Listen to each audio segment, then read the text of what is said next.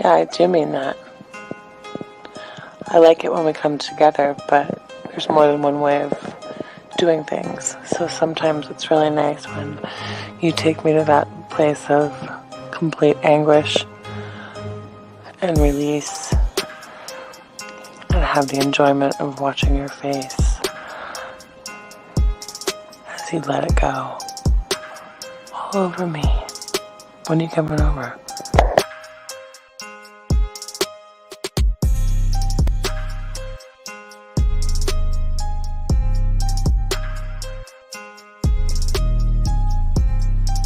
Hi gorgeous, it's your Sydney girl again.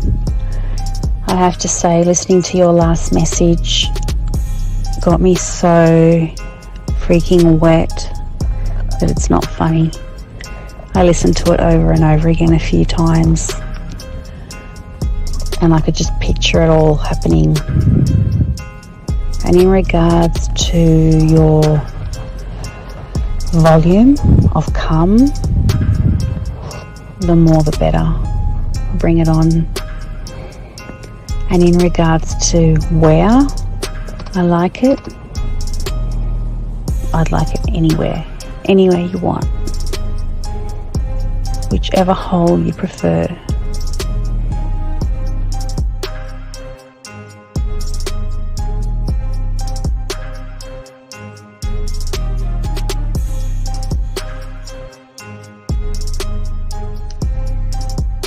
When I see you, I'm going to kiss your face. I'm going to put my arms around you. I might even jump up and straddle you. I miss you and I wish I were with you right now. I wish I were with you in the rain, holding your hand, sitting on the couch with you, laying on the couch with you, vertical, horizontal, I don't know. I like it all fours, but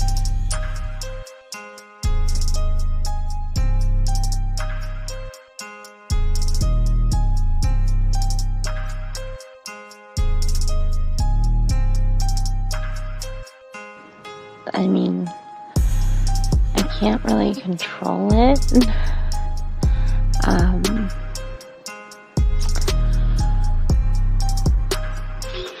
Something just happens to my body when I'm in that place, and I really don't have much control. But I would definitely allow myself to lose that control with you, for you.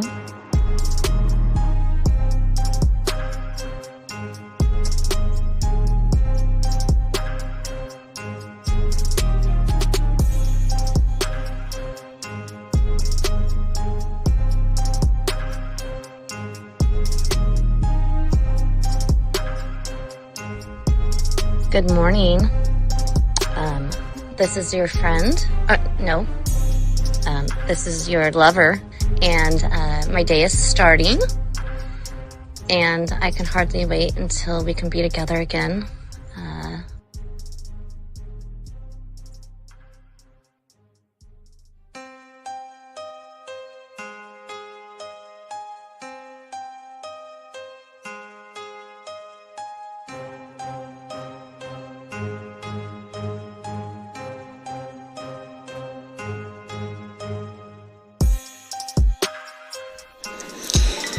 I'll have you know that the way that you talk to me makes me just melt like butter on a hot pan. Oh my God.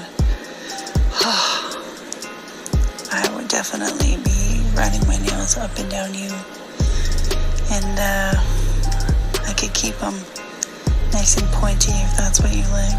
And you would be assuming correctly I was naked when I took that photo. And it is unfortunate indeed that there's no portal attached to these photos, because it's been a hot minute since I've had any attentions in that regard, and I feel neglected, and I feel like somebody should remedy that for me immediately.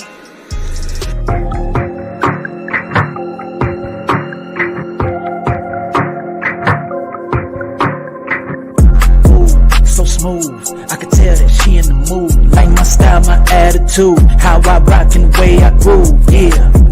That's right, talking dirty in the late night. Told her, let's make it happen. Call up Steve the Dean Williams, NK Zaggin'. Yeah, that's for all my gentlemen. You see baddies, I know you feeling them. We got the skills, show you how to seal the deal. And we gonna keep it real, let's go. Whoa. You got a stagecoach to catch or something, huh? Slow the fuck up. Too cool, way too smooth. Show you how to get the girl to the bedroom. Ain't no thing, that's what we do. Get her vibing in the mood. Hey, we got the sauce, it ain't a joke. Come check it out, you should take notes. You'll have her begging for more. Wet like the ocean, you rockin' the boat. Hey, all of these brothers the flyers. Give you the game to get her excited. One of a kind, I know you will like it. Only the realest of men are invited. Yeah, that's true. Time to get her in the bedroom. Let's go.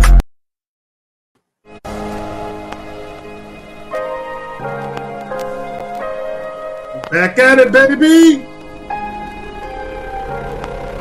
Yeah. You want me to buy you fancy things and take you, baby, around the world. You want me to buy you everything and show everybody that you're my girl. But if you ain't fucking me or sucking this dick, you better hit the door. I'm not a sucker for you, bitch. Not a sucker no more. Alright, what's going on, Zach? What's up, everybody? Shout out to everybody in the room. What's up? Oh my God. Yeah, it's another one. It's another one of my tracks and everything. Hey. Yeah, but yeah. So what's going on, Zach? What's going on, everybody in the room, everybody in the building? Shout out to everybody. How is everybody doing, man? Shout out to that song. One of my slogans is, yeah, if we ain't fucking, don't fuck with me. Yeah, that shit is called Sucker No More.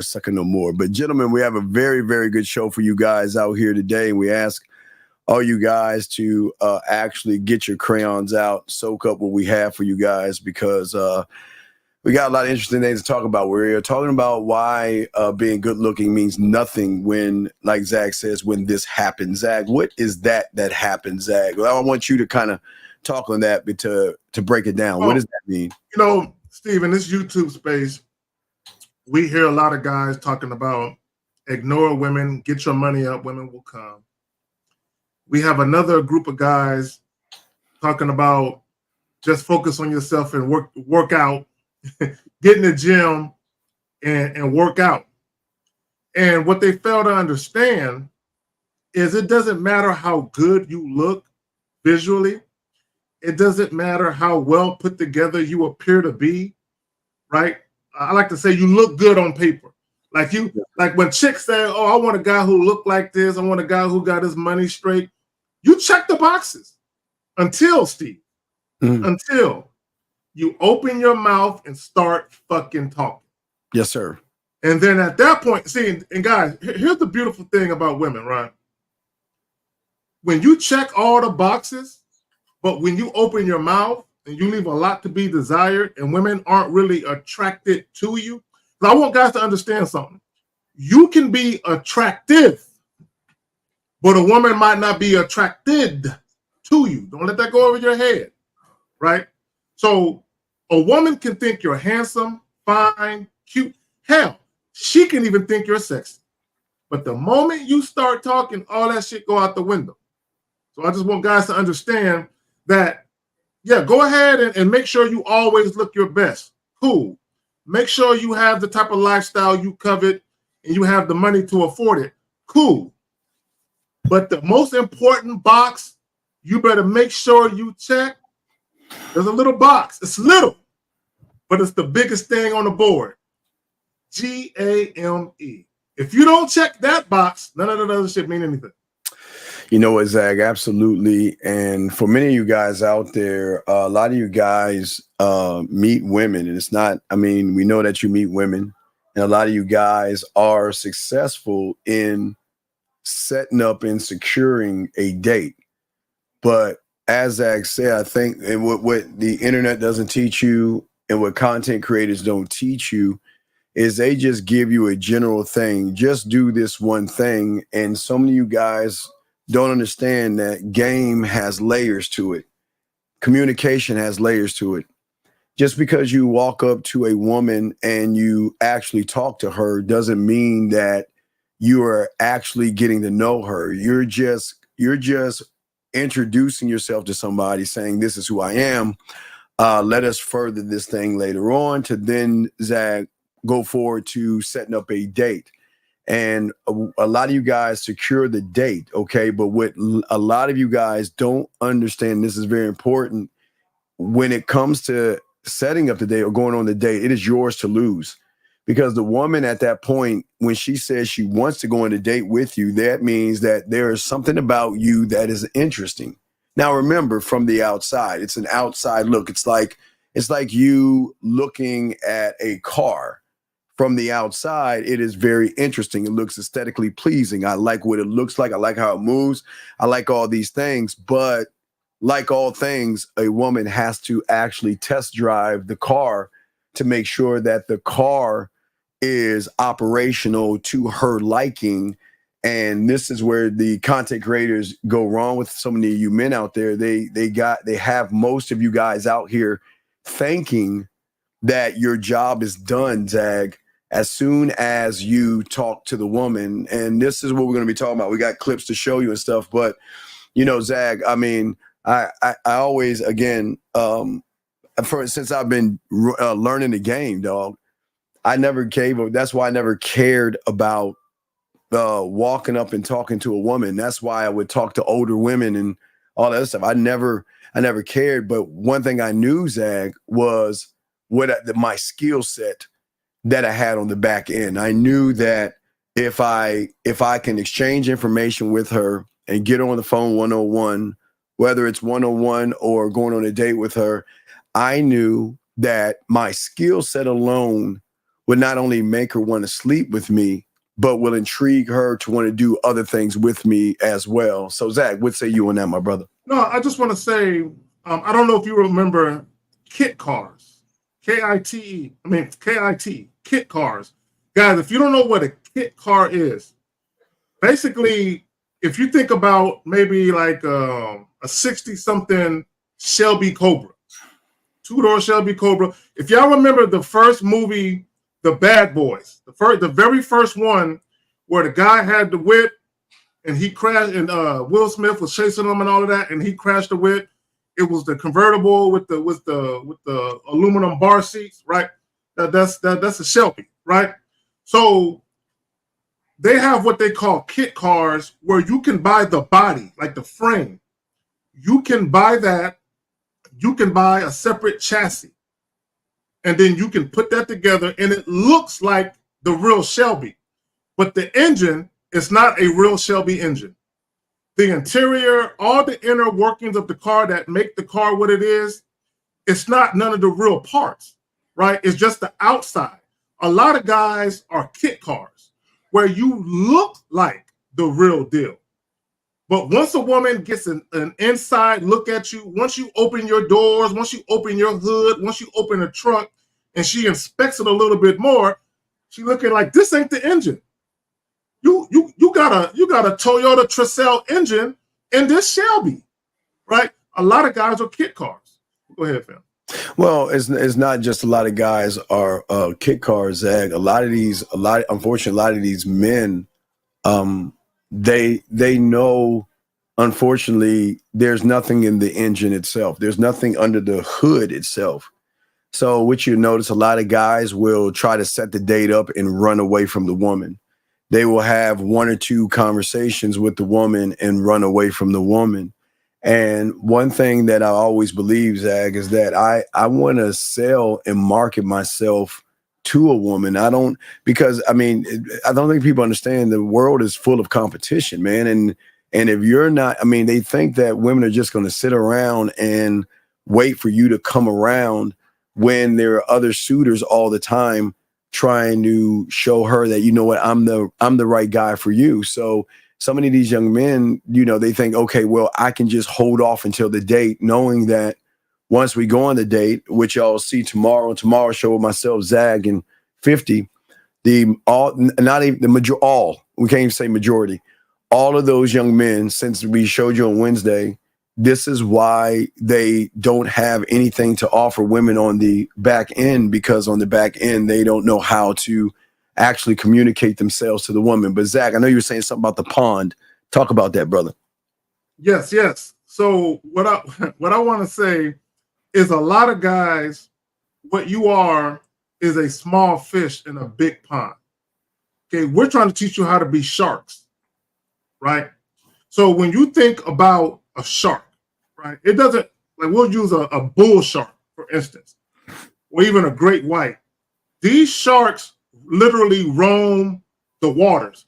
You might find the same bull shark in the Pacific Ocean, the Atlantic Ocean, the Black Sea, the Indian Ocean. They're everywhere. The Gulf of Mexico, they're everywhere. They rule the oceans, right? So when I say you're a small fish in a big pond, you're insignificant.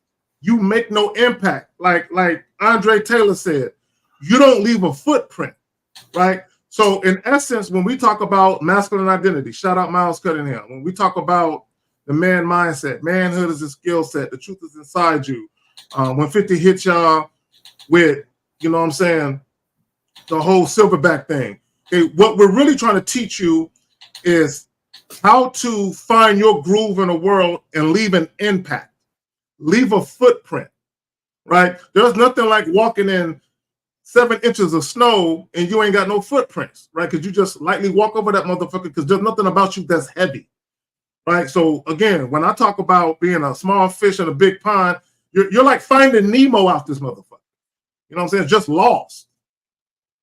And we're trying to just help you find yourself, not to be like Steve or myself or any of the other fellas. But what you can do is you can take lessons and say, okay, let me peep what I'm hearing and let me take time to figure out who I am with what I'm learning, with what I'm hearing. Let me apply some of that to myself, and then let me create my own strategy.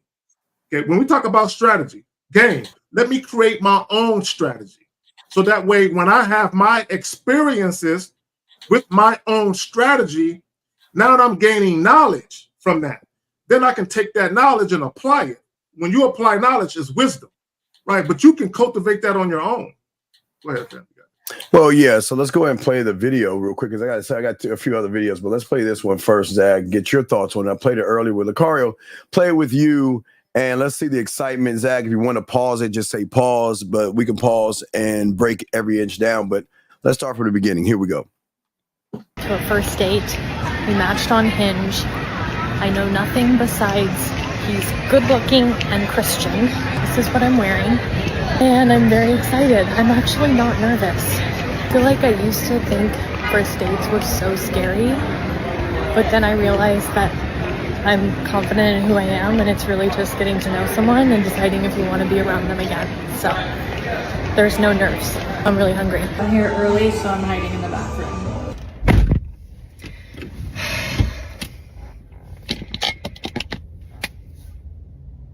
That did not go well.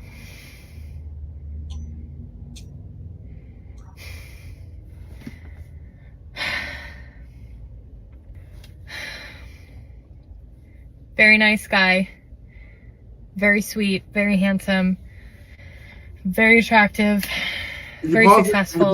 Can you pause it? Yes, sir. Yes, sir. Yes, sir. Yes, sir. Go ahead, sir. She said he was a nice guy. Very sweet, very nice. She very used the word handsome and attractive. Yes. To describe him. Yes. She said he was successful. Yes. Guys, if you ask any woman on the face of the planet what kind of man that they would like to have, everything she just said is what they would want. They would want a kind, considerate, compassionate man who is successful and physically attractive. All women would want that, period, bar none. I assure you of that. So, yeah. Steve, I did a video for my Patreon folks, and I titled it, Always End Your Interactions with Women Like This. And I was talking about get in and get out and close the deal. I listed 3 things that's very important when it comes to a woman wanting to see you. Intrigue, anticipation, and longing, which is desire. Intrigue, anticipation, and longing. That's exactly what she had going on when she was walking on the street during the daytime. That's how she was talking. She was excited about it. She couldn't wait. She was in the bathroom. She was showing her little dress. I bet you when she put on that dress, she said, this is going to be a showstopper. He's going to like this. I got my hair down for him. I think I look cute. I'm ready for him. I can't wait to talk to him and see him.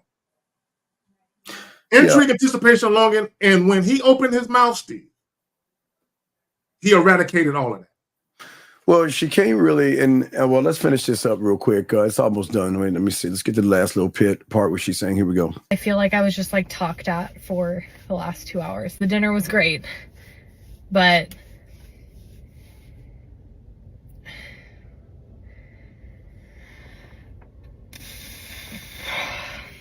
I was just like talked at.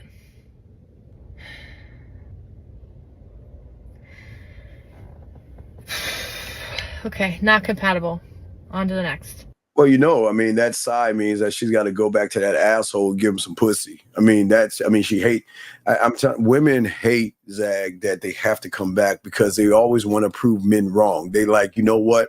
I'm special, I'm valuable, and I don't have to be with you to be shared. And I'm going to find my Mr. Right, and I'll prove and show you that I don't need you. And then they actually go out, and when she makes that sigh, she's like, fuck, I got to go back to him because out of all the guys out there, he's the only one that can understand me. And you see, gentlemen, is that she really can't be interested in you because most of you guys don't understand. She doesn't really know you, and she knows little information about you to make a decision to actually evaluate if there's actually attraction. Now, there is attraction on a surface level, but you're talking about a woman that it has emotional investments. She wants to invest more than just her body to somebody, but she doesn't want to invest it in somebody who cannot invoke or unlock or break open something in her. They're so, gentlemen, I'm serious. They are so sick and tired of the same old conversations. They're so tired of, like y'all see on the Pineapple Show, Zach, they're so tired of the boring basic questions that a lot of guys ask. And it's not to knock these guys, but it just shows the lack of interest that you have in yourself versus what she has in you, Zach. What say you on that, brother? So, first and foremost, she started off very excited. She couldn't wait to see him. When she sat in her car to record that little video, there was so much excitement. She was heavily frustrated. Okay, and the reason why her frustration was so evident is because she had hope. Yeah. She really liked this guy. Yeah. She really believed that this guy was the type of guy she would want to date, and she had hopes of seeing this guy again and maybe establishing a situation where they can build something. And so let me just say this because someone asked the question. So let me tell you what talked at me. Oh, yeah, I was about to show that. I was waiting for you to finish before I posted that, but go ahead. I'll go ahead. You go ahead. I'll go ahead. So one element of being talked at is the key element here is that the other person is viewed as more than an audience, and the purpose of speaking is more than an emotional release. That's when you're actually talking with somebody. And when you're talking at somebody, talking at someone is a way for one person to shove all their thoughts down another person's throat without regard for how that person may feel about the situation. You're just talking to be talking. All right. So for me, when it comes to talking at, first I want to talk about talk at. So when you're talking at a woman, you are talking to her on a basic surface level because you are either shy, you lack confidence, you lack sexual skills, and you don't know how to express yourself.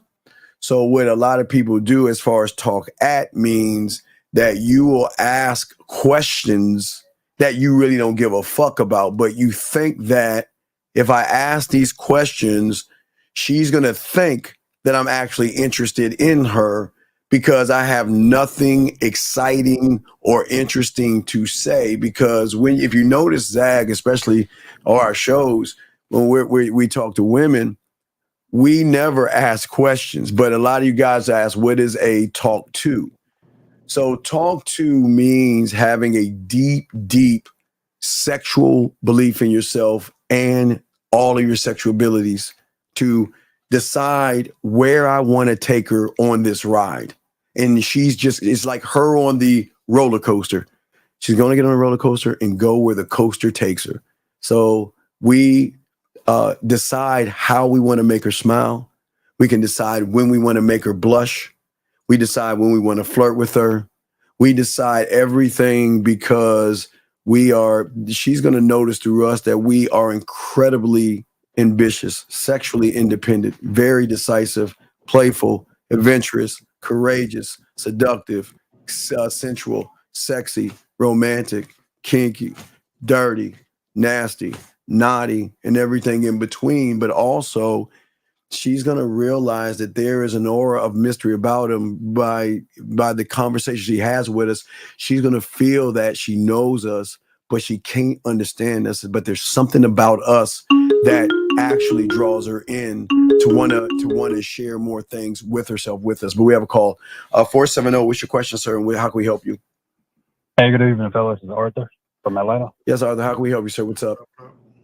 Hey, I'll be honest. I'm still trying to understand the perspective where you're saying that we are the complement and we have to pretty much create the roller coaster for the woman to come inside of. Okay, Arthur. Think about this. All right, I teach you guys 5 play, how to eat pussy. I teach you kissing 101, fucking 101, dirty talk, master the bedroom. I show you things all the time, how to cook, how to make desserts, how to eat the food off her body, how to have wine above your bed, how to show her a sexual amusement park. I show you ways to touch her body by breaking down her body from her hip to her knee, or knee to her calf, calf to ankle, ankle to foot. I show you ways to touch her face, touch her body in different ways. So you understand. And Zach does this too. I say we, but we also teach you to do that without even with your hands behind your back and blindfolded, meaning that I can still penetrate her with who I am based off of the skill sets that I have. You see what I'm saying? Skill sets. You see what I'm saying? We have an array of skill sets that says, I'm the prize. You will never meet a motherfucker like me, because all the average guys that you meet are going after your pussy. But we saying that you need to get after this dick. Do you see what I'm saying, dog? Yes, sir. So my biggest question is, like, do I have to create that first before, invite a woman to my world? Of course. Of course. Well, how can you, are you going to give somebody tickets to Disneyland and just have them sit on the sideline and watch the construction go up and watch you build it, they will come. Yeah. Now, when we say, now Disney World sells itself, women aren't going to come to you. Yeah. Women aren't going to come. But see, so Colin, so I'll put it another way. So when we say they build it, they would come. One of the things I like to say is, as a man, pursue women, fall back and let them chase you. Okay. So when I say pursue women, fall back and let them chase you, not chase you in a sense that on some PUA shit, but basically you introduce women to who you are. You give them an opportunity to get a taste of you. And then you basically give them an opportunity to see you again. Them seeing you again is the chase. Okay, you pursuing them is just giving them the opportunity. And then you fall back, you let them know what it is, hit them with the digits. Hey, if you're interested, give me a call. Fall back, then let them come to you. After you've given them a taste of it. But Arthur, but here's the thing. See, it's levels to this. So let's break something else down. It's your speech patterns as well. If you notice, you don't notice this, but they will notice. They can notice a great lover, because a great lover was always going to be calm. He's going to he's going to take her very deep conversations. He's going to be alluring, but he's also going to control everything. He controls the conversation. He doesn't force her to do anything. He just draws her in to who he is, but allows her. So what I'm saying is, one thing I learned when I started to understand sex and shit, I learned that my job is to make her lose time and make her feel like the only woman in the room by the words and the way I am, but also not just being so smooth and seductive and freaky and dirty and nasty, but also being able to talk to her, make her laugh, and use my words to be the guiding points to show her, with you, I can tell I can be me. It's the one thing that they can never, ever be with an average person. And it's very frustrating for them because they say, you know, there's so much I want to be. There's so much I want to say. There's so much I want to do. But I can't do that with you because I feel like just even talking to you, the moment I say something or flirt with you, the moment I compliment your smile, or the moment I compliment your cologne, most of y'all gonna think I'm just want to fuck you. And I can't even do that nowadays because it seems like anything that I say that's a kind gesture or a little flirtatious thing is going to be misconstrued as I can take her home right now and fuck the shit out of her. Zach, what say you, brother? No, you got it. I'm all right, go ahead. What you got, man? Yeah. So it's really on that flirting part. Like, I'm gonna be honest with you, man. You know, I'm pretty on that aspect of it. I'm pretty mundane on that part, and that's something I'm trying to. Okay, caller. Let me ask you a question. Yes, sir. On a scale of 1 to 10, how would you rate your ability to sexually satisfy a woman? Right now? Right now. 0, man. 0, man. 0, bro. Okay. See, Steve and I and Steve, we, you know, we've talked about sexual confidence, right? So there's typically 2 parts to sexual confidence. One is your actual ability to sexually satisfy a woman. It's not just the physical sex. It's also your ability to stimulate a woman mentally, right? The second part of sexual confidence is your ability to talk about it, to openly have candid discussions about what you like, what you want done to you, what you're going to do to the young lady, and all that other shit, right? What you're lacking is sexual confidence because I assure you, let's say for the sake of argument, you have sex with 20 women, and 15 out of those 20 women were like, you are by far one of the best lovers I've ever had. And you actually, were that guy. You would have a different mindset as far as how you would approach women if you had that sexual confidence. Does that make sense? You would talk to them different. Does that make sense? Yes, sir. But yes, sir, it does. It's just the developing, getting to that point. But you got to be a student of the. But you're not a student, Arthur. You can't get this by bird watching, young man. And that's what we keep trying to tell you. Y'all guys think that there's a magical answer on YouTube. It's not. You've got to be a student, because the problem, if you notice one thing about Zag and myself and about the fellas, would you we can get women? Yes. Do you think we're good with women? Okay. But why are we good with women? Because unlike most you guys who are not good with women, you are very impatient. You hurry through things and you actually skip over steps. But we, on the other hand, we stay on cue and stay on point from the 1 to the 2 to the 3 to the 4 and not rush it. The 1 is sparking the attraction in the woman, number 1, right? The 2 is building sexual tension. The 3 is enhancing sexual desire, right? And the 4 is closing the deal. But we understand that every woman is not the same. Thus, we do not look at them the same. We look at who we are. The only thing that is same in our interactions is us and how we move and how we lead the person. But the problem is that where are you trying to take her?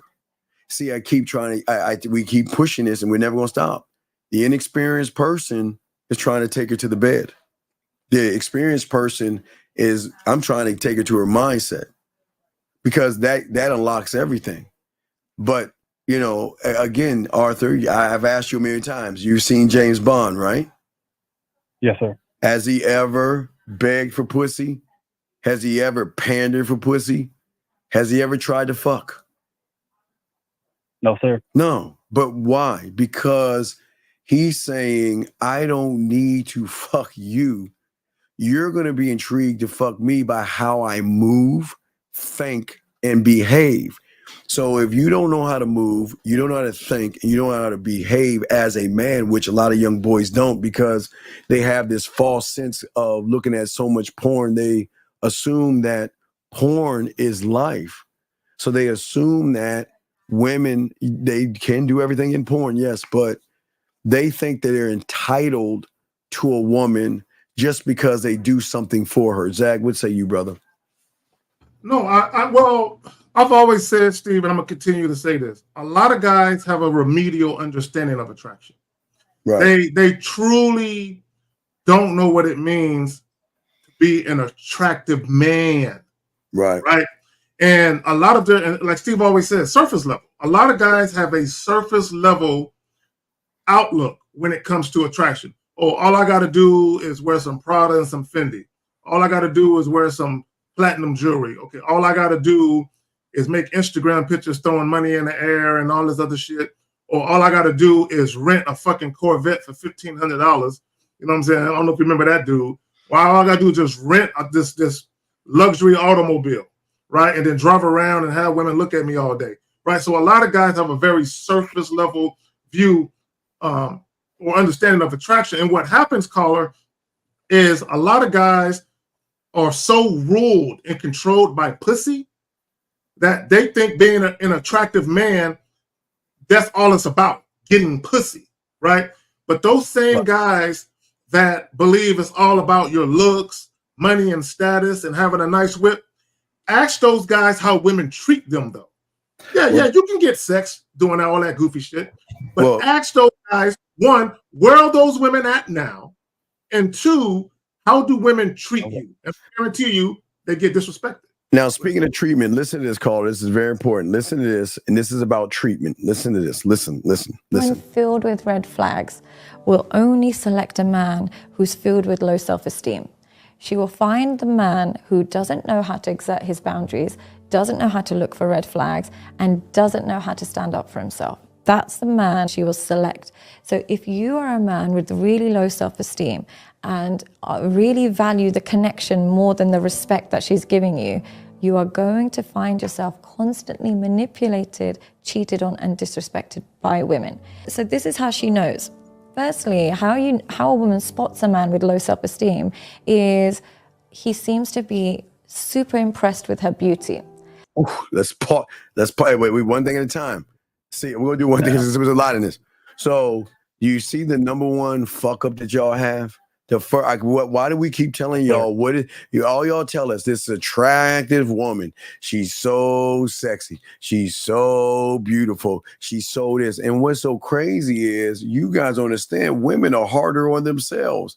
They're saying, wait a second, I don't even believe in myself. How the fuck do you believe in me when I don't even like myself, Zach? Because women, look, guys, and I've said this, whether it's a conscious thing or a subconscious thing on a woman's part, once a woman realizes that you are easily enamored or enthralled with how she looks, done, or that the opportunity to have sex with her actually moves you, like you can be moved.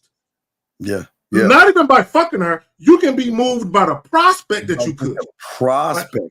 Once a woman realizes that beauty and booty motivates you to make decisions in your life, she knows that you ain't shit.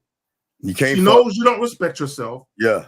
She knows that you pedestalize her and that you think she's better than you. So if you're dealing with a woman that you think is better than you, why in the hell could she ever look up to you and respect you?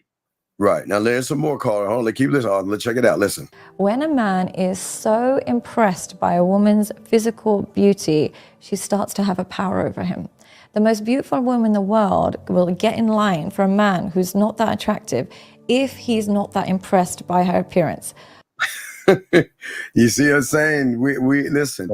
It's not that we're not impressed, but we're saying impress me, because you're not impressive by what you have, because I see that all day. I see asses and titties all day. I'm not impressed. So most of you guys who don't get it are impressed, but let me say this, Steve. Let me say this. There is a deeper psychology to what she just said. Okay, so let me explain what I mean, because the guys ain't gonna get this. Get it, Zach. Women, by and large, typically are insecure about something, right? So if they're dating a man who is also insecure about something, you're no good for them. She's dating herself. So what she said was, attractive women will get in line for men who aren't that attractive, that are not moved by their beauty. Because a man who is not moved by a woman's beauty is secure within himself.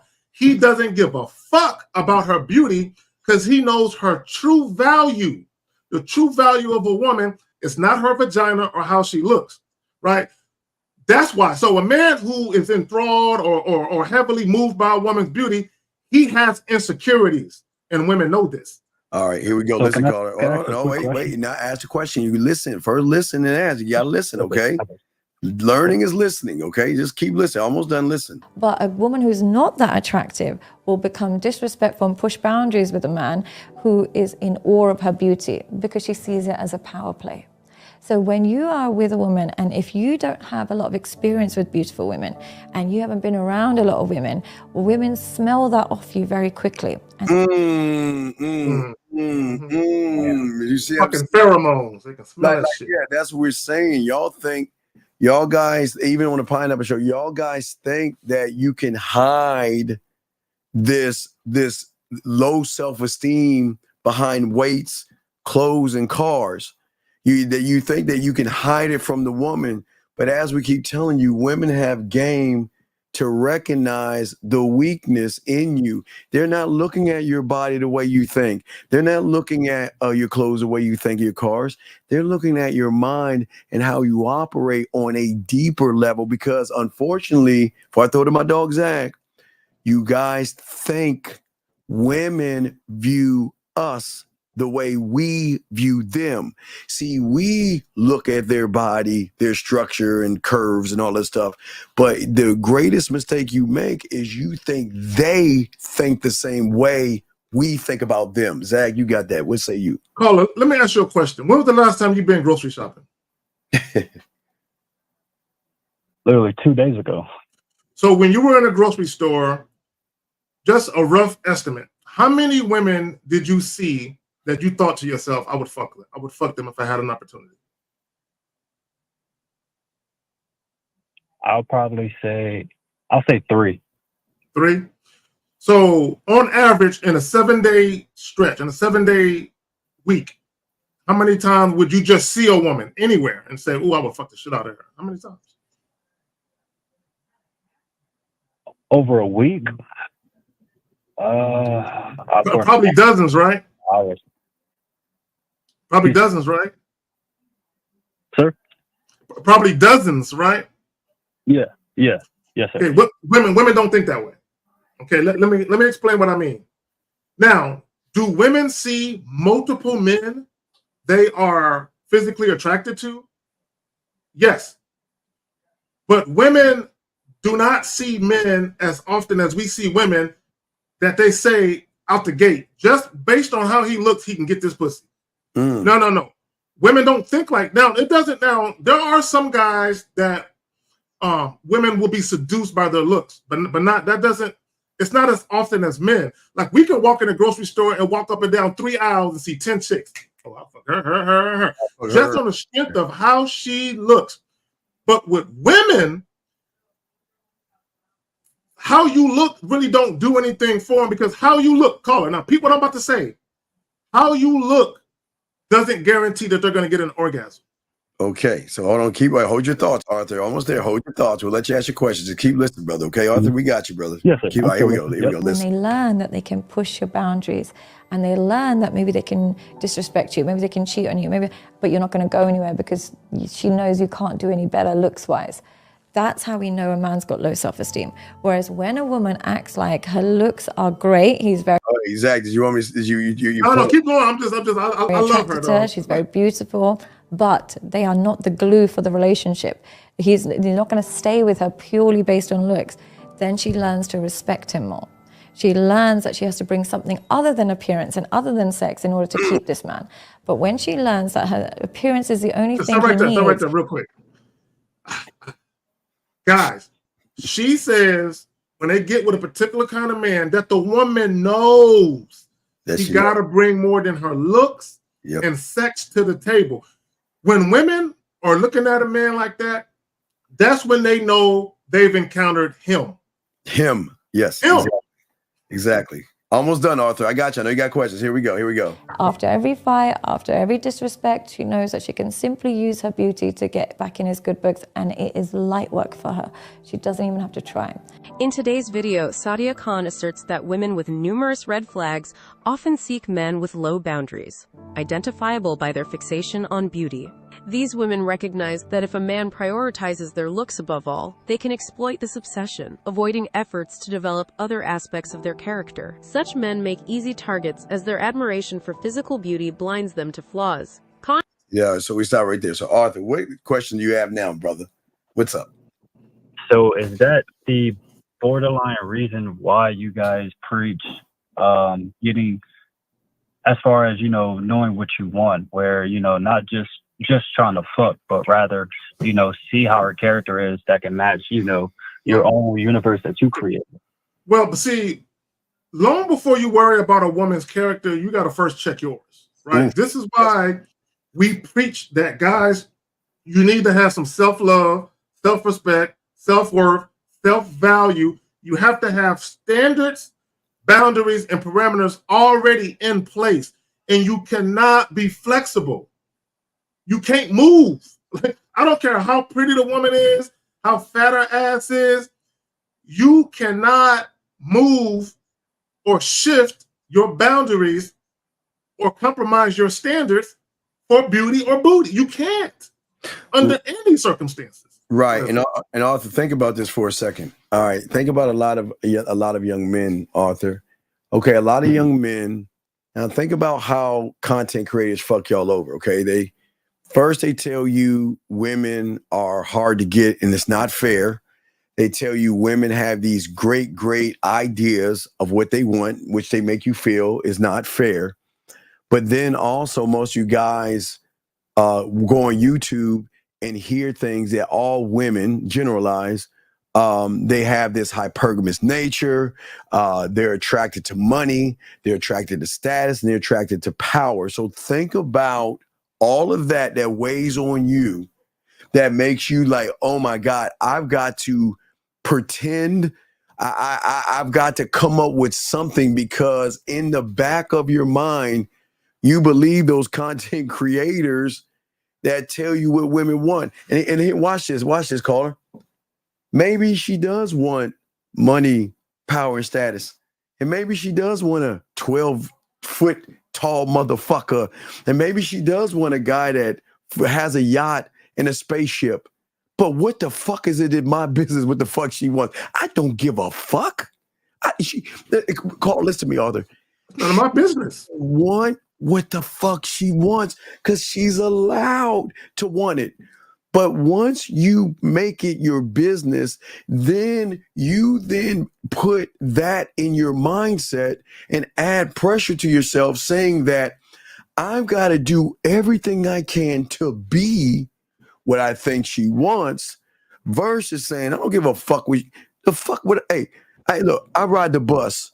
Why the fuck? I ain't got no spaceship. I don't give a fuck. Matter of fact, not only do I not have a spaceship, but I get in talking to that motherfucker, she going to take his spaceship and let me borrow that bitch, and I don't have to ride the bus. That's the thing that we're saying. We're not worried or connected to or thinking about her wants, but you put pressure on yourself to try to impress her. versus be impressive. See, being impressive supersedes her wants, because at that point she's saying, well, the only reason I want these things is because he can't give me anything else. He can't make me laugh. He can't make me wet. He can't turn me on. So I got to get something out of this. But with this person here, he doesn't have all those things. And yet I feel so connected. I'm having such a good time. Man, I really think I'm going to fuck this guy. Zach, what say you, brother? It's when you have boundaries as a man and you've actually turned down opportunities to have sex with women that you're actually attracted to. I'm not talking about Bigfoot, right? I'm talking about women that you are actually attracted to, and you turn down the opportunity to fuck them because they're not acting right, right? Or they say some goofy shit to you, or they want you to do some shit that you ain't with, and you just say, nah, that ain't happening. If you don't do it, then we can't have sex. I guess we ain't fucking. Guess right? You know how many times I said that to chicks? I guess we ain't fucking. Cause you know how many times I literally got up, soldier like this, and I got up, walking towards the door, trying to put on my clothes, walking out the door like, I'm out this motherfucker. I'm out. I don't need you. Hey, it's so cool. Go out the door and call the next motherfucker while you walking out that door. Hey man, I'm on my way. I'm on my way. Booty call. You always keep a booty call on speed dial. Yeah. I'm on my way. I don't need this. I can go somewhere else. I know when I'm not wanted here. I'm gone. I'm out. Mm-hmm. You see what I'm saying, Arthur? So what we're saying is that what we're saying to you, Arthur, that most guys don't understand is that we're trying to instill in you young men is getting some self-worth. But okay, now listen, now this is a sex show, but this is the door behind self-worth. One cannot have sexual self-worth if one doesn't even have self-worth himself. So with self-worth, before I throw it to Zags, I love you. No, you spitting. I'm just you go ahead and anything, my bad. Dan, we're going to have to remove you, dog. This ain't church, man. Get the fuck out of here, dog. You can't be talking all that shit, man. Anyway, so what I'm saying to you, Arthur, is this: at the end of the day, I don't look at my self-worth because I know I'm special to me, but because I know how to build it, I know how to turn a woman on. I know how to come up with ways to do it. And that's what we're trying to get you guys to do. But we can't get you sexual self-worth until we work on your self-worth. And once you have the self-worth, think about this. Self-worth is the blinder that she can't see. She can recognize low self-worth, low self-esteem, emotional, not confident, worry, and all that. She can recognize that because women can recognize emotions because they know these things. They're the king, they're the god of gods when it comes to emotions. So they can recognize that in a male, but they cannot recognize self-worth, confidence, and a belief in yourself. They can't. That's the blur. It's like the blinders on a horse. She can't see that because she doesn't have any experience in how to move it. Now, before I throw to Zach, when you have self-worth, low self-worth, she knows how to move you. She knows all the moves and everything, but she can't recognize a one of one.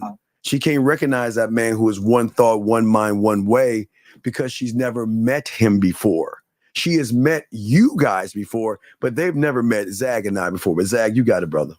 No, so when you talk about what you just talked about, Steve, what I want guys to understand is when you are actually a great lover. See, I didn't say good. Let's get rid of that word good. Hey, once you say great lover, Liz, it seemed like it lined up, Liz. I just had to. Once you actually know what you're doing with your tongue, with your fingers, with the pipe, with your words, when you actually know what you're doing, and there have been many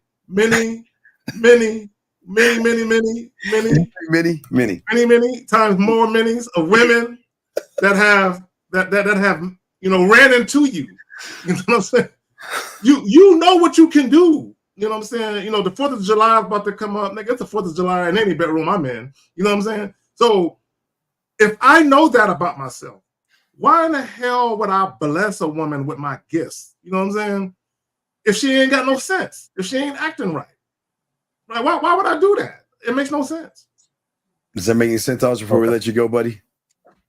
Yes, sir. It does. It does. All right, Arthur. We appreciate the questions. You please call in and you ask great questions, dog. So Anytime you have any questions, please call back. Okay, brother? Yes, sir. Thank you. man. Great Appreciate job, it. Arthur. Awesome job, Arthur. That was fucking awesome. We do have a few questions to ask before we continue. He said, what did the guy do in the beginning that made her so intrigued? Okay, so let me explain something to you guys that y'all understand. I will never say having muscles doesn't intrigue a woman. I will never say having clothes doesn't intrigue her, or having a nice car doesn't intrigue her. But what you guys do, like the Wizard of Oz, you present a lie to women. You present this fantasy of this lying. You're saying, okay, what can I do to lie to a woman just so I can get her close enough to try to mess with her? So, because you don't believe yourself. So you try to dangle fruit, diamonds, and jewelry and aesthetics in her face, or you try to say things that she loves to hear, or you want to mimic her. You know, you like to go jogging, I like to go jogging. You like to do this, I like to do that. You do everything you can to create a false lie and a fake profile that gets the woman what? Excited. She's like, wow, I can't believe this guy is on the market. Look at him. He dresses nice, and you guys tell your friends, take a photo of me, I'm about to throw the football. Ready? Take the photo. Okay, then you look for the perfect photo, and then you look for the perfect things to say and all this other stuff. So you front a lie. It's like Blazing Saddles. Like, remember Blazing Saddles where they put that fake town up?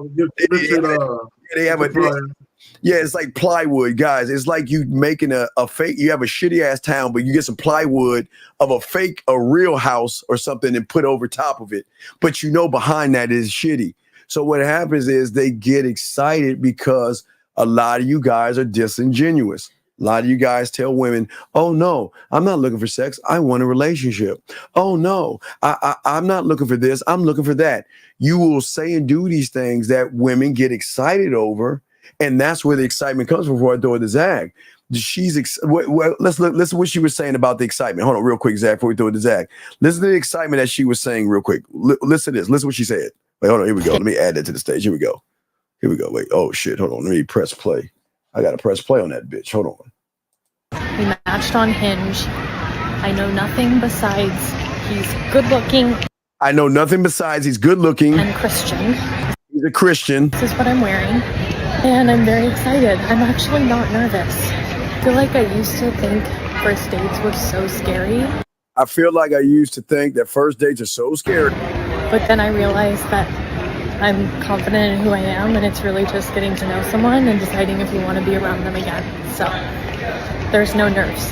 I'm really hungry. I'm here early, so she waited 5 minutes. So what a lot of y'all guys do, and this is why y'all shouldn't be disingenuous. You can't get mad at a woman that dogs you out for lying to you, because a lot of you guys, unfortunately, Zach, are walking lies. You pretend and play a role, and then you don't show up again, like the Wizard of Oz. You know, and for y'all guys don't know, again, I showed him, Zach. If y'all don't know the Wizard of Oz, I'm showing you. I'm dating myself, but this came out in like the 1940s.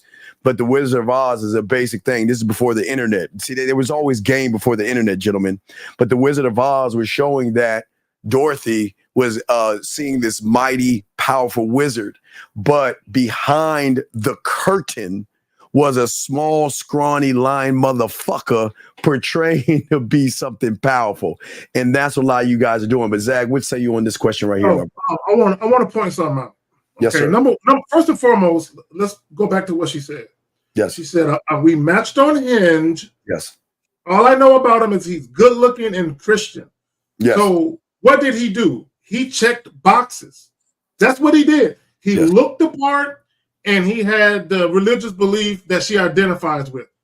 He checked shit, right? So she was excited about the prospect. Remember, I told you motherfuckers, a lot of dudes look good on paper. On paper. You're a kit car. But once people look under the hood, you don't have the engine that goes with the way the car looks on the outside. Okay, it's like a Lamborghini with a VW Beetle engine. Okay? It looks great, but when you start it up, you're like, oh, this motherfucker, what? Now, let me say this real quick, because Steve, there's a part I wanted to touch on that I don't want to miss out on. Yes, sir. Yes, sir. Because he took her to dinner, which, guys, we tell you all the time. Don't take him to dinner. Stop taking women to dinner. Now, if a woman is genuinely attracted to you, it might not be that big of a deal if you know what you're doing, right? If. Now, the point I want to make with the whole dinner thing is guys always talk about how women use guys for dinner. Oh, they're just using you for food. And I want to point out that she was genuinely interested in this guy. She was attracted to this guy. She was disappointed because it didn't work out. So she didn't use him for food. What happened was they went out on a date. She realized, and she used the words compatible. We're not compatible. So a lot of times when guys get on the internet and they accuse women of using men for dinner, I'm not saying that doesn't happen, but a lot of times women are genuinely interested in you. The reason why you never see them again or a second date never happens is because of the way that you conducted yourself on the first date. I don't want guys to get away with not taking accountability and responsibility for how you behave on that first date. Yeah, we're just saying to all you guys out here that it's nothing wrong with showing things on paper, but for all you guys that love sports, all you football aficionados or basketball or baseball or anything, you always see the draft, right? And on paper, man, he runs a 4.35. Man, he can do this and he can do that. And they get all excited. They draft that motherfucker. We all know as soon as anybody can run by themselves and anybody can catch your football by themselves. But when that person gets in the game itself, that means in front of 11 motherfuckers that's going to do everything he can to slow him down and stop him, everything changes. The pressure gets thicker. He can't catch the ball. He can't run his routes. He doesn't know what he's doing. So the problem is most of you guys on paper, you're putting everything on paper versus backing up what's on paper. And this is where we're not saying, look, we want you to feel that you look good. We're never saying that you should be ugly. You should always feel that you're the good looking person. We always say that to all you young men out here. But the problem that most of you guys have is that, as I said before, think about the pressure of the internet. Think about what's up. You bring up that dumbass comment by Rocky Balboa. Who is it? What did Rocky Balboa say? 756. No, wait, Rocky. Wait, oh yeah, I got okay. Okay, let me explain something to you. We're talking to a person that has a fictional name and using another man's photo that has the fucking nerve to disrespect everybody in here who is actually trying to learn. So Rocky, we're gonna give you 1 minute to call in. I'm gonna give you 30 seconds to put your area code in and 30 seconds to call in, or I'm kicking you the fuck out. And I'm gonna tell you why. Because one thing we are not gonna allow you to do with these young men in here who actually want to learn some shit is not have a motherfucker like you who has no fucking game. You're using somebody else's a fictitious name and another man's photo to describe yourself. So you got 30 seconds to call in and put your thing, and we're kicking you the fuck out. There's one thing we're going to do right here, not going to do. See, we're proud of all you men out here that actually want to learn. And we're not going to let anybody come in here and be a class clown or try to belittle you, laugh at you, or talk down to you when they need more help than you. But Zach, what do you want to say before I kick this motherfucker out? No, well, I want to say, and shout out to Sigma. He said Johnny Depp isn't poor but has no game. Okay, Will Smith is rich as fuck but has no game. There's examples upon examples of wealthy men getting played by women, getting dogged out and treated like shit by women because they have no game and they relied on their money and their status to secure certain women. And then those women realize these dudes are weak as fuck. Right. I can take advantage of this guy. He ain't gonna do nothing. Right. And that's what and I think one of the greatest things that we hope you guys can get out of this, all you young men listening to this, is we hope you can get out. Listen, gentlemen, we want you to do the best that you can do outside of your life. I don't give a fuck if you're a security guard. If that's the best you can do, cool. I mean, we're not here to judge you. do whatever you need to do based off of your educational level. Get the clothes you want to get because you want to get them. Get the car you want to get because you want to drive it. No, we're not here to talk bad about that. But what, unfortunately, young men, y'all watch these YouTubers that tell you you have to. See, there's a man doesn't have to do a motherfucking thing. He doesn't have to dress nice. He doesn't have to have a nice car, and he doesn't have to have a good job because he's not standing on material things outside of himself, because he's saying that these things outside of me don't define me. I'm not defined by a shirt, a watch, a car, or something like that. That doesn't define me. And that's why we're trying to show you guys when this is the biggest problem. When you keep working on outside things, which you should, because that's what responsible people do. That's it. That's the end of that. But what happens is you want to rely on things to speak for you, or kind of like a representation of you, saying that, well, okay, you get nice clothes, but your clothes can't speak for you. You get muscles, your muscles can't speak for you. You get a car. So once you get them in, Zag, you intrigue them and bring them in. But now, okay, but listen, gentlemen, as I said before, the game doesn't start until the two of you begin to communicate after the approach. Real quick, Zach, because remember I told you guys, when you meet a woman, she's got shit to do. So you're on her mind, but you're not priority. She ain't thinking. She's like, okay, I'm going to do here. You intersect and run into her. Y'all exchange information. She's like, okay, I met a guy. Let me get back to going to the gym, go and buy me some salad dressing or whatever she has to do. It is when she is sitting down, relaxed and calm, and is giving you full attention, is at that moment, that's when the game begins. Because at that point, she's saying, okay, I'm going to push everything aside, and now I'm going to see what you're about. And then at that point, that's where they go wrong. But Zach, what say you on that, man? No, and here's my thing. I want guys to understand, because I think I saw some guy on the joint that you and L did. Yes. Where he said that, and I want guys to understand something. If you approach a woman, let's say you're out and about, okay, music festival, wherever you might be at, and you're out and about, and you get to talking to a woman, and you have what they call an Insta date, where you guys literally, start kicking it right there, and you have a little date right there on the spot. Then you can say, yeah, the game begins now, because you're actually conversing like you would on a first date. But if all you're doing is walking up on a woman, hi, my name is, what's your name? Hey, why don't you take my number and call me sometime? Nothing really started yet. You haven't really done anything yet, because the woman hasn't really got a chance to evaluate what's up with you and vice versa.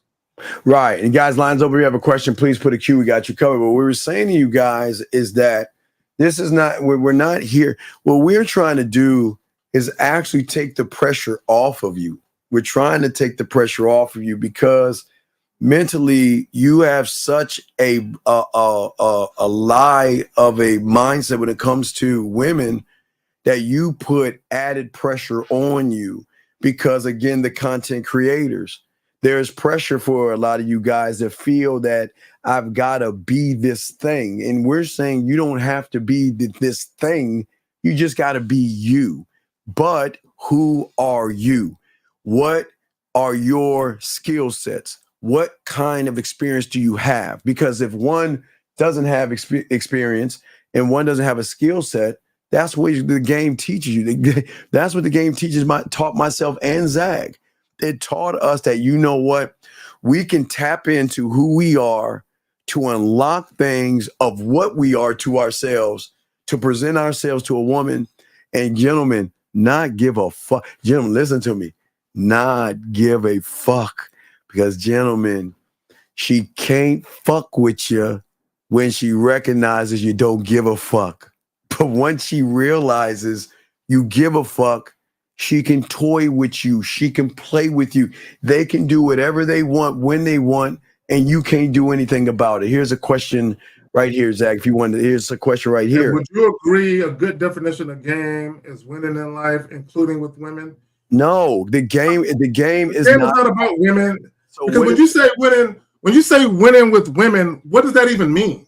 Tell me tell me what winning with women means. Tell me what? Because you get some pussy. Yeah, because we're talking about pussy. Hell no. What is winning with women? Please explain what winning with women is. Yeah. Let me say this to you because this needs to be said, guys. If any man tells you, "Oh, I've had sex with 100 women, 200 women, 300 women," and you're impressed by that, something's wrong with you. I don't give a fuck if it's true or not. You should not be impressed by that. The first thing you should ask is, "Oh, really? It's a lot of women. Where are they now?" Zach, it's worse. Let me tell you how worse it is. I'm a gamer, so I'm looking at the new games coming out and shit. My little geeky bitch ass and shit, right? So something popped up on my screen. Zach, you ain't gonna believe this. A motherfucker talked to about 15 fucking women on the street. How you doing? And look, he just was talking to women. And people get excited over watching somebody talk to a female. Talk to a fucking female. Hey, Zach, and think that's game. See, this is how these motherfuckers. Okay, gentlemen, y'all have to understand how marketing works. Marketing works when a gullible person, this is no disrespect to you young men, is you want women so bad, you watch guys around women, and just because you think he's around women means he's fucking those women. And all the guy is doing is actually just talking to women. That's not gay. Gentlemen, please write this down. Approaching a woman is at a bar, a club, a bar mitzvah, a wedding. Please listen, gentlemen.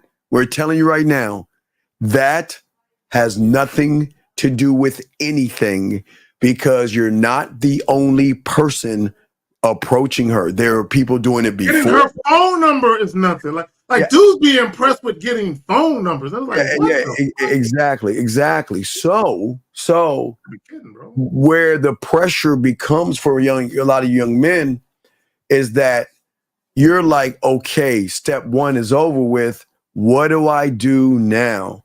And then let me tell you how the mind fucks a lot of you guys over. Please write this down. Because the mind would make you want to say, okay, well, let me do a little research on her. Oh my God, she's got 50,000 followers. Oh my God, she's got all these guys that like her and I don't even have a chance. What can I do to impress her? Remember, guys, we always tell you stop looking at other men and what other men are doing. You always just got to keep it about yourself. And again, gentlemen, I promise you, the more you don't give a fuck, the more you win. We got a question here. No, okay, Z. This is why you're food to women. A man, I don't understand why you hate yourself. Let me read it out loud for anyone that might not be watching. Oh my! He asked, "Can I fool myself into believing I'm doing reflection from prior acts, yet only find myself with nothing to gain or back in the same breath?" Why? And y'all see do you see the power women have over these guys? They have so much power over this guy right here. And he has so much low self-esteem, low self-worth, low self-identity that he wants to pretend to be something that he's actually not, knowing instead of doing the work, instead of learning, he wants to cut corners like average people. He wants to just get it happen real fast. And that is sad, okay? That's what I'm saying. Wait a second. What did Purple say? She says, go to the grocery store and drop a can of tomato sauce and ask the woman, how do you make spaghetti? No, hey, Purple, hell no. Hey, Purple, you know damn well if a guy if a guy walked up to you that was fucking creepy, said that shit, you would say nothing to him. You would probably turn your basket around and call security. 313, what's your name? What's your question? How can we help you? Hey, Dean, how you doing, man? This is Jeremy from Detroit. Yes, Mr. Sir. From Jeremy from Detroit. How you doing, sir? What's going on? How can Zach and I help you, brother? Yeah, man. So I just really just had to just talk to y'all for a minute, man. I was kicking it with this chick earlier today. Kicking it. And, Wait, sir. You know how this show goes.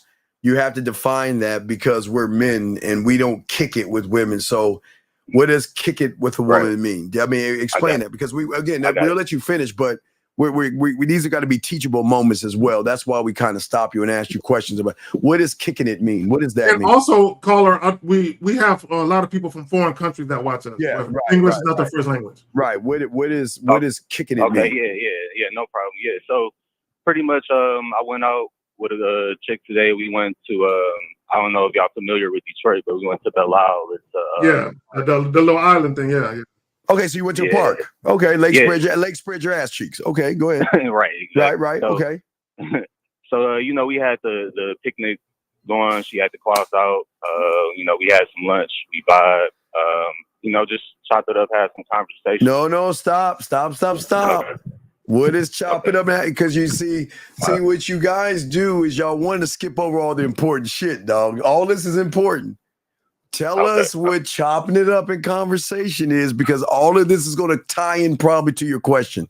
So what is chopping it up and what is having conversation? What did y'all talk about? What were y'all talking about? Okay, yeah. So pretty much our conversation involved, as far as, what we like. Why? And what we like in sexual partners. Why? Wait. What? Why y'all talking about that shit? Well, so it led from the conversation of us having, I think it started with, we were pretty much, I think I asked her something about, like her kinks, what are her kinks. Wait. Instead of asking, why don't you find out? Why? I mean, I don't understand, because I don't like asking a woman their kinks. That's why would I do that? I mean, I'm asking you. Yeah. And why would you ask her what's the move of asking her kinks? Tell us the play here. What is that? Oh, okay. All right. So can I rewind it a little bit? Yeah, okay. You got time, dog. We got you, dog. We got time here. No, this is when we say we appreciate the call. We want to help you, but we also want to help those that's listening, because everything matters. So that's why we're kind of dissecting it down, because a lot of young men don't dissect the game down this way. But please continue, sir. Go ahead. Okay. Yeah. So I'll just start from the beginning. Earlier today in the morning, I texted her because, this is a girl that I've been seeing for a minute, off and on, just. Wait, have you, wait. You mean you've been fucking off and on, or have you been seeing her without fucking? Correct. I've been, we fuck off and on. Wait, I'm lost. If you've been fucking, then how are you asking her about her kinks if you've been fucking? So let's get honest. Let's come on. Let's listen. We're real smart here. Okay, we're not gonna take your word for what you're saying, because it doesn't make any sense. So let's back this up. You wasn't fucking. You were just trying to fuck. Yes.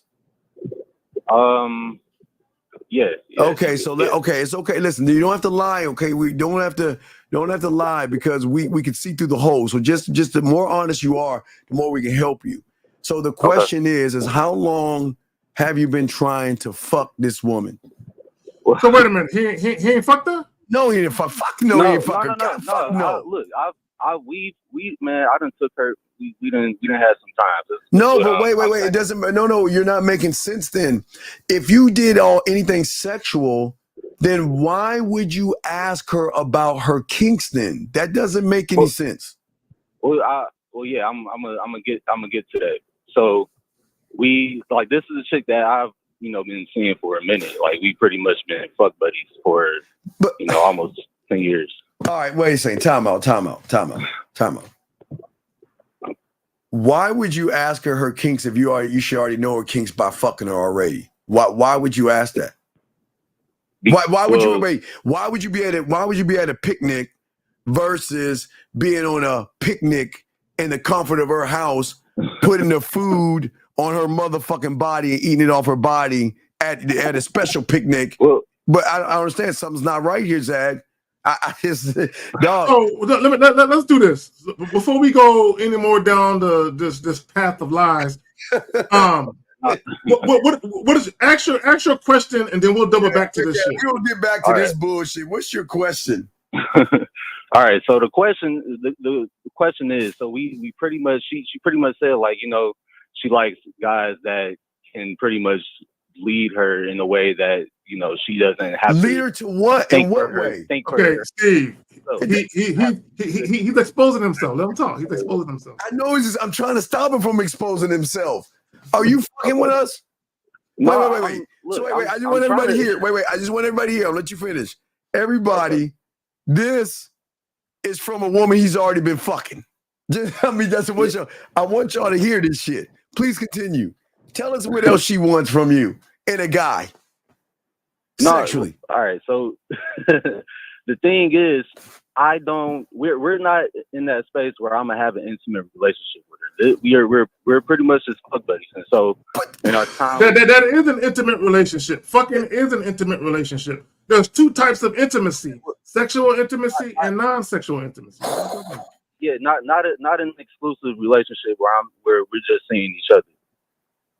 She has a situation going on that she pretty much out of. But what's the what is the question? What is the question that you have? My question is it really? What I'm trying to ask is it really that simple when it comes to the game as far as? All right, but women, hold on, Steve. Let him ask it all the way. Is what that simple? Bro, be more descriptive in what you're trying to ask. Right. So she told me that pretty much she responds to guys who can lead her, who can give her direction. Okay, stop right there. So, okay, listen. Okay, call her. So is that what you're having trouble with, leading her? No. This is a situation that's gravy. I'm like, this is more so. Bro, what's your question then, fam? What's your question, bro? My question is is the game really that simple when? Because for me, I've been overcomplicating it. All right, caller, wait, caller. Let me explain something when you have game, but I'm not going to explain. I'm going to let a woman explain. You ready to hear this? When you have game, okay, this is going to be our life, okay? This is going to be our life. I want you to listen to this. Just listen to this. If a woman wants you, she will make plans to meet you. She won't ghost you or leave you without any response. She'll make time. She will call you. She will text you. If you are important to her, she'll let you know. Trust me, no woman is truly busy for the man she really wants. Okay. So hold on real quick. Can we give a round of applause for those fucking lips? Those are some beautiful lips. Oh, hey. Yes. Call. So what we're saying to you, sir, is that your fuck game is so atrocious that you have got to go backwards. See, think about this. You supposedly got the pussy, but now you're going backwards after you get the pussy, like to start dating her for the first time. That doesn't make any sense. It's weird to me, bro. How do you go back? How do you go backwards after smashing? Well, no, it's not a backwards situation. Wait. How can you say it's not? Wait. You saw her butthole in her whole body. You fucked and smashed. You saw her. Right. But wait. And then from that point, you're asking her, what do you like in a person? What are you looking for? Yeah, you just said. Let me ask him a question. Caller, were you a side dude? Yeah, pretty much. I'm just a nigga. Okay. First of all, hold on. See, I had a feeling that that was going on with you. Okay, let me explain something to you guys. Okay, side dude etiquette. Okay, number one, I would recommend that you not be a side dude because these simps out here they'll kill you behind a girl. Okay, that's one. But for you guys that can't help yourself, if you're a side dude, you should never make public appearances with that shit. It should be strictly fucking. No dates, no talking on the phone, strictly sex. That's it. And you never get with her. If she was cheating on her man with you, bro, you never get in a relationship with her. Yeah. No, I'm look. Trust me. No, we can't trust you because there's something wrong in this. It doesn't make sense that I've already had her facing a pillow and her ass up in the air. And then we're going to the park to have a picnic So I can ask her with her. He shouldn't even been in the park with her. He was a side dude. Why you in the park with her? Fuck between the picnics. But wait, you fuck between that. But why are you asking her kinks? How does that even? Because look, we had a conversation here, sir. Okay, but sir. If you fucked her, don't you think you can see and know her kinks in the bedroom while you're fucking? Oh, look. What? I'm lost. The women in here say you sound like you in love or something. Are you in love? Are you in love? Nah, man. Hold on, dog. There's something now again. You are or have smashed allegedly. And through that process of fucking, you never detected or learned her kinks while you were naked with her? Well, that. Yes or no? She told me she liked to get. No, about a week ago. And okay, hold on. Caller. Let's tell the truth. You were in a friend zone. And now that her and her man have broken up, she's giving you a chance, ain't she? Tell the truth. You never fucked. You never smashed. You didn't smash. You never smashed. I think you were in a friend zone, and now she's giving you an opportunity to slip the draws. Zach, he ain't. Dog, there's no way you got the pussy, dog. There's no, dude. Come on. Did you? I promise. Okay, then how? Okay, wait. If you got the pussy, then why are you asking her about her kinks? It's more so we were having just conversation. Wait, okay, dog. In between, it was more so like what how deep how can I go type shit. Wait, what? Dog. Or maybe dog. Right. If you have smashed and grabbed her ass cheeks and have spread them open and was smashing that ass and smacking that ass and pulling her hair and doing all this shit. How is it that you take her on a picnic to ask her about her kinks if you already fucked? Right. I mean, yeah. No. All right, yeah. Something's not right here, dog. The chat room is scratching her head right now. Something is not right. Yeah, your story is very odd, man. Very, very odd. Maybe in a dream or a wet dream you thought you got some pussy. So let's be honest, and you wasn't fucking. You didn't get no pussy. So you went on it. You've been trying to fuck, but you haven't fucked yet. And because you haven't fucked yet, you took on a picnic to ask what it would be like to fuck. Yes. Or is it that she let you eat the coochie, but you never stuck it in? No. This girl, she been around for a minute. But wait, a minute for what? Wait. How long? How many years? So how many years? I've been out of college. Probably been about how many years have you known her? Since 2015. So wait. So you're telling me after 9 years of you don't know her kinks? I mean, it's never somebody I was like interested in like going that deep with, to be honest. And you know, what they got to do with sexual kinks though? Because bro, I've had fuck buddy situations where I knew the woman inside and out, like literally. You know what I'm saying? When it came to sex. Yeah, but why would you take why would you take somebody on a picnic when you should have her eating and chewing on your dick at your place? Why? What's the picnic for? Right, I feel you. No. I'm asking you. What's the move? What was the move? You wanted to take her on a picnic, which you did. Well, you want to ask her about? Well, it was either gonna be that. It was either gonna be that or get her room, and I really didn't want to get her room. Wait a second. Wait. Where have you been fucking her at all this time? We usually get her room. We'll duck off, grab her room. Wait, she didn't have her own place? Right. She does, but her situation. She's still with her man? She's still with him? What? Bro, why are you making public appearances with a chick that got him? Yo, look, guys, caller, listen.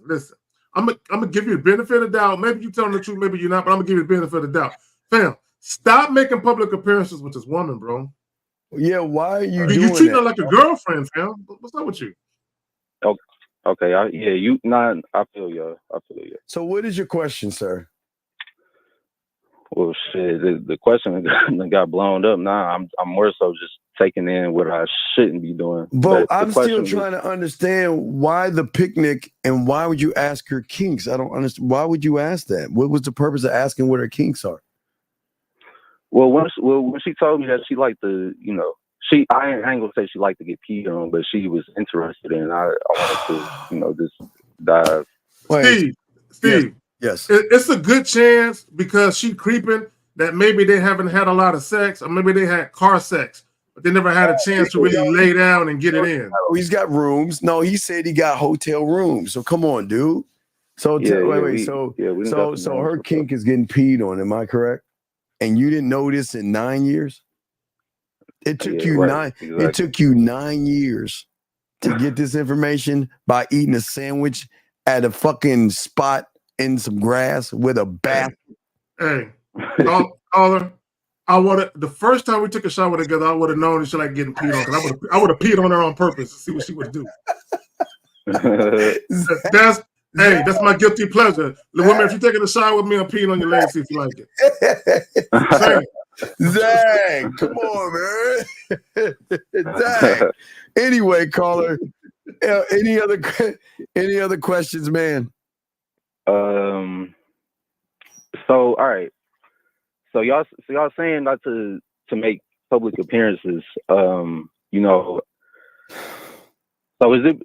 y'all saying it's just pretty much it's better off to just duck off. What do you think? What do you think?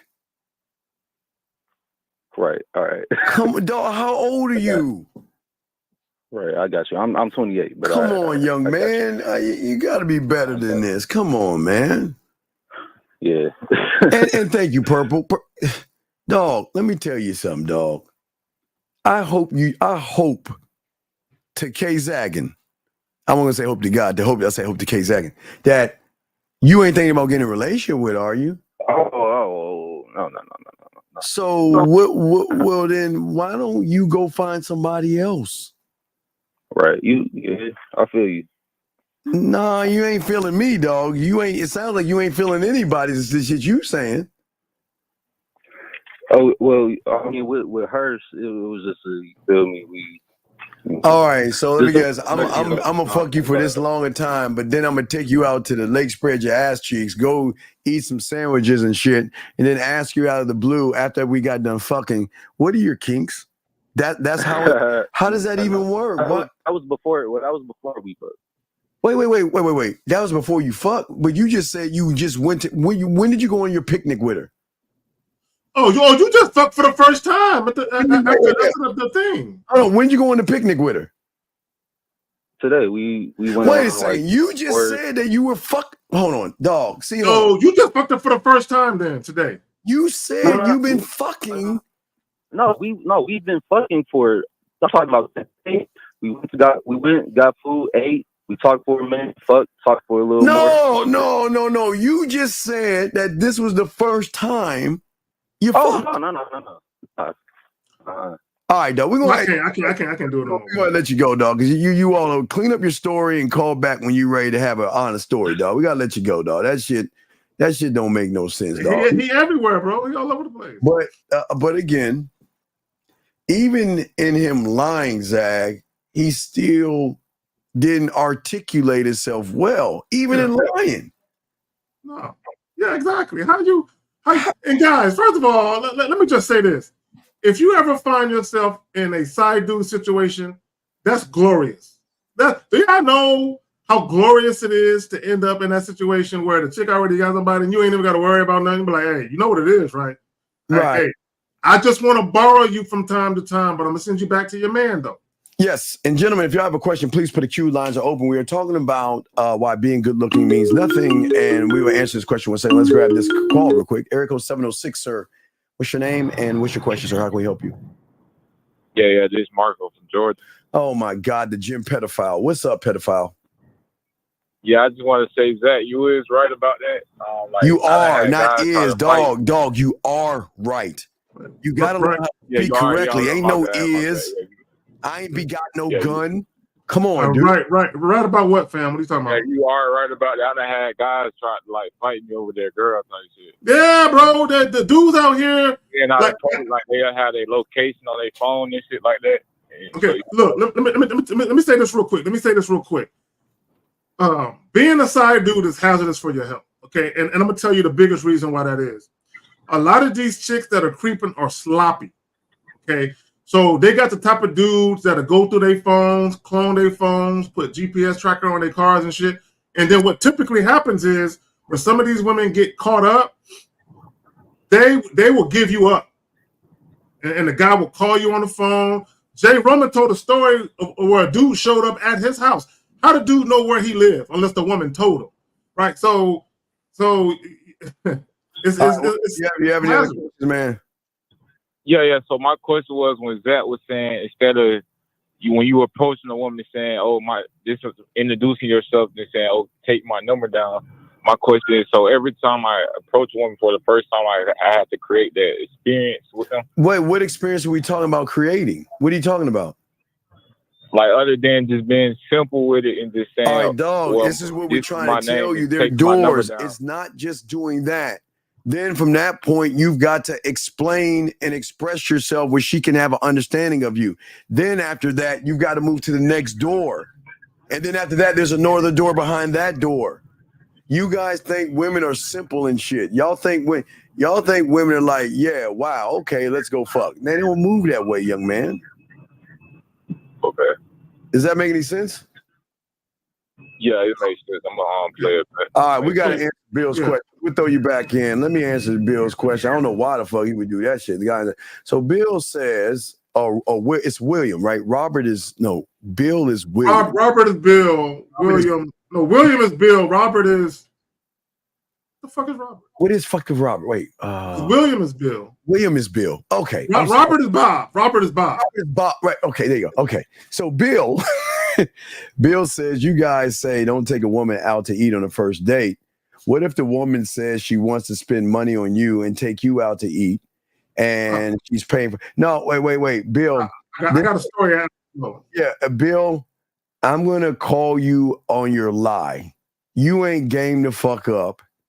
And there ain't no woman. And matter of fact, if she's taking you out, it's because she wants to make it perfectly clear that this is only a friendship.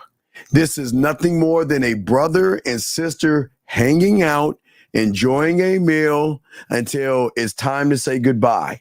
She is not taking you out, dog. You're not that guy. We already know you ain't that motherfucking guy. Go ahead, Zach. You got it, man. So real quick, to answer your question, Bill, I'm going to tell you a brief story. I've told this story many a time, but I'm going to tell it again. So many moons ago, I ran into this young lady. Okay, it was a Friday night at a nightclub, to be precise. So we freak dancing, boom, boom, boom. At some point, it got hot and heavy where, I was, trying to get her to the crib, and she basically said, I can't do that tonight, but I'm interested, right? So I said, all right, cool. Here's my number. When you're ready, hit me up. Right? I gave her the number. As soon as I gave her the number, she called me right away, and she said, now you got my number. She called me while we was right there face to face. So boom. So the very next day, Saturday, I called her up and said, hey, I'm free this evening. If you got some time, let's make this happen. Right. So this is what she tells me, Bill. She says, right now, I'm about to go to dinner with some of my girlfriends. If you want to come along, I'll pay for you. Bill, what I told her was, hey, I appreciate the offer. I'm going to go ahead and pass on that offer. But when you get done eating with your girls, if you still want to see me, let me know. Right. So the reason why I passed up on that dinner, because I just met her a day before. I'm not going to dinner with her. Right? Not only am I not going to dinner with her, but I don't want to meet her fucking friends. Like, I just met you. Like we ain't even consummate our situation yet, but for us to be doing all of that. And plus, we had already discussed a mutual desire for the sex. So what I look like going straight from that and not fucking to sharing a meal with her and her friends. No, we gonna do what we talked about. We gonna stick to the script first. Go ahead. Well, that's why Bill and Jeremy, you called back. I don't know which one guy you were, but Bill called in because I don't believe that. Hey, dog, you know we undefeated in this game, dog. You don't have the mouthpiece and you don't have the game to have some woman that says I want to take you out unless it's for friendship purposes. I know you don't, dog, because you ain't gonna call the fucking and expose yourself that way. So I gotta call bullshit, Bill. I gotta call bullshit. Let's see here, guys. Well, at least you were honest with that. I respect that. All right, guys, lines are open if y'all want to call in. We are talking about, gentlemen, the importance of all you guys out here. Stop looking at your outer extremities to think that that is going to be enough for a woman. Remember, gentlemen, women do not see us the way we see them. So we have to stop looking at women and assuming that they think like us. And that's one of the greatest problems a lot of guys have. 623, what's your name? What's your question, sir? How can we help you? Hey, Steve. Thanks for taking my call. My name's Anthony. Anthony, wait, we're going to try it again. Stephen K. Zagan. Here we go. Area code 623. What's your name? What's your question, sir? Oh, Steven Zach. Thank you for taking my call. My name's Anthony. Okay, what's going on, Anthony? What's up? So I'm new to your work, Steve. Been watching you for about 3-4 weeks now, and I'm unlearning all the shit that I've had before. I'm going on from previous places, and I'm going to be going on a first date this weekend. Where are you going on your date? Get coffee. Okay. Coffee shop. So let's see where you're going to go wrong at. You're sitting in front of her. What's the conversation, my brother? That's where I'm blank. I'm drawing a blank. I'm saying, okay. This is what we're talking about, young man. See, you already are going to come into this thing defeated because you're going to run to your see. Okay, think about this. And then we appreciate your honesty, brother. Honestly, we do appreciate it. This is no knock on you. I'm really glad you were honest, sir. So I give you an A+ for your honesty.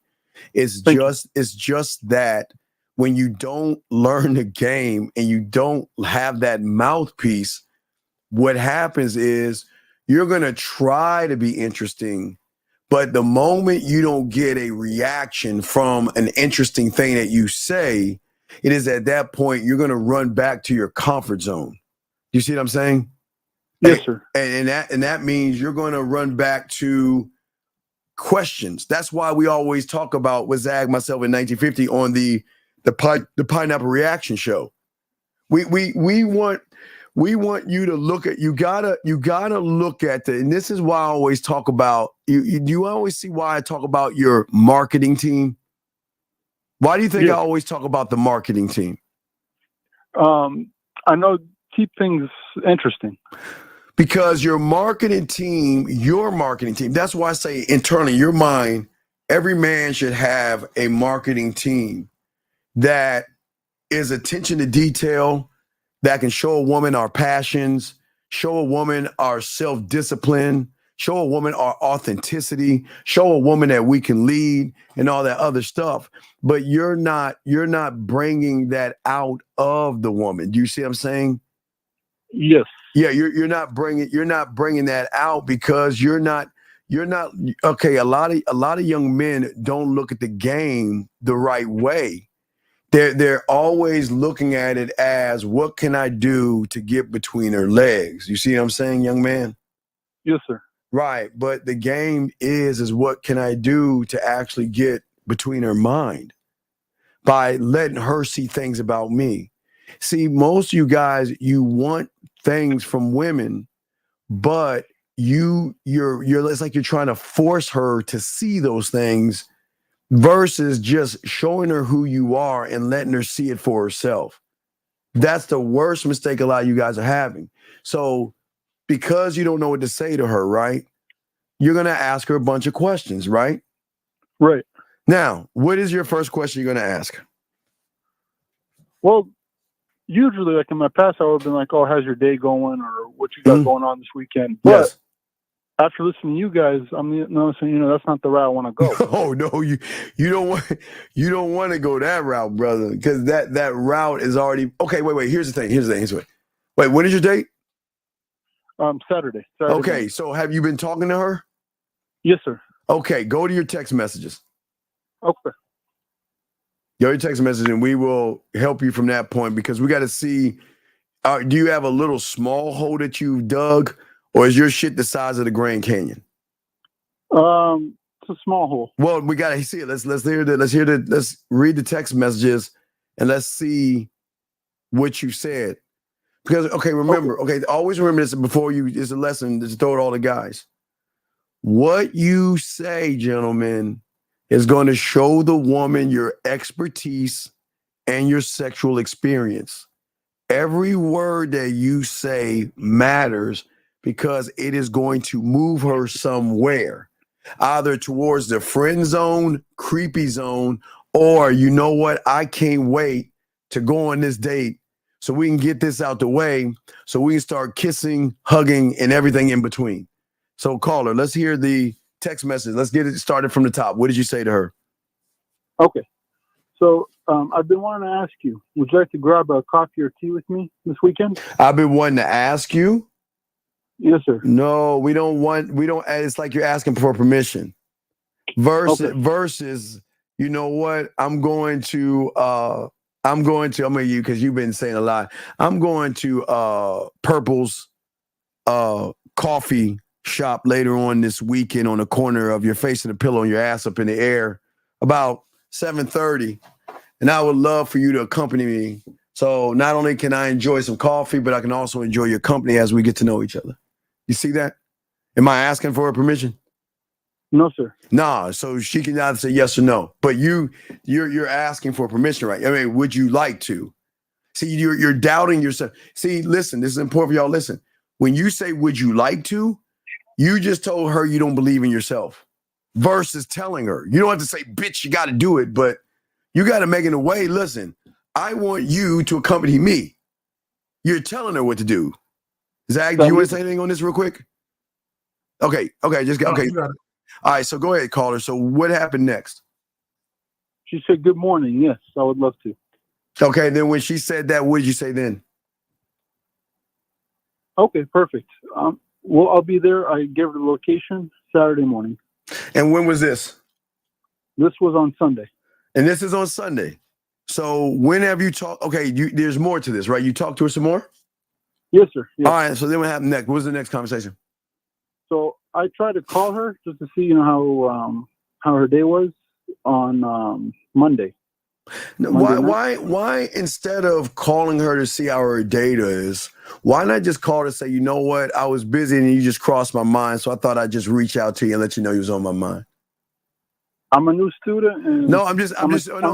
I know, young man. We got it, dog. What we do here is we help you, but at the same time we teach everybody else. You see, we kind of like multitasking. You see what I'm saying, brother? So don't think we're being hard on you. We're just trying to show guys how men talk to women without asking like how her day was. I don't give a fuck how her day was. I know her day is going to be great or better when she talks to me. And that's the attitude one has to have. I'm going to make her day. Because after I get done talking to her and I get off the phone with her, she's going to be smiling from ear to ear. I'm going to make damn sure of that. Or blushing. I'm going to make damn sure when I get off the phone with her, she's going to carry it over versus just hang up and move on with her day. All right? So a couple of things. I want to say it real quick. First of all, Brandon, because he asked the question, yes. After she got done eating dinner with her girls, she called me up and went to her crib, handled my business. Now, call her. The rule of thumb is this. Always set a woman's expectations as to what she can expect when she's in your physical presence. Always set her expectations. Give her something to look forward to. You want a woman to anticipate. You want the woman to have intrigue. You want there to be a sense of longing, a sense of desire. Like, I don't know if you saw the clip early on where the woman was actually excited. She was going on a date. And let me just say this real quick, guys. Quote me on this. If you meet a woman and you set up a date and there is intrigue on her part, anticipation on her part, and longing on her part, that's going to drastically cut down the prospect of a woman flaking on you. A lot of times when women flake on you, it's because they're not really interested to begin with. And or maybe they were interested, but you were texting too much goofy shit or saying too much goofy shit, and she just lost interest. But when a woman is actually anticipating seeing you, she's intrigued by the prospect of seeing you again, women rarely flake, right, in those situations. Exceptions aside, they rarely flake. Okay. So what's the next thing you said? Oh, she said, let me go back. So she didn't pick up the phone, but she texted me after, like about 30 minutes later, said, I'm so sorry. I didn't see that you called. Sad face. I'm so sorry. And I teased her. I said, oh, I forgot your do not disturb princess. No. Let a woman, what do you think we're going to say if a woman says, I'm sorry, I didn't mean, I didn't miss your call. What do you think we're going to say? Because remember, okay, think about this, young man. This is what we try to teach everything. Everything a woman says, you can lead her with flirtatious banter. No matter there's anything a woman says to you, you can flip that bitch around and say something to her that she's not used to hearing. See, she's saying if she's telling me she's sorry, then what do you think I'm thinking about? Don't worry, I got a way you can make it up to me. Sunday when we see each other, hey, guess what? I'll allow you to give me an extra hug and kiss just to make it up. That's it. You see what I'm saying? Fun, flirty. Okay. But see, you're talking about the do not disturbs and all this other stuff. Okay. You see what I'm saying? Yes, sir. So continue with the next thing. Okay. Let me go back.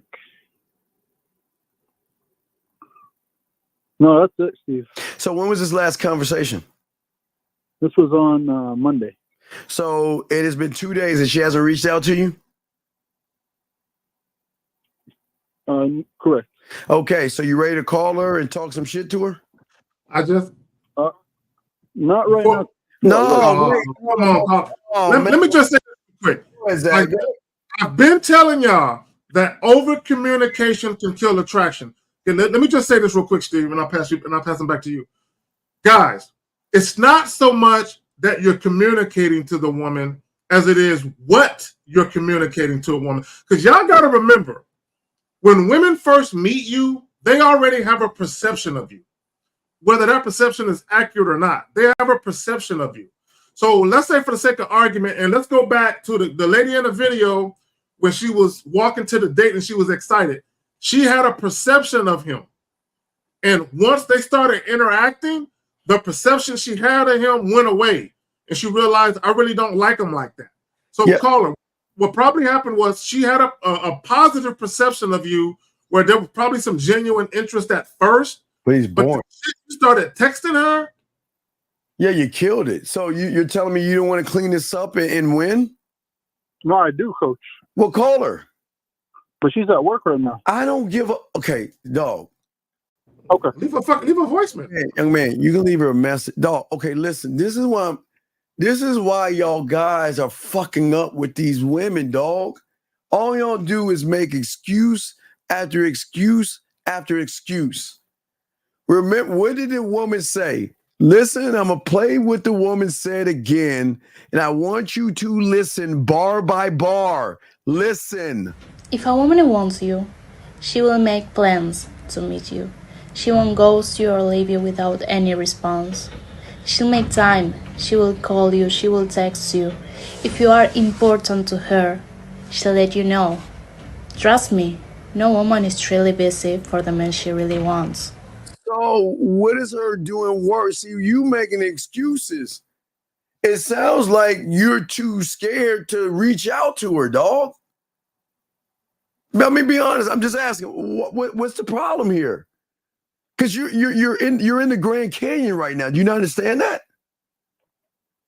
What do you mean, sir? It's been 40. Okay, let me explain how this works, bro. Okay. Yeah. When a woman is interested in you, she has butterflies in her stomach, and the first thing she'll do when she wakes up is grab her, unfortunately, her shitty ass iPhone. I'm sorry for all you iPhone people. We just hate iPhones here. We're Android and Samsung people here. But anyway, she'll grab that shitty iPhone, right? Without cutting herself or cutting her finger off, Zach, because you know that iPhone cut her finger. We know we just be careful about swiping on that shitty ass phone. But anyway, when she's interested in you, she's going to go on her phone to check her message to see if you said anything to her because she's excited. And if you didn't say anything to her, is at that point she's going to say, okay, how can I get this conversation back going again so we can talk? So she'll probably pause a little bit and think and wonder, but you know what? Okay, I'm going to reach out and say good morning. Okay. And she'll reach out and say good morning to you or something to you. She'll start the conversation with you. And the thing is, because she is excited, like Zach was saying, she's excited to talk to you. She's not gonna hang on every word you're saying, but there is an excitement because you're drawing something out of her where she's like, man, he's enticing me, man. I cannot wait. Zach, have you ever had it where they give you the countdown? Like, I'm gonna see you in like 4 days. Hey, man, we got 3 When they test, we got 10 hours. Yeah, we got 10 2 hours. Countdown. I'm leaving my house right now. Exactly. Yeah, I'm leaving. I'm 5 minutes away. I'm walking through the door. Right. Yes. So, okay, say I'm going to call her tonight. No, now. Okay. Listen, young man, look. Okay. Right now, she's recognizing that now look, this is how women, they're not looking at the fact you don't have any experience, which you don't. She's looking at, well, there's no sexual experience with you. You don't know how to flirt. I don't feel sexy. I really don't feel anything because you're not invoking or drawing things out of me to make me feel things about you, to think about you, to miss you, and have you on my mind all the time where I'm fucking frustrated. Like, God damn, why the fuck am I thinking about you? To where, again, I'll show you a message that, you know, it's old guys, but I always like to show you this to give y'all an example where you should get messages like this. This is this kind of message that you should get, gentlemen. You should get something like this, you know, why am I on your mind? Or let me see, something like this. I miss every single thing about you, your eyes, your lips, your touch, your everything. Or something like this. How long before we can talk? Or something like this. Hey, handsome king. You see, I'm saying that this should be your life when you have game. Women will reach out to you because they're excited.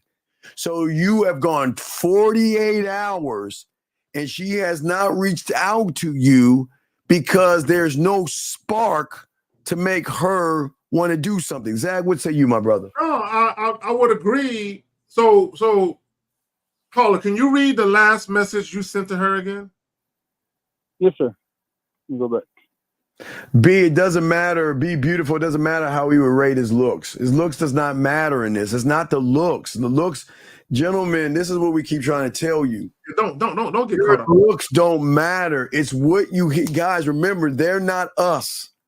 If they were us, it would be a thing of looks. You see what I'm saying? Yeah, miss, I feel what you're saying. I agree. And that's what, if you see, here's the problem. If this woman right here that has heard you talk, young man, can recognize the fear in you, you're fucked. Because fear doesn't lead to sexuality, intimacy, flirting, and fucking. Fear leads to insecurity, friendships, and friend zones. Well, yeah, if women know that you're scary, they're going to do one or two things. They're either just going to reject you and get rid of you, or they're going to utilize that fear and use your ass. Does that make any sense, big guy? Yes. But read the last text real quick. Read the last text. Read the last text. I forgot you're a do not disturb princess. Wait, what? You called her a princess? You called her a princess? No, that's like a term on the internet. No, wait. Why would you use? Wait, brother. Who in the fuck were you watching to tell you to call somebody a princess? No, you're right. No, no. This ain't about right or wrong. Who the fuck? I'm asking. Hold on. Who the fuck were you watching on YouTube What content creator told you to call a woman princess? Tell us what he told. And what is telling a princess supposed to do? Please tell us. What is telling a woman or calling a princess supposed to do? No, you're right. No, sir, listen. So let me ask you Sir, a question. no, stop. Listen.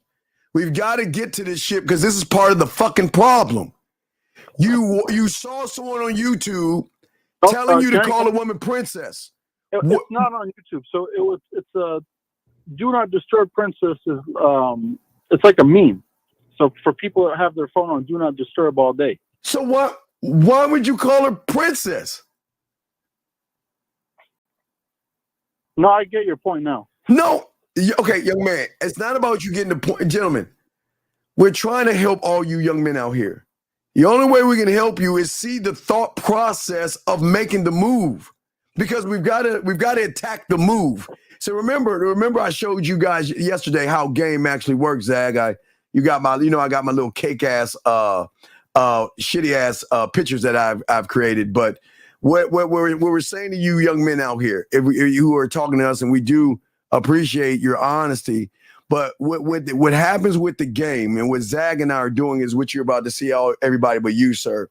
What we're trying to see is we're trying to look at not you, but the move. Either the inexperienced move or the experienced move. And right now, we're not looking at the problem. We're looking at the move that you made.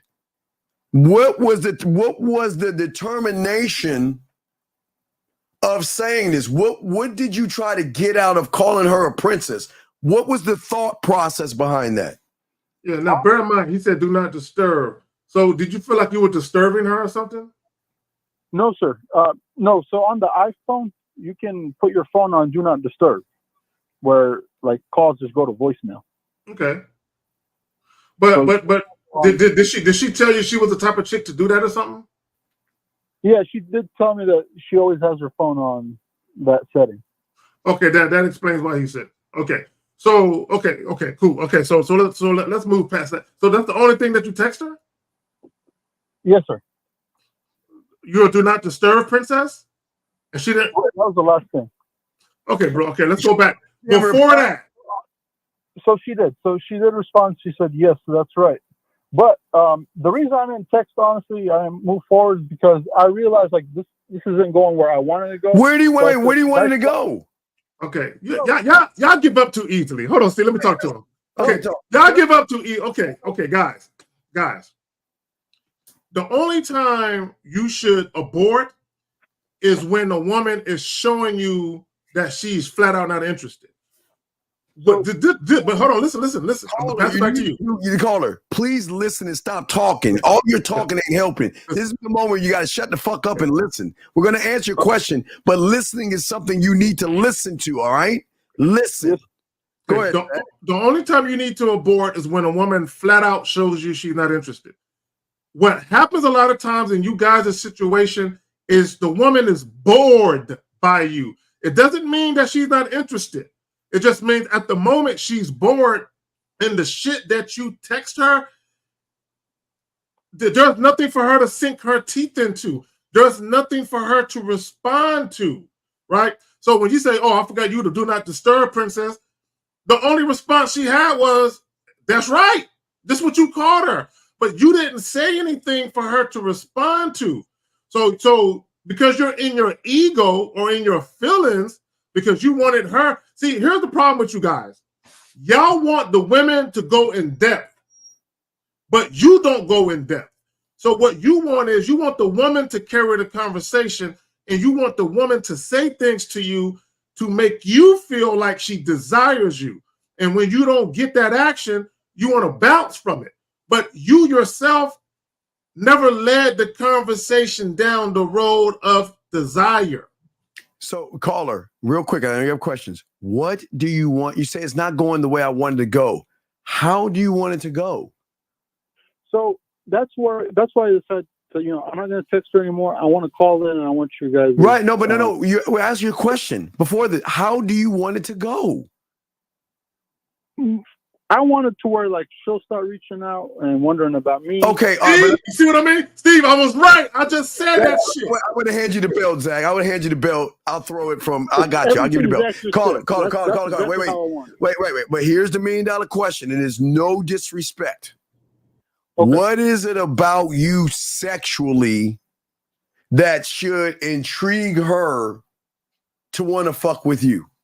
What does she get? What is the prize that she gets from you? What kind of sexual experience is she going to get from you?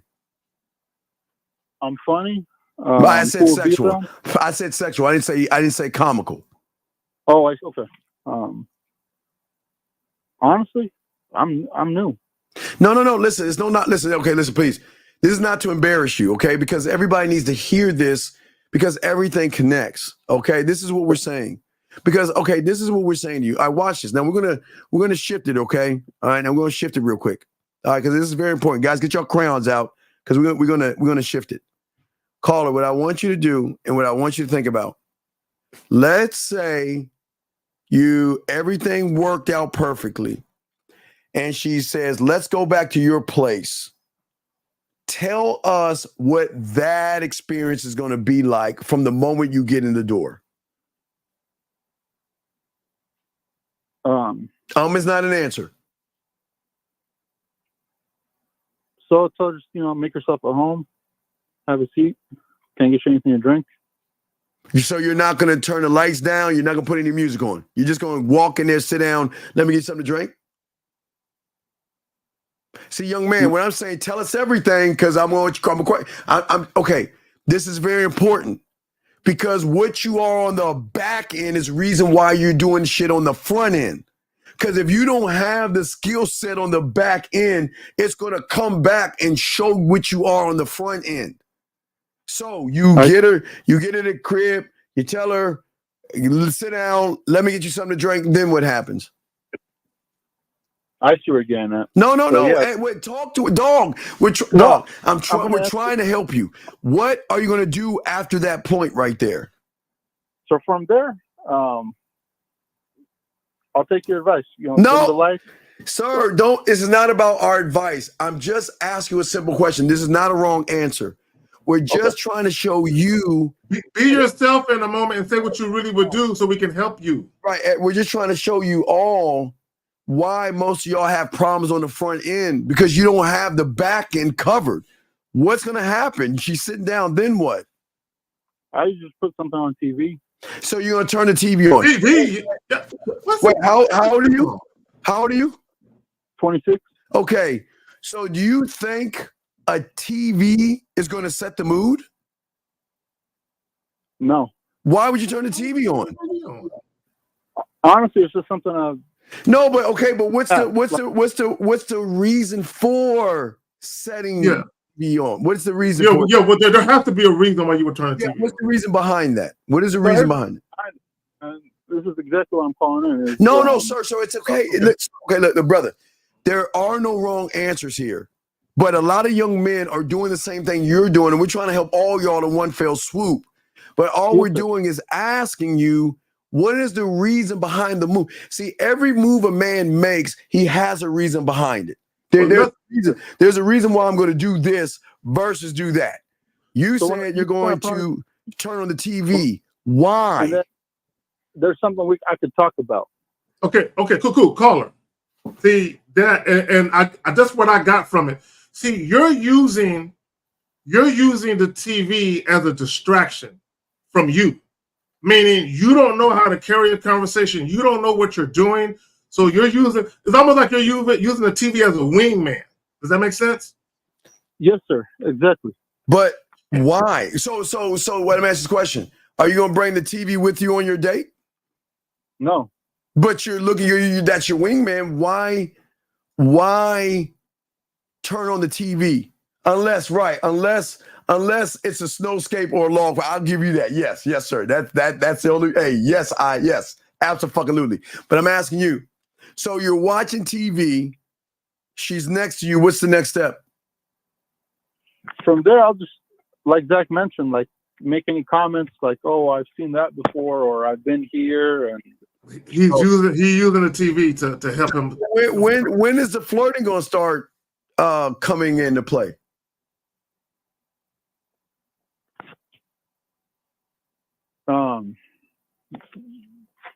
Usually like midway through, maybe like 20, 30 minutes in. All right, so you're 30 minutes in. What happens then? 30 minutes in. What are you saying? Depending on how it goes. So if she's comfortable, laughing, I'm getting her emotions. Maybe put my arm around her, going for a kiss. Okay, so do you see the problem from the front end? Yes, sir. And it's not a knock on you, young man. It's a lot of young men. And it's one of the biggest issues that a lot of young men have, because what y'all do is y'all watch these content creators on YouTube who don't have any game tell you basic generic shit, but they never help you on the things that you need help on. You need help on being able to express yourself sexually, which I know for a lot of y'all guys, y'all feel like a fish out of water, but in order to get some ass, you've got to sexually intrigue that woman by either romancing her or seducing her without trying to feel like, okay, just open your legs, let me spit on it and hit it.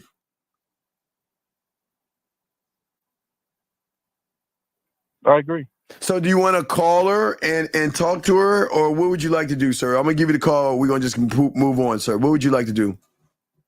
Honestly, I'll be very honest, Steve. Just because if it was just me and you and Zach. Nah, dog, you got to be in the dog. Dude, this is what we're trying to tell y'all guys. All right, I'm going to let you go, but I'm going to tell you where your fail is. Yes. It's crazy how you guys can go to McDonald's or Burger King or go to a movie theater in the booth with all these people around you and ask for what you want with everybody around you, but yet you can't ask for what you want because everybody's around you right now.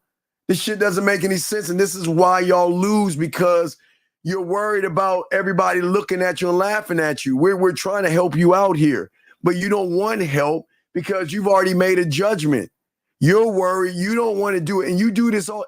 Listen, don't you go to the grocery store and there are people around you? When you go to the mall, aren't there people around you? When you go out to eat, aren't there people around you? You ask what the fuck you want around them. So what's the difference? Tell me what the difference is. I see what you mean. No. Well, we're going to let you go because, like I say, dog, we try to help you, but you don't want the help, buddy. You don't. But we appreciate the call. One thing, Steve? What would you like to say before you let you go? What's up? Supposedly I was going to bring her on. What would I? We would have told no, we ain't doing it now. Hey, you had two sharks on this motherfucker. We're gonna tell you everything to say to clean up your mess and bring you back to flirting land, but you didn't want to do that. So we're gonna respectfully let you go, buddy. We ain't wasting our time with this shit, dog. So we'll let you go, okay, buddy? Okay. You have a good day. And it's no knock on you, but this is, gentlemen, this is exactly what Zag and I are saying to all you young men. You young men run away from this thing that y'all don't want to. Hold on, we gotta ask this question. A call. Ergo 216, sir. What is your name and how can we help you, sir? Hey, my name's Jay. I'm from Texas and I'm 20. Yes, Jay from Texas. How can we help you, sir?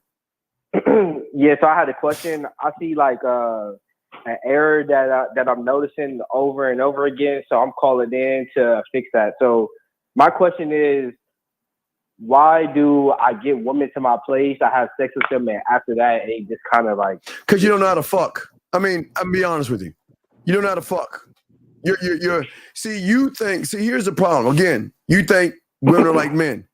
You think putting your dick in a hole is actually doing something. You ain't doing a motherfucking thing, but actually wasting their time. Actually, them saying that, you know what, this is all I get, man. I ain't coming back. See. Game brings return customers. We always go get them. They always gonna want to come back because of the sexual experience of. So let me give you an example. If you look at our roller coaster, we're that roller coaster that goes loops. It's got a 90-foot drop, loop to loop, lightning, upside down, all that shit, turns, flips. You're that little, you know, those little kiddie rides that you got to be this tall to go in. That one look. It goes in a circle at 2 miles an hour, and all the kids like, oh, so you're that little kiddie roller coaster going around, because what you're doing is you're what we call a selfish lover. See, you want to get your nut, you want to get a quick fuck, and you think that that's good enough to make them come back. And that's why you're on that kiddie roller coaster, and it's going to really about 2 miles an hour, where you get a chance to wave at your parents and everything. Hi, Mom. And like, oh, look at my baby on the roller coaster. Hey, Zach, it's got one little small dip. Zach, it's got a little 3-foot dip where you get to go down for a little bit and then go right back around. Does that make any sense, sir? Yeah, I understand what you're saying. But also, let me say this real quick. A lot of you guys, and it goes back to setting a woman's expectations. So, how you get a woman back to your place, what happens with the sex, the actual act of having the sex, and how you convey what it is that you would like to do to the woman after the sex says a lot about what the woman has to look forward to. Let's hear the last woman that came over that you just smacked. What happened? Walk us through it, buddy. All right, so I met her on Facebook dating, and I got her over the phone, and we talking, and I told her I was about to go out of town, so I set it up. I said, look, I'm free Thursday. I go out of town the next day. You could come over. We could have a drink and enjoy the time together. So I went to go pick her up, and she came back over. We were having a conversation in the car too. We were talking, having a good time, and she was calling me handsome and cute and all this or whatever. So then we get back to my place. She said she likes my place. And then I did take her advice. I had some music playing, some candles lit. She said she liked the smell of my house. So after that, we just get a little drunk and we smoke a little bit. And right there. Okay, stop right there. Stop right there. We have to stop right there. So guys. Please, hey, this is serious, guys. We ain't fucking around. Go ahead, Zach. This is serious. Okay, and I hate when guys, and I made a video, so I'm about to do another video talking about this. Oh, yeah, guys. Stop using drugs and alcohol to set the mood. Please. Stop doing that. I'm not saying don't drink, but you should never get... Guys, if y'all gonna have women come to your crib and y'all gonna share a glass of wine or whatever, sip on one thing and then get to the sex. Don't be sitting there just tossing them back because you said you got drunk. There's a good chance she might not even remember you fucking. Yeah, that is the most fucked up thing, young man. It's the most fucked up thing you can do. It's one thing to sip on something, you know what I mean? But one little glass of the shit, but the drink and smoke, young man, is that she's not in the right frame of mind to make decisions. And what you have done, you're lucky, but you need to stop this shit, because one day, one of these women are going to go to the police and say you took it without her permission. You gave her a lot of drinks, you make her smoke, and she wasn't in the right frame of mind, dog. Why are you dirty, man? That's dirty and fucked up. Why would you? No, I'm asking you seriously. Why would you give her a bunch of drinks and have her smoke when she's not in the right frame of mind, and then have sex with her? Why would you do that? She's the one who brung the weed, and she's the one who said she wants to drink. Okay, young man. Then let me show you why you don't get return customers. Because women recognize you're the kind of guy that will fuck anybody. And if a woman recognizes that you are low life, will fuck anybody and anything, they ain't gonna give you no pussy. Listen what you're saying, dog. No, listen to me. Young man, listen to me. You're not, wait, she ain't no 10 out of 10. Bitches, fuck, excuse me, ladies. The motherfucker had brought some, let me tell you something. See, guys, y'all have got to love your fucking selves more and demand more out of women. A woman with some fucking weed and drugs and shit, man. The clip, Steve, about the beauty shit. The Sadea. What's talking about a guy being weak for beauty. Who's that? Oh, who said that? That old girl, the Pakistan girl. The clip you played earlier. Yeah. Call her. You gotta have dick discipline and a respect for your body not to bring a bitch over that does. When I'm calling her bitch because she's low-hanging fruit, she ain't shit. Why would you? Do you understand, dog? Y'all got to have some kind of self-respect and not just fuck anything that comes your way, dog. And she brought weed over. I'd tell her, get the fuck, go home. I'd send her ass home. Because someone that smokes, that means it's in her clothes, it's in her skin, her mouth tastes it's just disgusting. Wait. Can I correct what I said? No, you can't correct it because you're going to stand on what you said. Don't try to change it now, motherfucker. No, she didn't have actual weed. It's like a pen. You can't smell it. Like, that's what I'm trying to say. Sir. It's a difference between like actual Sir, weed y'all and like drunk. a pen. Okay, y'all drunk and she smoked this pen. Then what happened, sir? So after that, we got the kissing and, things happened. We What had things happened? intercourse. And what things happened? So you want me to go into like actual detail? Well, okay. Well, don't do that. Don't go into, all right. So you fucked for about 3 minutes. Then what? No. It was about 2 hours. Man, niggas, stop. Man, you made me. Okay. Let me ask him a question. Man. So caller, after y'all got done, did she say anything to you? And if so, what? What did she say? Don't lie either, because you said you already thinking about your lie you're gonna tell. We got this. Watch this. I know you got her number. Call her right now and tell her come over. Let's fuck again. Call her right now. I see. This is the thing. I'm about to I want to hear what happened. See, hold on. I want to hear what happened. Yeah, he full of shit. Yeah. So caller, hold on, caller. I'm gonna ask you a 2-part question. Answer the question. What did she say to you after y'all got done smashing? And then why are you calling us up now? Go ahead. So the first question that you asked, she told me that she enjoyed it. That's the first thing she said. And the reason why I'm calling is I'm trying to figure out if she said she enjoyed it, why. So when I dropped her off at home, she basically said, don't miss me too much. And she said, call me or text me. Then call her right now. No, okay, good. So you're going to call her right now. And wait, Steve. Did you call her and text her already? Yes, and she didn't respond. Well, no, we're going to call her again. I don't believe, no. We're going to call her right now. I double text her. And she didn't respond. Sir. I don't give a fuck about that double texting. You want to know if she's interested in you? Why? Stop all that text shit. Call the source. Call her right now and tell her right now, I want you to come over. Let's get this fuck. Come back to my place so we can fuck again. Go ahead and call her right now. I already text her that. I'm hanging. Goodbye. You got one more time. I'm going to ask you one more time. If you don't do it, I'm hanging up. Are you going to call her? Dude, you slow. All right. Goodbye. Do you see what I'm saying? You see, guys, this is why the majority of you guys fuck up and fail with women, because your sex game is fucking subpar. Every guy that is called in, we ask you on the back end. Y'all don't even know how to seduce a woman. You don't even know how to be smooth to a woman to even make her want to come back for more. Y'all guys act women like dick. They love dick.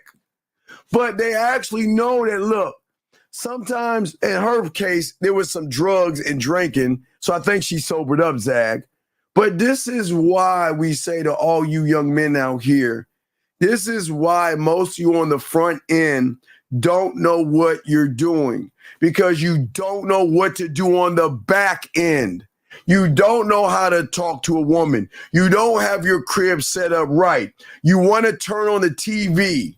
You want to sit there and have a bunch of boring ass conversation. And these women want experience, Zag. They want somebody that knows exactly what they're doing. And what that guy is doing is saying, baby, I don't have to fuck you because I've already fucked you with my words. I've already fucked you by the way you're smiling. I've already seduced you in this moment. It's just a matter of getting this shit done where she's going to want to do that. You see what I'm saying? What I am saying to you young men out here, this is the biggest thing that they're having, gentlemen. And it's no knock on you. It's just that, what about you guys? Hold on 1 second. Let's keep going. Area code 347. What's your name, sir? And what's your question? Hello, my name is Gilbert Trinidad Bronze. I have a question. I'm going to the church this Sunday, and there's a lot of John. They're gonna be having a youth groups. People are from 20 to 25. And I want to know what will you guys give me a free strategy on how I can help there's the all right. ladies? Now stop. Wait, stop. Time to ask you. We give you the strategy. It works. You get the fucking woman home. What are you gonna do? All right, I'm gonna turn on the music. Make sure the music is on. The Lux box, the Lux and Fun box. Make sure everything's ready. Go and don't stop. And She's at the door knocking on the door. What you doing? I get out of the house, close the door. I say, "How you doing?" You know, stitching her mouth, turn her around. You look sexy, and then I mean, you you're already ready to stole all my start. shit. Go, keep going, because you're about to fuck up because you're stealing my shit. But go ahead. What are you gonna do? You did all of the shit. I said you just stole all my shit, which is fine. But then what are you gonna do next? Now, why are you laughing? What are you gonna do next? And then bring her in the house, take her to the kitchen. You know what I mean? Get everything started. Get some meals started. Getting some strawberry with chocolate and stuff. What is the Dip in conversation like while you're doing all this, sir? Hey, what's up, lady? You know, you came over to my house. We're doing this. Get some entertainment between you and I. Put this in your mouth so we can play together. So we can play it. So put them Okay. Yeah. Real quick. See. So you called up and you asked for a strategy, and then Steve basically gives you a role play situation, and then you basically use a bunch of stuff you've heard said, what I'm saying, on the live streams. Now, so and you just started using shit like you got it memorized. So if you feel confident in all of that, why not just say all of that to the young lady? Why do you need a strategy? It's gonna be a church, and I don't give a fuck if it's a spaceship. All Wait right. a second. Why do you need a Wait a second. You want to go in the church and try to pull some pussy? So why don't you just go in that motherfucking pull some pussy? What? You want to go? Let's pray first. I mean, what the fuck you want us to take? What's the strategy? Also, the pastor wife is there, and I want to Don't talk to give her a too. fuck. Wait, hold on. Wait, dog. Wait. What the fuck they got to do with anything? Pastor's wife got to do with you trying to get some sidebar pussy from women at church? Because I'm gonna get her too. I'm gonna get her. Bro, I don't care if Jesus Christ was sitting right there in the front row. You would be like, "Hey, watch this, dog," and get it in. What's up with you? Son, watch how I get this pussy in church. I'm sorry. Yeah, I want to get that wife. We're going to hell. We're going to hell.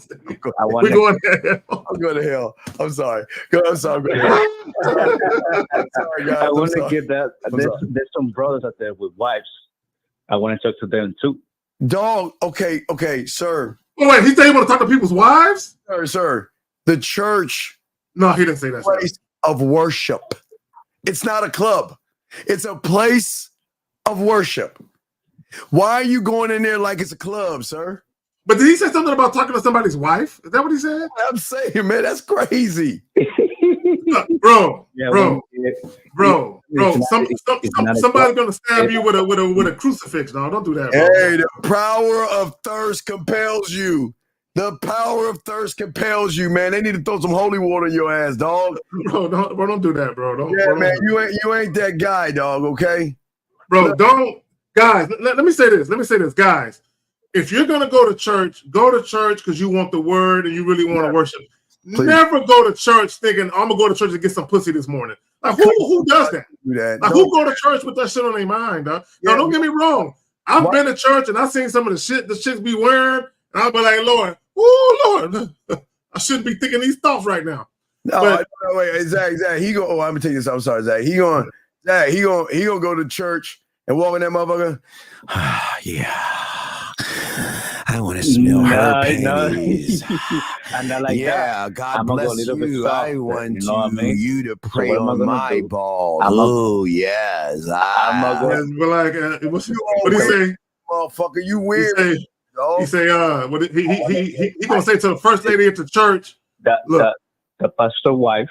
I can get the piano player wife. I can get the guitar No, wife. you can't, bro. No, okay, stop playing, bro. No, okay, call her. Stay out of the church and stop trying to, look to fuck women at the church. Now, if you are at church and you meet the acquaintance of a very lovely young lady, who, you know what I'm saying, and you guys strike up a conversation, cool. But you should not be getting up in the morning thinking about going to church to get some pussy. That's disingenuous, man. Yes. Shame on you. Because I'm being honest. Well, I appreciate your honesty, but okay, sir, that's fucking creepy. Yeah, that leave the church women alone. Bro, it's like you going to a funeral and you putting on your best suit. It's gonna be some single bitches that die. I know. Plus, old girl just lost her man. She looking for a new one, nigga. I'm in there. All right, man. We're gonna throw you back in, dog. You church maggot. You would fail, dog. Hey, no, I'm a player. Wait, dog. If you a player, why are you asking us for a playbook, motherfucker? And why are you stealing all my shit if you a player, dog? Stop lying, dog.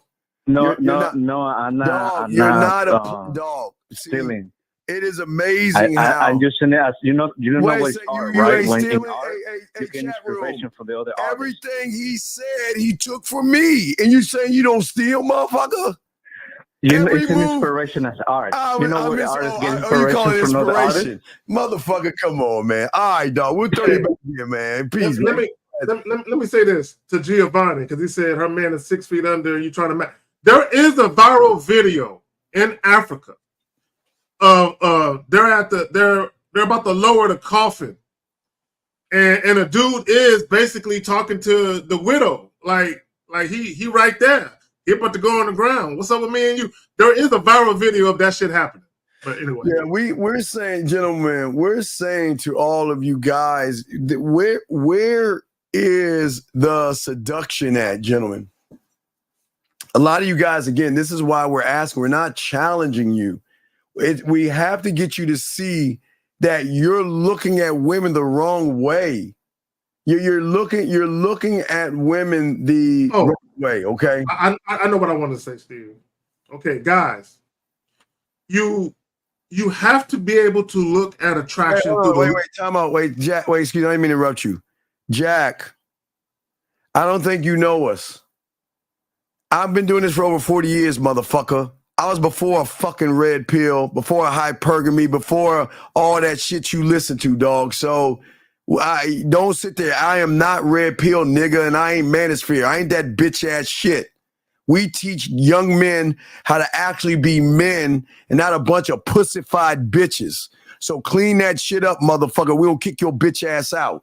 I'm sorry, Zach. Go ahead, man. Fuck. No. What I wanted to say, because I wanted to get back to the attraction component. Yes, sir. Yes, sir. Because again, guys, there is a big difference between a woman finding you attractive as opposed to her actually being attracted to you. Like there's a big difference. Yes. So just by virtue of me saying that, as men, you have to be able to look at attraction through the eyes of a woman.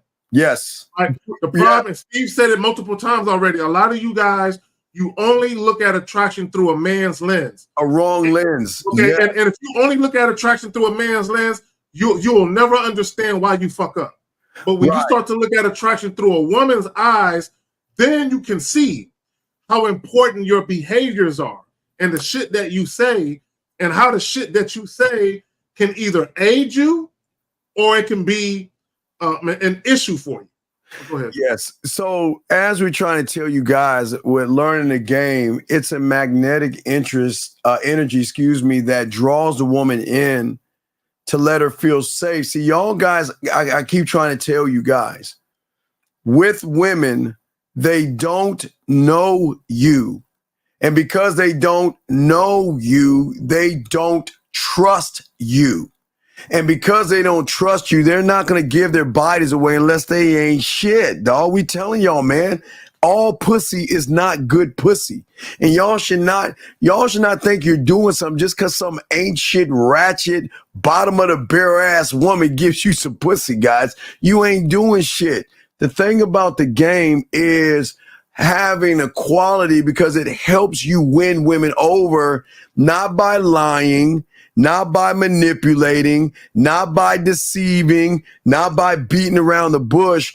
It are qualities that you have that draw her in to see that there is something about you. I can see sexual leadership in you.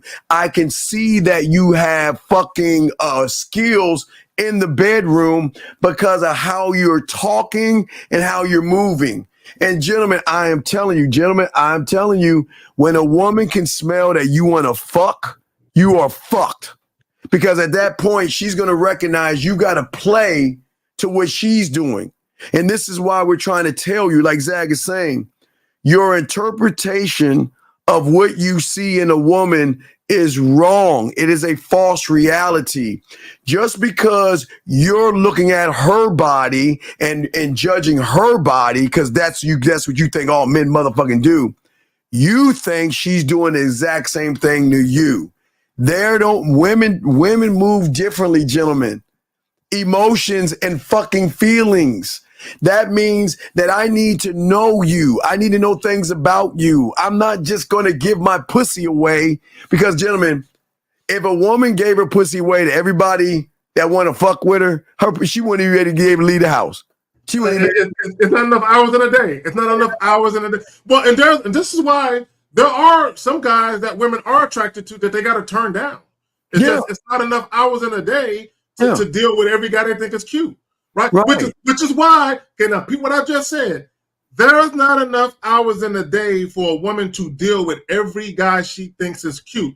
So what she has to do is a process of elimination. So the process of elimination is, let me talk to him for a little bit. Let me go out on a date with him and kind of see who he is and what he's about. And based on how you conduct yourself and the shit that you elect to say and how you respond to what she says, that gives her, the picture starts to clear up a little bit more. It starts to clear up a little bit more as to who she's fucking with. And let me just say this about sexual attraction. This is what a lot of guys don't understand about sexual attraction. Outside of you being a dick referral, when I say dick referral, outside of another woman or other women telling her, girl, he's like this, girl, he can do this to you, girl, he can do this. Outside of a woman getting that information, she don't know enough about you to make a decision on whether or not her having sex with you is going to be something she's going to enjoy. So what typically happens is the only thing women have to go on is how you talk and how you behave. That a lot of times, that'll kind of give them not a clear picture all the way, because they still got to have sex with you to figure it out. Right. But at least it'll give them a little insight to the type of experience they may have, which is why we tell you, be decisive, be authentic, be transparent, be direct, set a woman's expectations as to what it may be like to deal with you, because that's going to go a long way in her saying, okay, I think I might enjoy myself with him. Okay, I like how I feel. I love how he makes me feel. So that alone, how you make her feel oftentimes is alone for her to take that leap of faith. Like, I think I'm going to enjoy myself sexually. I'm ready to make it happen. Right, gentlemen, get your crayons out, because I want to tell y'all a few things and get Zach's opinion. Okay, they look at a woman as in looking for a man that has what we call a sexual quality checklist. And this checklist has nothing to do with muscles. It has nothing to do with cars. It has nothing to do with clothes. It has nothing to do with your height. It has nothing to do with your job. It has nothing to do with anything outside of you. These are things internally that they have these checklists that they're not going to tell you about, okay? Number one thing that's on this checklist, gentlemen, is that she wants a man that has the skills of listening. See, when it comes to sex, listening is an important skill, because the ability, gentlemen, to listen to what an actual woman is saying without judging her and having an open mind is something that women love. And what I'm saying to listen to, listen to her tell you, I want a guy that's 6 foot tall. I'm looking for a man that rides dragons and all that other bullshit. I ain't talking about that listening. I'm listening to her smiles. I'm listening to her blushes. I'm listening to the way that she looks at me. You gotta go beyond the words and go behind that, because the gentleman, and I'll throw it to Zach, the important thing in all of this is that the information sometimes is right in front of you, but you're not paying attention to the right information. You're focused on the words, or excuse me, her wants. And this is why I always tell you, fuck what the fuck I don't give a fuck what she wants. And it's not being mean to her, but her wants are none of my business. I don't give a fuck what she wants. Because, gentlemen, if you do everything she wants, you still ain't gonna get the pussy. You're just gonna be her friend, because you're gonna do everything she wants. But you've got to be able, what we remember Lionel Zag's sight beyond sight. You must be able to listen to her, not her. I'm not talking about rapport and her body moving. I'm talking about the emotional reactions to the things that y'all are discussing, not the questions. Because if you're having a question, she's going to be dull. But if you're talking to her, she's going to light up, because it's very weird for a woman to talk to somebody who hasn't asked a question. It kind of, Zach, throws her off. She's like, why the fuck isn't he asking anything about me, Zach? What say you on listening? Let me say this, and I want guys to think about this. How women see you out of the bedroom Same way is how they'll see you in it. Yes. Okay. So let me explain what I mean. If y'all remember at the beginning of the clip, the beginning of the show, we played the clip, and the young lady was saying, and she said it more than once, and you could tell she was highly frustrated because she was disappointed. She said, he talked at me. Okay, again, when you talk at somebody, you're just talking to be talking. You're just throwing shit at them. Yes. Okay, you're not really having a conversation with them where you guys are volleying words back and forth, where she's writing your words and then she's responding, and then you write her words. That's not happening. It's not, y'all not playing tennis. You literally got the tennis ball machine at her, and you just shooting the balls at her, and she don't have a chance to hit them back, right? So what happens is, when women feel talked at, it speaks volumes of how you communicate. It speaks volumes of the fact that you're not an attentive listener. So peep game. If you're not an attentive listener, how can you ever be an attentive lover? Because you'll never pay attention long enough to get to learn her body, to get to know what gets her off, to get to know what sexually pleases her, because you don't even listen. All right, guys, lines are open. Erico 860, sir, what's your name and how can we help you, brother? What's up? Hey, Steve. Hey, K Zagan. This is Lou. What's up, Big Lou? What's up, my brother? What's up? Hey, when you guys are talking about when I am talking at a woman, doesn't that come from like a position I'm relying on the outside extremities? No, it comes from a worse position. You don't understand. You're saying a million things without even recognizing what you're saying. You're saying that when I talk at you, interviewing you, that not only can I not lead by example, but I can't lead by in being a sexual example. That you're saying I don't have any social skills. That means that you can't. I'm not outgoing. I'm not charismatic. I'm not those things. I don't know who I am, because at that point, I'm trying to hide behind pretending like I'm interested in knowing about her versus being honest and transparent. After that, because of that, you're showing her that then you're fake and you're not authentic.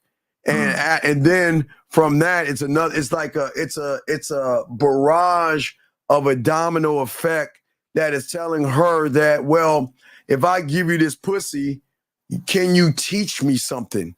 Do you have the ability to show me something that I've never experienced before? But the moment you ask that fucking, what do you do for a living? She's saying, you can't teach me shit. I can teach you something. And if I got to teach you something, I ain't going to waste my time teaching you. Do you know how many motherfuckers I could teach how to fuck and how to do this pussy thing right? I don't want to teach. Go ahead, Zach. Let me say this. There's actually a viral video clip. I wish I fucking had it. And it's a young lady who said it perfectly. She said the biggest mistake that men make when they very first meet women, and this goes back to how men communicate. Yes. They're so busy trying to convince the woman to think a certain way about them. Yes. Which is why guys ask a bunch of goofy questions and why guys lead with their accomplishments and their accolades, because they're trying to get a woman to think of them a certain way instead of getting a woman to feel something. Right? When you think about feelings, you think of, like, if you think about sexual attraction is an emotion. Right? Sexual attraction is an emotion. For a woman to be sexually attracted to you, that means she feels something. Not think something, but feels something. See, a woman can think that you're handsome, but when she's actually attracted to you, it's because she feels something. A lot of guys don't know how to evoke or elicit that feeling in a woman where a woman actually desires them. Go ahead, fam. Does that make any sense, brother? It does, Steve. Thank you so much. Well, no, hold on. What was the basis of the question, my friend? Because when I was if I was on a date or talking to a woman, it's the difference between talking at them and talking to them and understanding the difference and discern between the two. Well, okay, you have to remember, and I think a lot of people they get everything wrong because, again, your greatest mistake is making everything about women. Not to say this is not to knock women or say anything mean about women, but what you have got to ask yourself. Take women out of the equation, okay? Take her out of the equation, all right? What is it about you that is so different that you can give her a personalized experience? Think about that. These are things that you've got to ask yourself. What are the things about me that when she talks to me, that not only is she going to feel comfortable around me, she's going to feel not only my confidence, but my sexual confidence. There is a connection and inspiration to inspire her that she's going to recognize with this person, I can learn some things about him. You see what I'm saying? Yes. What is about him that is going to give me excitement? Look, if I want to get off and come, I can do that with my fingers and my dildo. Yes, right? I can do that with my fingers and my dildo. So what excitement can you give me to make me feel an anticipation to want to know what it's like to kiss you? What is it like to hold you? What is it like to take your clothes off, smell your body, and do whatever she wants to do? Also, what kind of a gratification does she get out of you? You see what I'm saying? What about the satisfaction? What is the satisfaction I'm going to get if I give myself? Because remember, look. You know that commercial with all the hot dogs hitting the woman in the face, right? Yes. Right. What is the one thing that we always tell you guys? First thing you got to do is you've got to stop trying to make it about sex and trying to fuck her, because you've already lost the battle, because she's recognizing bad things. It's not really good when a woman recognizes that you don't know how to communicate yourself. You see what I'm saying? Yes. See, you can't see the thing that one must be able to do is to be able to share experiences, not actually like talk about things. You know what I mean? It's not a thing where I'm trying to force her to like me. It's that I want her to tap into the thing that drives her behavior. And what is that? That's her emotions, right? So the emotional benefits have got to be something to say, if I give myself to him, what am I going to get out of this? What am I going to feel? Keyword feel. Because all y'all get hitting a hole ain't going to do it. Because she can do that with her dildo or her finger. So what do I, Zach, I throw it to you, but what do I get out of that? Zach, what say you, my brother? No, it's just a lot of guys treat women like a human pincushion. I mean, like literally, a lot of guys treat women like, because a lot of guys, they just have sex to get a nut off. Really, a lot of guys just have sex for their own selfish pleasure, and they just trying to get their nut off. You know what I'm saying? And when you talk to women, this is why when guys are a little thirsty or they act desperate for sex, they come across like that guy. Oh, you just want to climb up in me and just rabbit punch me for a little while, get your nut, and you good. Does that make sense what we're saying, big dog? Because always remember, okay, the greatest checklist that they're going to have outside of some of the things I'm telling you is that she wants to know that like she wants you to be like how y'all guys see luxury items, right? In the bedroom, she wants to experience fun. No judgment. Steve, I got to interrupt you. You said the operative word, experience. Guys, when women are having sex, it's not just the physical act of sex that they want to experience. They want to experience how you talk to them. They want to experience how you touch them. They want to experience the fun of it all, the mental foreplay, everything leading up to the sex. They want to experience the sex. They want to experience you after the sex. They want a whole experience.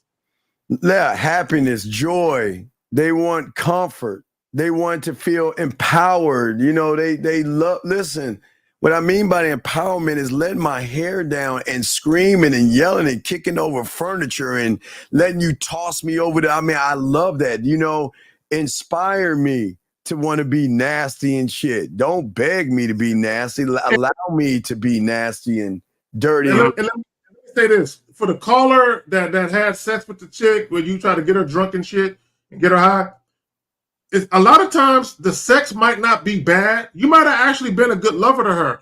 But here's the thing. Dick is a dime a dozen for a lot of women because a lot of you guys or you might be adequate in bed, but she can find another you like that. So what happens is the overall experience she had with you probably wasn't meaningful or pleasurable. So her thing is, yeah, I mean, I could have sex with him again, but the overall experience I got, I can do without that. Does that make any sense, buddy? It does, Steve. All right. So any other questions you got for us, big guy? I'm all set, man. Thank you so much. Hey, great call, Lou. We appreciate you, brother. We'll throw you back in. Guys, lines are open. If you have a question, we got y'all. We chopping up the game. Area code 470, sir. What's your name? What's your question? How can we help you? 470 going once. 470 going. Yeah. Sir, can you please get off your speakerphone, please? Yeah, I got you. One second.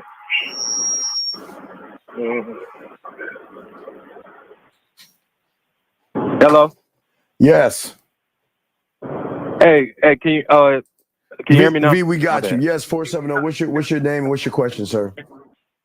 Name is Trey, and my question was because you all are some of the only YouTubers out here say it like I know y'all are critiquing when you see on the Pineapple Show that the guys asking a bunch of questions. Yes. What made y'all start saying like, oh, I'm not gonna ask questions? Like, why do you? No, how did you because come up with that rule? I'm not gonna bore the woman and dry her pussy up. Okay.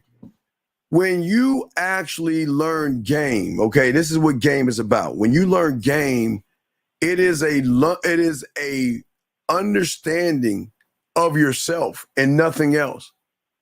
And once I know myself, that's all I can do is talk about myself and share my life with somebody who is lucky enough to be around me and be able to talk to them and not just talk to them, make them smile and draw out emotions in them, because I'm not going to ask any questions. I don't give a fuck. I'm being honest with you. I don't give a fuck. I'm being dead ass honest. I don't give a fuck what she does for a living. I'll never ask what she's looking for because I know I'm the guy she's looking for. I don't care about her job, and she'll never ask me about my job.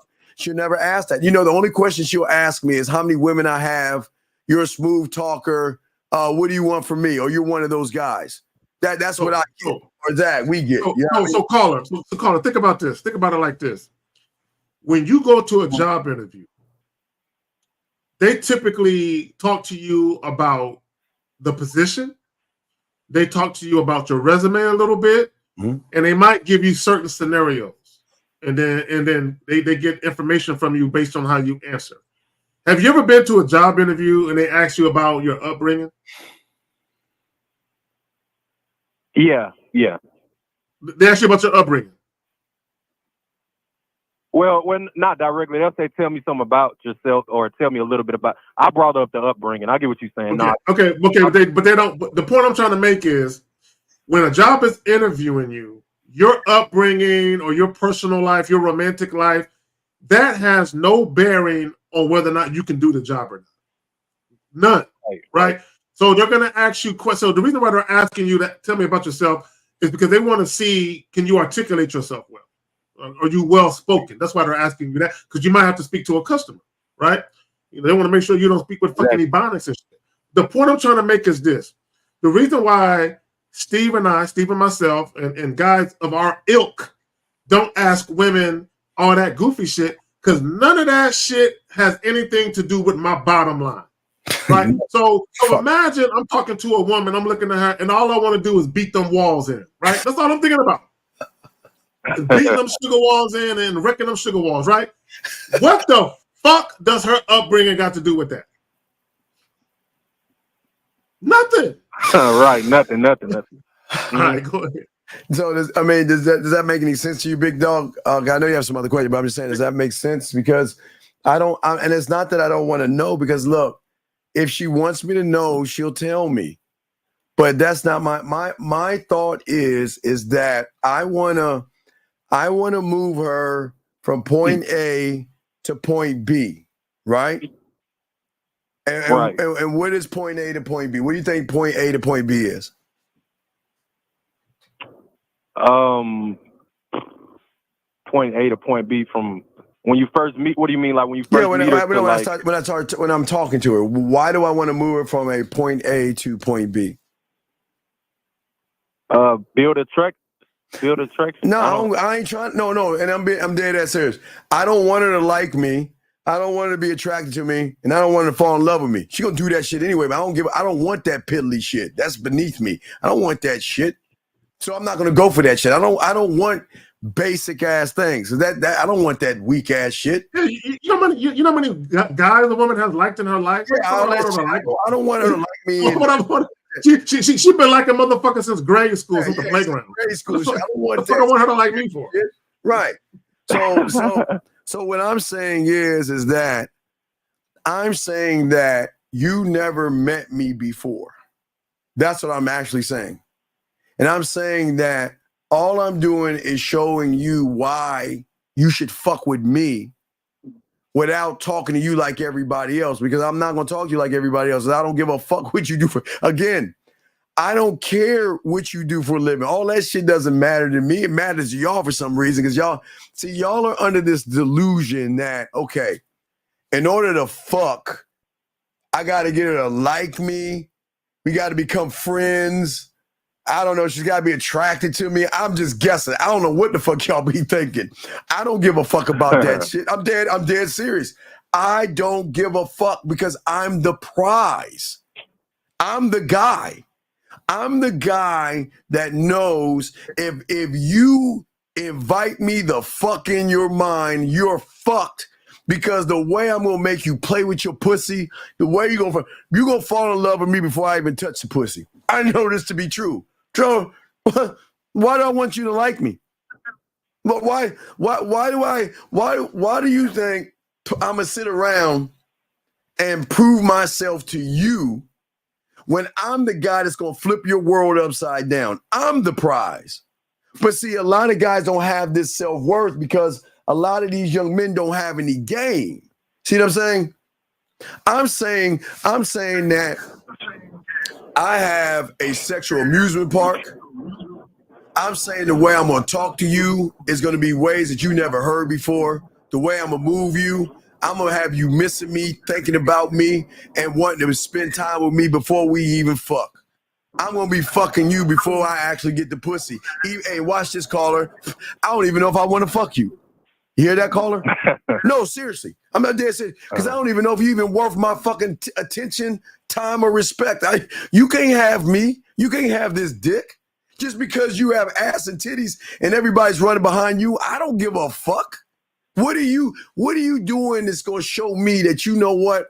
I got to stop giving all the attention I give to myself and telling me how motherfucking bad I am to switch in and give you some of my fucking time. Do you see the thought process? So right there, Zag and men like us, we take the power out of the pussy.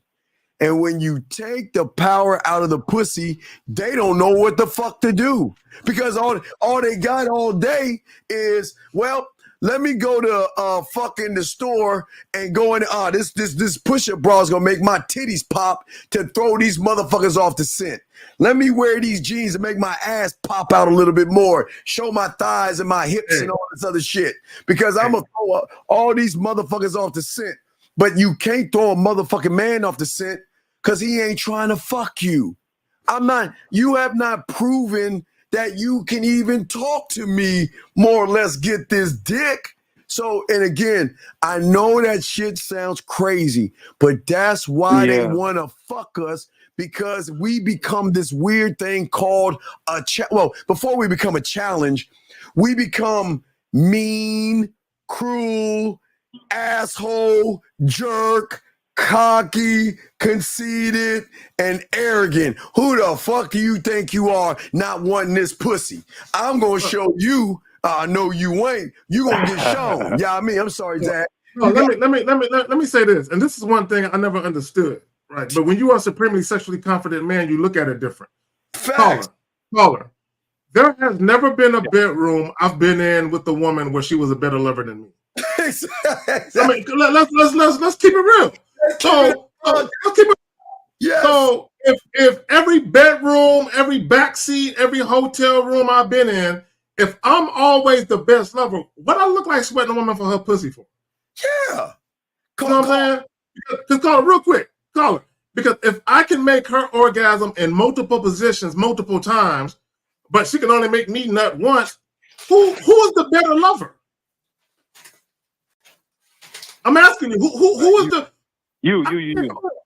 So what the fuck I look like? So when Steve talk about taking the power of the pussy away, okay, it's actually very easy to do that, right? Now, there's nothing wrong with desiring a woman, right? Specifically sexually. There's nothing wrong with sexually desiring a woman. And there's nothing wrong with conveying that to a woman. But while you're conveying that you sexually desire a woman, you have to simultaneously let her know, but I don't care about your pussy like that.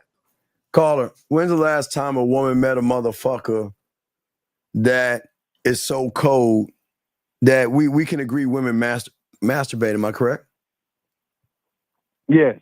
Yeah. So when's a woman met a motherfucker like me that says, instead of masturbating, why don't I send you something to masturbate to?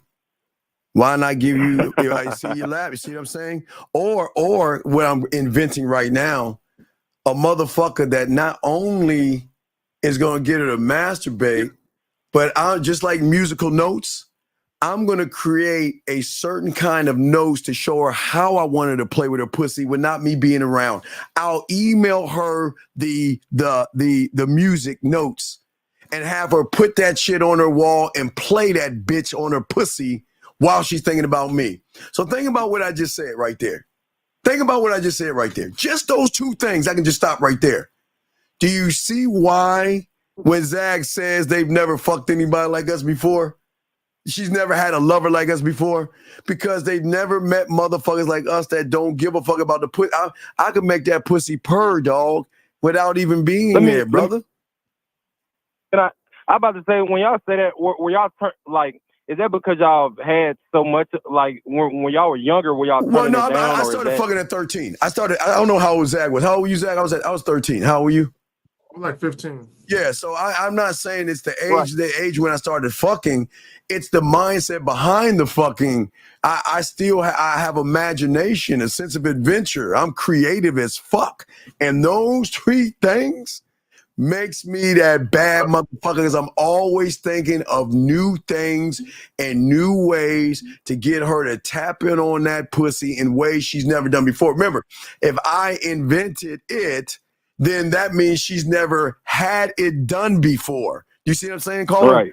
Which means that I've got a sexual advantage over her because if she's fucking with me, I'm going to blow her motherfucking mind. Hey, dog, we call it making her come without me putting my hands on her, dog. That's the most dangerous motherfucker in the world. Zach, Let me say this. Okay, when I first had sex for the first time, the woman, actually I was 16. I wasn't 15. I was 16. But the point I'm trying to make, the young lady I had sex with, she was a teen mother. She already had a baby and a whole nine, right? So when I had sex with this young lady, okay, she did not know it was my first time. She had no clue. Because when you listen to a lot of guys talk, especially guys that call into the show and they say they hadn't had sex yet, they act real nervous and real jittery. Okay, I didn't act that way, right? So when I saw her at a party, I told her, I said, look, where do you live at? Right? She told me where she lived at, and I asked, I said, yo, are you ever at home? Because I knew she had a baby. I said, and I knew she wasn't going to school regularly. And I said, are you ever at home during the daytime? She was like, yeah. I'm like, hey, I'm gonna skip school and come by and beat it up. Like this is exactly how I'm talking to her. Like, but this is my first time having sex. So when we first had sex, and I was, on that day bed knocking the screws loose, you know what I'm saying? She never knew. She never knew it was my first time. So after fucking her like 3 or 4 times, I said, I'm gonna tell her she was my first. But I already knew she wasn't gonna believe me, right? Because the way I was beating it up, right? So when I told her, she didn't believe me, and I had to convince her. The point, and I'm not trying to brag, the point I'm trying to make by telling you that story is it don't matter what a woman has experienced before you. Right. It don't matter when you are supremely confident and you're feeling yourself and you climb up in it and you do what you do. It's the woman is always going to get a feeling of he know what he doing. So caller, think about this. All right. So what I invented, right? So if I always want to give it wasn't my bad. I broke her bed. not only did I break her bed, but I put a crack in the plaster. I was banging that bed up against the wall, so it was a crack going down that wall and shit. So true story, I swear to God. Think about this, dog. I want to give a woman. Now, let me ask you again. I've told this for free, but how can you give a woman a sample of you without being there? What do you think you can do? Like voice messages and shit. Well, no, you can do that, but what I want to do is I want to give her sexual experiences through my voice messages by letting her see. I want to use in football, like if you have a bigger guy in front of you, you want to kind of like use their momentum against them. Because they can just knock you over, you run into them, right? So instead of running at them and them knocking you over, you take kind of a step forward and come back because their momentum will push them forward. And all you got to do is just knock them down, right? So what I want to do is I want to use the momentum of her imagination to my benefit by becoming an experience, by letting her know. Again, I'm not going to tell you the whole shower game, but I think about this. When's the last time a woman's ever heard a man tell her, hey, when you're washing your body, let the towel be my lips and tongue so you can experience me. But here's the thing. I want you to guide your body the way you want me to lick it, right? But also, even on top of that, think about this. When women know their body and they know how to come, yes, right? They know their body, right? But they don't realize they don't know their body with a man that knows how to fuck. See, I get to, as she is rubbing her body, I'm not listening, but I'm listening to the moans. I'm listening to her breathing. I'm listening to everything that is going to build up that spot where she's about to come, because we'll have this conversation, right? But once I find out what that spot is, let's say her thing is building up, thinking about a boat. I don't know. I'm just guessing. I'm just saying, whatever the fuck it is, I learned about it, right? Then at that point, I can not only tease that spot, but I can up the ante of that spot, because think about this. When she's playing with herself, she's actually talking dirty to herself. You see what I'm saying? But what happens when I get in her motherfucking ear on top of her talking dirty? And I'm on top of what she's saying. And I'm talking all that shit, but also telling her how tight that motherfucker is, I tell her where to move, how to touch it, where to touch it, why to touch it, and everything in between. I'm going to up that ante. So think what I'm saying, dog. That's exactly about to say something. Let me say this, because Steve, you said something, and I don't want what you said to go by the wayside. You said I'm listening to her moans. Oh yeah. So call her. And see, and this is where being an attentive lover comes in at. Yes. Like, I'll give you a prime example, caller. There's been times I had sex with women the very first time, right? I had sex with them, and they enjoyed it and all that nice shit. And then I said to them, wait until I learn your body. Now, so when we talk about a woman's moans, so when you are actually an attentive lover, and you're not selfish, and you are a prideful lover, meaning you give a damn about your performance and satisfying that woman. When you're listening to a woman's moans, you can literally tell what the moan is that you're hearing. So caller, a prime example is this. I can listen to a moan and I know, oh, she's uncomfortable. That's not a moan because I'm hitting the spot. She's uncomfortable. So literally, I hear that moan, I stop, I lean down, I whisper, is that hurting? Is that a little uncomfortable? Here, let me shift you. Let me shift your body this way. And I'll move her ever so slightly. You know what I'm saying? Or I'll put a pillow up under or something like that. And just doing that right there, she looking at me like, this motherfucker, I just met this nigga a week ago. And he's disattentive, paying attention to how I'm moaning and shit. Right. I'm just saying. Yeah, but also it's not, and here's the problem with a lot of guys. So once a woman comes, they think, okay, I'm done. Nah, nigga, you ain't done, brother. It's the cool down. You see what I'm saying? It's taking your fingers and relaxing you now. Now you had your orgasm because you have little shakes and shimmers and tremors and stuff.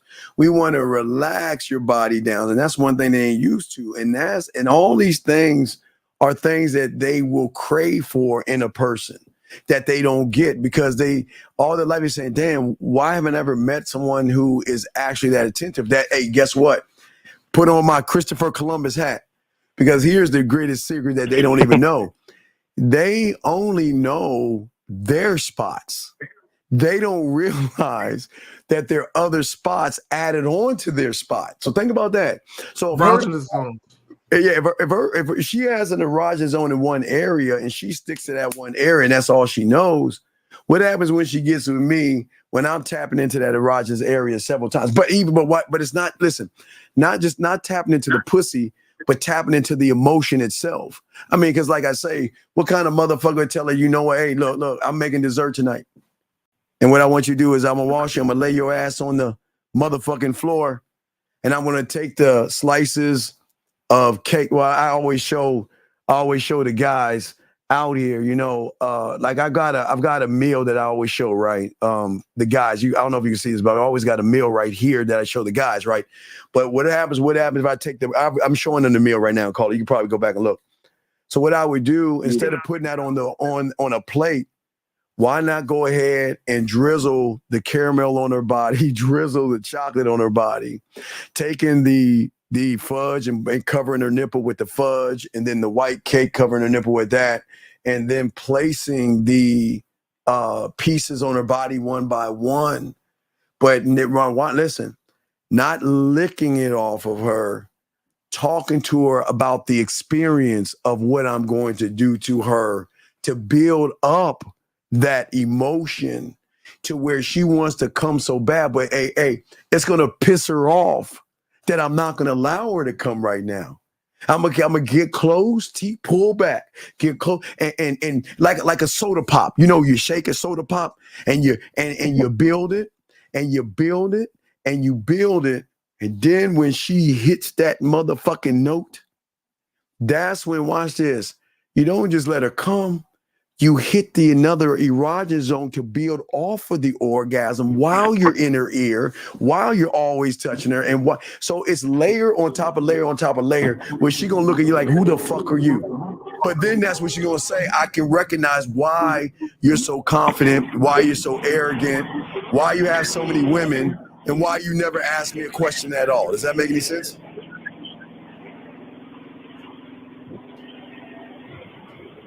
Hello. Yes. Does that make any sense to you, sir? Yeah, it was a lot. Yeah, and last thing. Wait, time out. Hold on. Wait. Brittany, BH. Hold on. BH. I think you got it wrong. We're not teaching guys to run after your pussy. I think you got us all wrong here. We're showing these men the worth and value of their dick. We ain't showing them to run behind no pussy like they've been doing and losing the fuck out. Pussy has no value. Pussy has no value. No value over here. We're saying to you that I'm not trying to fuck you. I want to know why you want this dick. You got it twisted. Ain't nobody running behind no pussy. Please understand that. You're new, welcome, but please understand, ain't nobody running behind your pussy, because you know every asshole and jerk you gave that pussy to, who didn't take you to dinner, who wasn't kissing your ass. You know exactly what I'm talking about. But I'm sorry, caller. Back to you, sir. You got it, man. What's your next question, sir?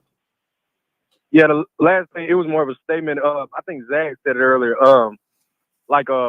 I'm in a semi truck. I don't have no house or my own place. No, you can fix that. No. Semi truck. No, you're good. No, I'm serious. She was like, I tried. You got a bed in your semi truck, right? Right. You got some music you put in that semi. Bro. Man, that's all you need. Bro, that's all. Bro, look. Go ahead, caller. Go ahead. Pull that motherfucker to the side. Shit. Come on. You just tell her, look. Baby, I live on the road. Yeah.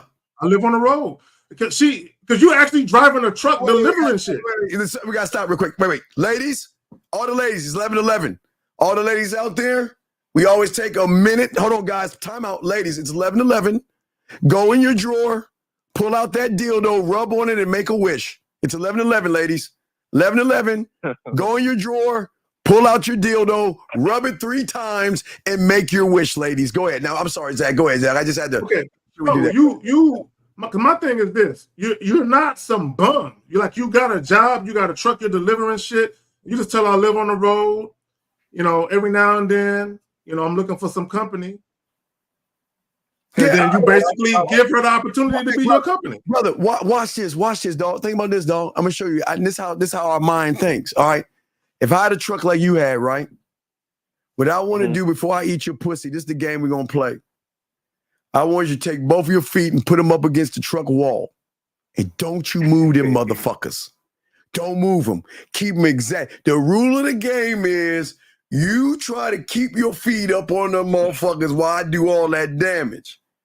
And right. While I play with it, while I make it come, and while you don't move them motherfucking feet, dog. That's what I'm saying, dog. Then you grab her feet from there. You put her ass. You put her ass up against the truck wall, dog. Utilize that motherfucking truck. Put her ass. Hey, dog. Drive somewhere secluded. If you climb up all the way on the top of that truck, bend her ass over, fuck the shit out of that motherfucker. And you want her. Every time she sees an 18-wheeler drive on by, she'll be like, oh shit. That's what I'm talking about. That's what we're talking about. You see what I'm saying? Don't feel. Go ahead. What I was about to get at though, because she ended up asking me I was just like, I got to sit up. She was like, how I sit up, and what Zach said earlier about the TV thing, I was just like, I got a TV, and then he said something I never heard before, we use it as distractions or something, because that's mine. I guess that's one you use it as a distraction. because your conversational communication skills is lacking. So a lot of guys do that. It ain't no different than if you get in your car and you got a woman you just met in your car, she in your car for the first time, and y'all turn on a fucking radio, and you're not listening to music for a particular reason. You just got the radio on listening. Same thing. See, what I want you to do, caller, if you get the chance, I'm gonna give you one for free. Next time you can get her to play with her pussy. What I want you to do is I want her to turn around on that bed and, like I say, put her feet up on the wall. Imagine that you're inside of my truck right now. And I want your feet up on the wall. I want you to arch your motherfucking back, and I'm going to show you how I want you to play with your pussy as if you're in the truck with me. And when we get done and you come, the rule is when you come, you can't move your motherfucking feet. Because what you want to do, so think about this. See, in the game, that's 3D, right? But now the 4D experience would be actually being in your truck. So the way we teach you guys is touching that pussy and making her come before you actually make her come. Because a lot of y'all guys miss out on these opportunities around 12 o'clock, 12:30, when they have a t-shirt and panties on and they want to have a little bit of playtime fun where they're tied to their fingers and their dildo. You want to be the guy that call you and say, look, you know what? I need to get this nut off my back. Let's go. Does that make any sense? I don't think it makes sense. I don't know where he went. I guess he faded the fuck out. Okay, we'll move on. All right, we can't hear you. Hello? Yeah, I'm about to hang up on your motherfucking ass. Yeah. Oh, yeah, I said, I don't know what happened to my shit. I heard you. So what I'm saying is that you're not utilizing your truck for the perfect benefit. You have not placed her. You have not placed her in a situation where she can come off the thought of being in your truck. You haven't put her in your truck to make her come in your truck. And you have not given her the fantasy of what it's going to be like to nut. What was his original question, though? Because I want to make sure we got that. Oh yeah, I'm sorry. Yeah, what was your original question? I'm sorry. You just run our mouths. What's your question, brother? No, that one was a statement. That original, very first one I called in, where it was just about the asking questions. And then to go off of that, I was about to ask. I know I got it from y'all. Like I wouldn't ask nothing like, what do you do for work or like body count or nothing. But is it our like clarity questions okay? Like those generic questions. No question like, that no. Well, clarity. Well, I want to get his opinion. What do you mean by clarity? What type of question? What do you mean by that? Yeah. Let's say she starts talking about her work on her own. I didn't ask her what she do for work. She go into like I'm a nurse or something, and then like I don't know what clarity question. Wait, hey, you already got the answer. I already got the answer. Zaz got the answer. You know what? I'm going to scribe that. What is that? What do you think that means? See, you done said it so many times. I should know. Right, you should know that shit. I know she's a nurse, so I'm gonna make sure when I go to Party City, I'm gonna pass the fucking security guard, the construction worker. Oh wait, there's a doctor, there's a stethoscope, there's a robe, and and you see you laugh, but I'm just saying, dog. See, I like a woman that's a nurse because, hey, look, you get to do an examination, but now let me play doctor so I can examine your mind and see how your mind works. Because I'm role playing. We role playing that. Yeah. Look. Right. Yeah, I wouldn't have thought of nothing like that. Right, but I'm just showing you that's how game works, dog. When you take what she's saying and benefit you flip it. You look, guys, and that's where sexual creativity and wittiness comes in at. Yes. Where you take what a woman says, and although you're not really interested in what the fuck she's saying, she says something where you're like, oh, wait a minute, hold on. I think I can utilize that little bit of information. And then you take it and you flip it. Or caller, watch this one. I'm gonna take it down a notch. Do you know what? When I look in her eyes, I'm gonna get in her ear. You know what? It's time for me to make my private examination of you. I know you're a nurse and you always examine people. Let me examine you. Let me examine how you kiss. You see what I'm saying? Damn, I need a closer examination. You see. I just got the kiss. I'm gonna tell him a real live one. So years ago, I met this young lady. She was a property manager. So she was a manager over an apartment complex, right? And she told me that. And I was like, I wonder if she ever fucked one of her tenants before. Right? So this is what I said. I said, look, which one do you work at? I said, this is what I'm gonna do. I'm gonna come by your job, act like you don't know me. I want you to show me one of your empty units, and I'm gonna fuck the shit out you on that bed. Right? So I'm just using what she's saying as role playing, like she fucking one of her future tenants and shit. Right. You know what I'm saying? Also, caller, think about this. I'm just breaking it down in my head. Even if I hug her, let me check your pulse and your temperature. Come over here closer, get closer to me. I can feel it. You see what I'm saying, dog? And dog, that's just her saying nurse, motherfucker. I mean, that's just her telling me nurse. The moves are already set in stone. I can just take them motherfuckers when I want. That's what game teaches you. And that's why I'm not even going to ask her anything. She'll tell me what I need to know, and I'll go off of there. What else did the woman tell you other than being a nurse? What else did she say? She say I'm a waitress, a waitress in the food industry. Okay. A waitress. All right. Well, before I give you a tip and before I give you my order, let me taste you and see if I have to complain to the manager. Come over here. What? I'm just saying, dog. What the fuck? What do you mean, Damn, what the crazy. fuck? That's it, dog. Dog, I don't think that fast on my But toes dog, like that. that's because you don't have game yet, crazy. dog. When you learn the game, this comes to you natural. See, this is what we're trying to tell you. When you have game, it comes natural. You don't have to fake it, play it. It just comes. Tell me something else she's told you. Let's say she a stripper. If she's a stripper. What, yeah. Okay, well, why that should be. No, if she's a stripper, then you know what? The next time I have you come over, I'm gonna play some music. I'm gonna sit down. I'll be the John, and I want you to go ahead and give me a dance. Hey, matter of fact, wear my shirt. Go ahead and give me a strip dance. I'm in the VIP. I've done it where the chick come over. The music is already playing. I had a chick that worked at a stripper. We came to the crib. The music was already playing, so the lights was already turned down. The music was already playing. It was a 2-story house, right?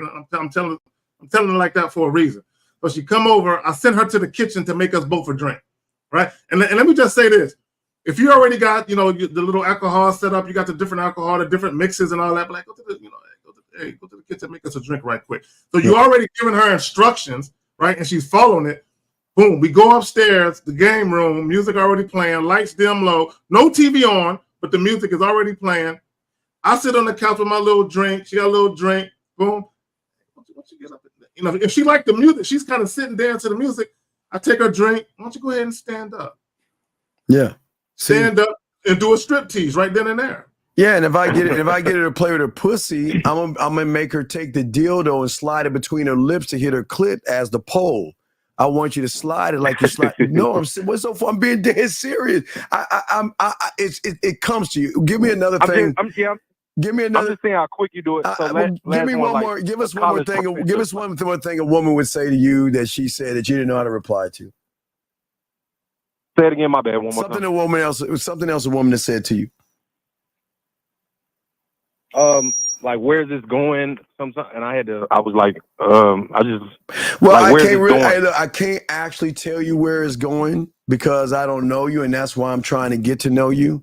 But I can promise you, once I know where this is going, I'm going to let you know. Because the last thing I would ever want to do is have you wonder where we are. I am an open book. You will know.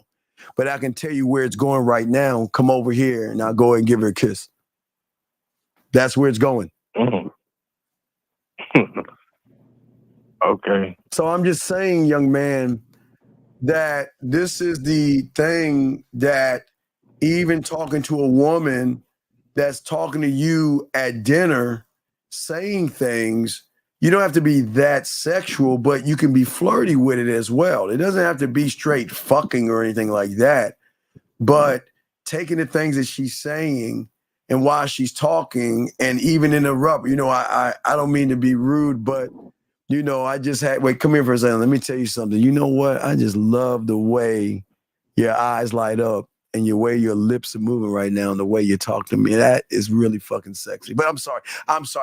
Please continue. I'm sorry. Well, let me say this because he mentioned something and I don't want this to get lost on guys. Because he said the age-old question that women ask. Where is this going? What do you want? Guys, if a woman is asking you where this is going or what do you want, what that means is you probably haven't been clear with how you're moving as to what it is you're doing. Because women typically, I'm not saying there aren't exceptions as to women asking those things. Yes. But typically when a woman asks you, where's this going? What are we? What is this? All that type of shit. What do you want? It's because you haven't made it clear, right? So she kind of wants you to spell it out so she can make up her mind whether she wants to partake in what it is you're trying to do. The mistake that a lot of guys make is they try and make it seem like they want more from the woman than they really want, right? So an example is, so what exactly do you want? Well, I'm not looking for a serious relationship right now. I mean, I'm not saying I don't want a girlfriend, but right now I'm just kind of chilling. I'm just dating to kind of see where it goes. So just with that answer or that response, she's looking at you like this motherfucker's indecisive. He doesn't know what he wants. Yes. Right? Because even if, like, let's say for the sake of argument, you were the type of dude where you don't mind having a girlfriend, right? Let's say you don't mind having a girlfriend. You don't know if she's girlfriend quality or not. You don't know if she's the type of chick that you can make a girlfriend. So why would you even give her the misleading impression that she's in a fucking running? Make it clear. Well, no, it's not that I'm going to stop you. Hold on one second, Maria. It's not that I'm going to stop you in the middle because that would be disrespectful. I would say, if you listen, I would say, excuse me. I didn't mean to interrupt what you were saying, but there's just something on my mind that I wanted to share with you. I'm not going to just cut you off. I think that you're actually not paying attention. Okay, well, I got one for her because I got one. She rolled them dice. I'm gonna pick them up and roll them back. Okay. So patience. I got one for you. So guys, listen up. So let's say you just met a woman. You just met her maybe a week or two, and let's say she calls you up because she's bored or something, right? And she's talking to you about her bad day at work, but you just met her though.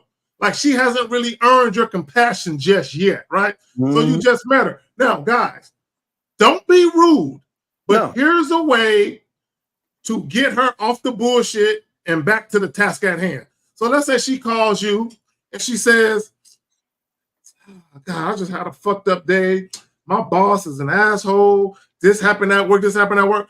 This is how you shut it down and redirect her. Where my phone at? Damn, this messed up. Your boss did all of that? Hey, well, look, I hope everything work out well for you, but check this out. Tomorrow is a new day. Why don't you lay your head down, get some rest, and wake up with positive thoughts? But anyway, like I was telling you, I have some availability Friday. Man, look, acknowledge her little situation, acknowledge it, wish her well with it, and then get her back to the task at hand, which is fucking with you. Yeah, patience. You understand, baby girl. We are skilled at what we do. I'm never going to disrespect. You understand? See, I know a lot of you women are not used to guys holding eye contact with you, making you smile and making you blush to a point. Even when you're talking, you're gonna cut your own self off, which you don't realize because you ain't been with that guy yet. Where you're talking about something and you're going to stop yourself to say, well, why are you looking at me that way? Or why are you smiling that way? What are you thinking right now? I'm just saying, if you have not done that yet with somebody and you haven't been with that guy yet, because I promise you, you're going to run your mouth. And when you're with that guy, you're going to stop and cut your own self off because you're going to be like, what are you thinking right now? And you're going to smile and you'll blush. So trust me, girl, I'm telling you, I'm telling y'all just don't know. You don't know what you don't know. What we're saying is we're not going to be rude and cut you off. Yeah, no, we'll let you talk. But after a while, if it ain't conducive to a brother's bottom line, we got it. Yeah, we're going flirtatious banter. Listen, it's not that I'm not okay. What I'm doing is that I'm listening to you, but I'm noticing things about you as you're talking to me. The more you open up to me, I'm recognizing, and what I'm doing is not rudely cutting you off. I'm excusing and trying to pause the conversation to let you know what's on my motherfucking mind, and then let you get back to what you're saying. I'm telling you, hey, when you get with him, you'll understand what I'm talking about. But caller, we got to grab some other calls, okay? I appreciate it. All right, we appreciate. Hey, but great call, sir. We'll throw you back in. And Jack, what we're gonna do, Jack. Okay, Jack. What we're gonna do is we're gonna give you a minute to call in because I'm gonna have to kick you out, buddy. And I don't want to, Jack. Listen, I don't want to kick you out, but I have no choice but to kick you out. Because if you haven't seen what the fuck we've been saying for all this time, noticing it's nothing you've ever heard before, that we're not red pill and manosphere, and you're still questioning us, I'm gonna have to force you to call in a minute. We're gonna kick you the fuck out. Because we can't do this. We're here actually trying to teach guys some game. And I'm not here to explain myself to a bitch ass motherfucker who can't fuck at all. We ain't here to explain ourselves to your motherfucking ass. So you need to either call in or you need to get the fuck out because you're wasting valuable time that we can help somebody else. Because I don't give a fuck what you think about the red pill, bitch. Yeah, and let me say this. Because Patience said something that's real. No, not Patience, not you, Patience, not you. Patience, relax. not you, Patience. Nobody's saying you. Listen, no, not you. Bro. No, not you. It's another individual. No, put up her other comment. Somebody else. It's not you. It's this motherfucker right here, Patience. I'm sorry, Zach. This motherfucker questioning us when he comes from a place of women, hatred towards women, talking shit about women and everything. But he's over here trying to soak up game, then questioning the motherfuckers, teaching him shit that he's never heard before. That's what we're talking about. But go ahead, Zach. You got her comment before that at 10:29. Because I want to. So she says, the last sentence. If she's coming to you complaining day one, she may not be the one. I agree. That's a red flag. Yes, guys. If a woman you just met is trauma dumping on you and telling you all this, and she's talking about her ex or her baby daddy and how much he an asshole and he's a dick and he's this and he's that, and she's just complaining to you and leave her the fuck alone. Yeah, right? She like misery. You can't fuck with a chick that like misery. Well, and like Zach was saying, see, with a man, I'm gonna teach y'all guys something for using what Patience is saying right here. See, as a man, being an attentive listener is not trying to solve shit. It's listening. I'm not trying to solve it, but I can still let her know that I'm paying attention without trying to solve it. Or also, Steve, you know what else we can give them? We can give them an outlet. Oh, absolutely. Life is stressful. Them little bastards stressing you out, they getting in trouble at school. Yeah. I'm your outlet for that. Outlet, yeah. Right? Your baby daddy pissing you off, he ain't taking the kids when he's supposed to. Now I can't help you with the little bastards, but I can be a stress reliever. I can be an outlet. Well, hey, baby, why don't you do this? Why don't you relax yourself? Why don't you go and take a nice bath? You know, I'm doing a little work. Why don't you take a nice bath, put a nice little towel over your eyes and everything, relax yourself. I know your music you like as I pay attention. This is some of your music. Relax yourself and everything. And if you don't feel better than that, let me know. I got you. See, that's how men work. See, we pay attention between the pay attention. Do you see what I'm saying? It's all, the thing is that this is what we're trying to, thank you, but this is what we're trying to teach you young men out here. All these things we're showing you on the back end is going to come up on the front end because, gentlemen, the thing is communication, but communication, where is it leading to? Like the young man said before that talked about, we're going to throw you back in and see if the calls are open. But hold on, let's grab, wait a second. Oh, man, what do you want, Thirsty? This is the church guy. What do you want, man?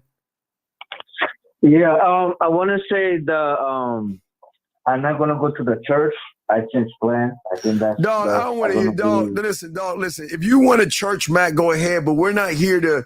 We don't play with that stuff, dog. We don't play with the church. And we don't play with the gym. Leave women alone. If women go there to pray, let them pray. Let them worship. Leave them the fuck alone. It's not a club, just like the gym. So we don't play with that shit, man. If you find it funny, man, we don't play that shit, dog. Yeah, bro, for real, look, caller, bro, don't be going to church just to try and have sex with chicks, bro. Yeah, don't do that shit. That's fucked up. If you're gonna go to church, bro, take it seriously. Yeah, take it seriously, okay? So we'll throw you back in, man. Thanks for the call. Yeah, but that's all we saying to y'all guys, man. This is the problem with so many young men. Y'all think you know women, but you don't even know yourselves. So how can you know women when you don't even know yourself because you can't communicate yourself? Because guys, listen, as we say to all of you, tomorrow when we have the pineapple show, tomorrow we'll prove it. We on Wednesday, we always prove it that what we're telling you today, you can take everything we say today, go to Wednesday show, we go live on Wednesday and recognize every guy that can't fuck, can't eat pussy, can't even make her pussy purr. They worship pussy, they worship the woman, and they have no self-worth, no value, because they lead with their wallet, they lead with boring questions, they lead with nothing about, oh, hey, you know what, I just joined in, where you from? Anonymous, I usually don't take anonymous calls, but I'll do it this one time. Anonymous, what's your name and what's your question, sir? Anonymous going once, anonymous going twice. Yeah, I hate the church, guys. All right, stop, Begoli, stop. No, we're not affiliated with Pineapple. We're using the Pineapple show to show you young men why y'all fuck up with women. Because all you motherfuckers do the same thing. Bore the fuck out of women by showing them that you don't have any sexual skills in the bedroom. Because like Zag was saying, Zag, I used to tell them this shit in the 90s. The way they see you outside the bedroom is the same way they see you in the bedroom. 224, what's your name, sir? And how can we help you? Yeah, Manuel Jacksonville. Yes, sir, Manuel. What's up, brother? How can we help you? All right, so I had this thing, I've never had this happen before, so I want to get you guys' opinion on it. So I hooked up with this girl a couple times, 2 years ago or something like that. And just recently she hit me up through the Instagram, talking about messaging me saying hey, do you have her number? No. So then what are you fucking calling us for then? What the fuck does it matter what the fuck she's saying? What's the play here, man? Wait, real quick. Because I kind of missed it. Is this a woman that you had sex with previously? Yeah, I'm sure he fucked her. Yeah. I fucked her a couple times. Why y'all act like? So if you call her. Look, real quick, let me just say this. I'm passing it back to Steve. You got to say, yeah. Okay, any woman in my past, I don't care if it was 5 years ago, 10 years ago, if she hit me up, we fucking. I'm not, how you been? Let me take you out. I'm like, girl, you know what it is. Hey, let me know when you're available. I'm going to text you the address. Come through. We picking up right back off in the bedroom like we never stopped fucking. You don't pick up where we left off, exactly. Yeah, bro. What the fuck all that goofy shit. Dog, the problem is because you're sexual, you don't have that much of sexual experience. What's your question? What is your question? Well, yeah, because I was just curious because she hit me up and she said, "Hey, what's up?" And I was like, "Oh, what's up?" Hey, what's up? Back at you, sexy man. It's been a minute. The next time you take a shower, go ahead and send me a photo. Or, hey, let's have some fun. You know, the next time you take a shower, what I want you to do is I want you to take that shitty ass iPhone, because I know she doesn't have an Android, but I want you to take that phone and I want you to place your phone in the corner. Let's go live and let me watch you wash your body so I can remember how it was, the way we kissed each other. I ate that pussy in the shower, fucked you in the shower. What's the problem? Well, I mean, she hit me up, right? And I just told you. Okay, caller. What do you want? Fuck it. Let's get to the brass tacks. What do you want? What do you want? I just wanted to know. I was confused. Okay, caller. I'm asking you. You're a grown man. I'm asking you a specific question. What do you want from this woman? Oh, her. Nothing in particular. Dog, okay, why are you calling us about the fucking woman then, dog? Well, because like I said, it's a situation I've never had. Okay, dumb fuck. Listen, I just said it before. Do you want to fuck or you want to shoe off? What do you want to do? Nah, I'm good on fucking her. Then why do you care? Why do you give a fuck then, motherfucker? Because I wanted to know. All right, dog, I'm gonna hang up on you. Come on, man. I'm gonna hang up on you, dog. I can't stand you weak ass motherfuckers try to ask me about some fucking bro bitch ass shit. Cause a woman reached out to your pussy ass. Wait a second. But Kay Zagan, why is she? I mean, she said hi to me, Kay Zagan, and I was like, oh my God, it's been 5 years, 3 weeks. Oh my God, 4 hours, Kay Zagan. Does she really want to talk to me again? What should I do? Fuck out here. It's common sense. If you want to talk to her, talk to her. If you don't. Come on, man. 601. I'm sorry. What's your name? What's your question? What's up? I'm Patience. Oh wait, who is this? Patience. I'm Patience. Hey, what's up, P? What's going on with you, girl?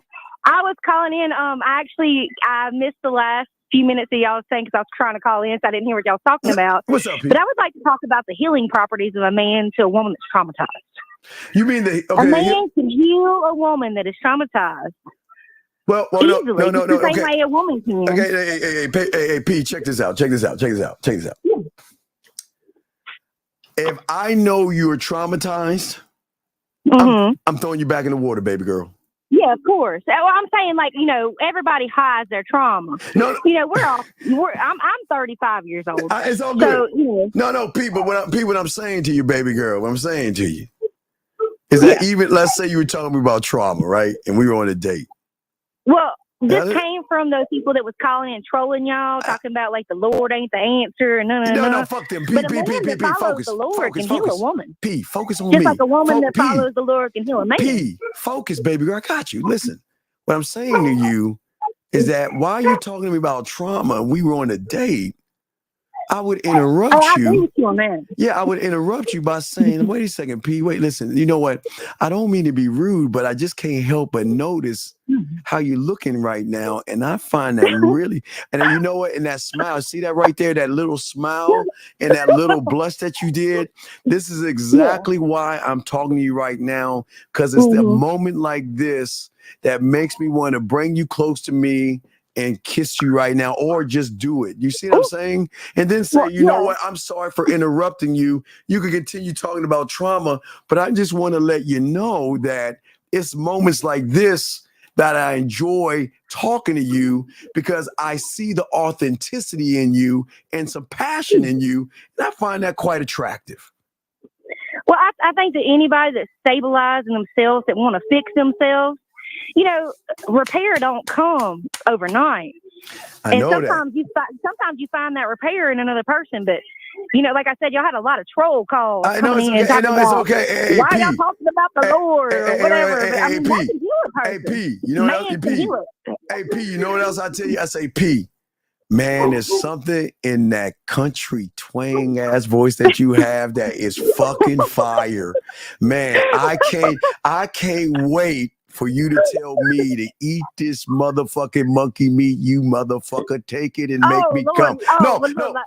You can't be talking to me like that. Pete, listen to me. I'm just telling you, I'm just showing you it's just a respect thing. I respect him. No, P, listen, P, just listen to me. I'm just showing you how I would cut you off to interrupt you by saying what I'm saying, because I know I'm going to evoke something out of you to shift the whole conversation where I wanted to go. I'm not trying to be disrespectful. I'm just trying to show my guys live on the air that every giggle, every laugh, and every blush is telling me I'm saying the right thing to you, girl. But understand, a woman will laugh in kindness. I know and I will laugh in kindness. I know. But like I said, I got a man. Don't say that. No, you know what I'm saying? P. I'm not saying you. I'm saying in a bizarro another world. Let's say you were single, we were talking to each other. I'm saying these are the things that I would say to you to invoke certain kind of emotions out of you to recognize that what I'm saying is the right thing, because you ain't used to a guy paying attention to everything you're saying in everything you're I doing. know, but, That's all I'm see, saying. what you're doing is you're misconstruing what I'm saying. As a woman, as a Southern woman, especially because you did point out my accent, we're kind of trained to know how to handle conversation that might not make us feel completely comfortable, so we laugh it off. A woman will laugh something off in your face. That's not her true emotion. Wait, ma'am. P. Women I'm are just, like that. but no, P. I'm complimenting your voice. I'm not saying bad.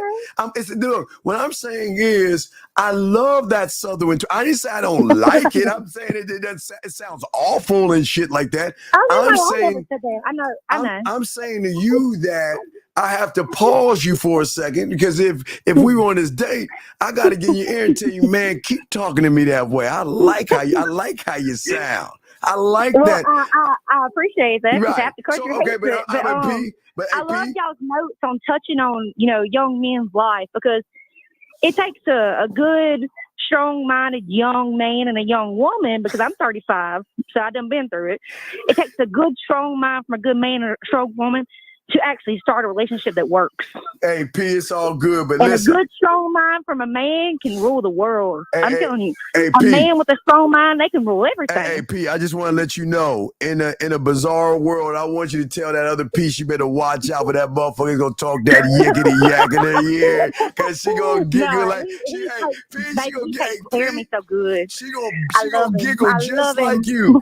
She gonna giggle just like you. I'm gonna say, girl. I appreciate men like you that would find that attractive in a woman, but I appreciate the appreciation, girl. So let me show you how I appreciate it by scooting up next to you a little bit closer and getting in that motherfucking ear. Oh, I'm sorry, P. Hey, P, it just happens. See, a man like that makes the best friend for life. I ain't gonna lie. No. You know what I mean? I'm gonna be more than your best friend. I'm gonna be your everything. Look, I'm gonna say, well, then hey, you P. can be in my life. No, P. A man that wants more than friends can be in my life.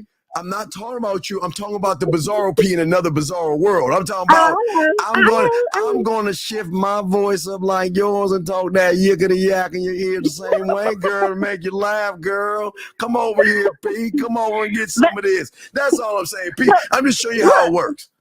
That's all I'm saying. I appreciate you, though. I want to let you know that. I appreciate you for trying to set the minds right. Yes. Of the younger generations, because it's hard to sculpt those minds. It is hard. I was a teacher for a while. Oh, you was a teacher? It's hard to sculpt a young mind. And to sculpt a mind that's in their 20s, it's even harder. And P, as a teacher, and I'm not talking to the P now, I'm talking to the P in Bizarre World, I look forward to bringing an apple to your desks, okay?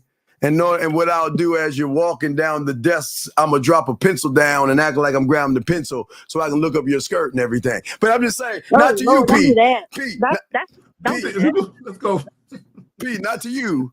I'm saying to the Bizarro P. Don't do that to no one. No, P. I'm saying that's our role play, P. That's gonna be our role play later on, where I'm gonna say, teach me more of that twang, P. I want to know more. I want that vernacular so I can go ahead and talk to you the same way, girl, so I can get you on. That's what I'm saying, P. You see what I'm saying? Not you. And I want to talk about these young minds that y'all are sculpting. You know what I mean? Like, you out here. I'm just showing the guys that how a date goes without having them boring questions, where I'm noticing I'm listening to what you're talking about. The teachers and all so patience. He trying to role play, and that's what he. I'm just showing the guys that if we, not you and I, because you got some. I'm saying the P in that bizarre world that's single got that nice little twang, got that little smile, can glow when she's smiling, got them eyes. I'm saying, oh man, I'm going to talk to you. I'm going to talk to you. And I'm gonna get up on you, girl. That ain't nothing that I can control. That's just where I was raised. Wait, that ain't a part of me. That ain't a part of what makes me me. That's just a part of what I sound like. I know that, but that's the first layer that I'm going to hit, because I know that other P has so many other layers, and all I'm doing, P, is peeling back You're trying to make people stay, though. That's your whole goal, is like teaching these young men how to. Yes. Okay. Yeah. Let's go back to that. Come on. Actually hold these relationships.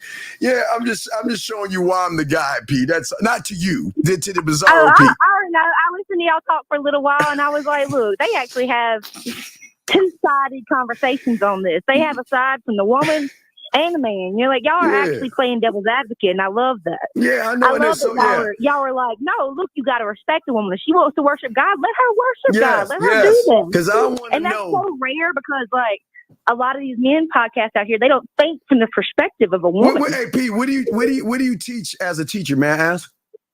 I used to teach pre-K, TK, and kindergarten. Like, what did you teach in So pre-K? What did you how teach? to read, write. Oh, basically your basics in life, math. So P, not you, but the Bizarro P. I can't wait to write numbers and letters and spell words on your body so I can start teaching you something in my school. No, P, not you. Hello, P, not you. You but talk about the other yeah. That's what I'm talking. P, that's what I'm talking about, baby girl. I'm gonna say, look, I'm gonna take you to school so I can go and show you my colors, shapes, and numbers by your body. Fucking. I think you done got too tied up in me, man. No, I'm not tired of you. I mean, I'm here to talk about your boys and what can help them, like really pursue a woman that will love them. I'm not tied up in you. I'm tied up in the bizarre. You trying to talk that yak to that one in that bizarre world, baby girl. Come on. You see, I'm changing my vernacular for you. You see, I'm changing it up again. God damn it. All right, hey P, but P, keep smiling, keep blushing, baby girl. We appreciate you. All I can hear is when you say "God damn it," I'm like, he must be from where, down from where I'm from, because that's a Southern thing. All right, so P, it's all love. Go ahead and do your thing. We gotta continue the show, okay, P? I wanted to tell you that I appreciate that you're looking out for younger men because helping them find love. Like I said, a man can build the world. All right. A man can build off the world if he has a strong woman. And a strong woman needs a strong man. P, just do one thing for me, okay? Men to be strong, you're doing a good job for the world. Hey, P, do one thing for me, okay? Tomorrow at work, tell your girlfriends about us, all right? Yeah, I'm gonna tell my boyfriend about y'all. What you mean? Tell him too. Thank you. Appreciate that. Every man needs to learn. Every woman needs to learn. You know. Appreciate that. You and P, thanks for the call, baby girl. No problem. All baby. right, thank you. She gonna leave the phone smiling like a motherfucker. Here we go. 404, what's your name? What's your question, brother? What's good? This is Blake. Hey, what's going on, Blake? Blake, how can we help you, brother? What's going on, brother? What's up, pimp? So I was just calling in because, like, really just to give you a flowers, dog. Like cigars. Cigars.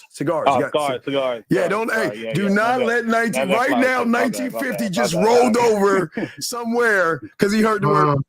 Always. We don't. You've been watching drink champs too much and shit. Man. We don't do flowers.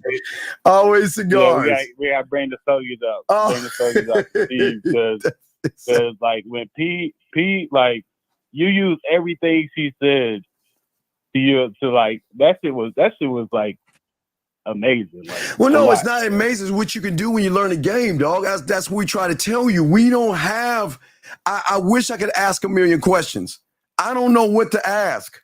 I'm just gonna listen to what she's telling me, and I'm gonna make her smile. I'm gonna make her laugh. Yep. I'm gonna make her blush. Yep. And right now, I bet she's fucking still smiling right now, saying, "God damn it, that motherfucking Steve." But no, go ahead. I want y'all to record. Hold on, real quick, caller. Caller, real quick, caller, real quick. I want y'all to record yourself talking up for 5 minutes. Just record yourself talking for 5 minutes and replay it, and you're gonna realize that 5 minutes is an eternity in a conversation. Yes. But you wanna make sure at the end of the day you're having fun. I mean, if you notice, she was having fun. She was getting her points across. Remember, she came in the beginning saying, "What, Zag? That was disrespectful to cut a woman off and all this other stuff." But did you notice I was cutting her ass off too? Was I not? Yeah. So it's all respect for her. We appreciate the call, Pete. Thank you very much. But I'm showing you that with the game, you can sit across from somebody. Now, if it was P's virtual other P, if you notice, I would already be sitting beside her at that point. You see what I'm saying? Mm-hmm. Because I'm going to move towards because the interest will be there. I'm the draw in. You see what I'm saying? And I'm going to let her talk because you know what? You allow them to talk. Because when women can talk, Zag, right? They can keep on talking and talking and talking, right? Oh, women will talk your ear off if you let them. Oh yeah, they'll talk their ear off. They'll talk your fucking ear off. So you mostly just let them fill the conversation. Well, no. What you do? This is what you do, right? Zach, this is what guys don't understand. A woman who is comfortable and engaging, She will tell you everything you need to know without asking her a motherfucking question. A motherfucking. All you gotta do is say certain things to her, and she will reveal intel. You don't even gotta ask. She'll just volunteer shit. Can you give me say that again?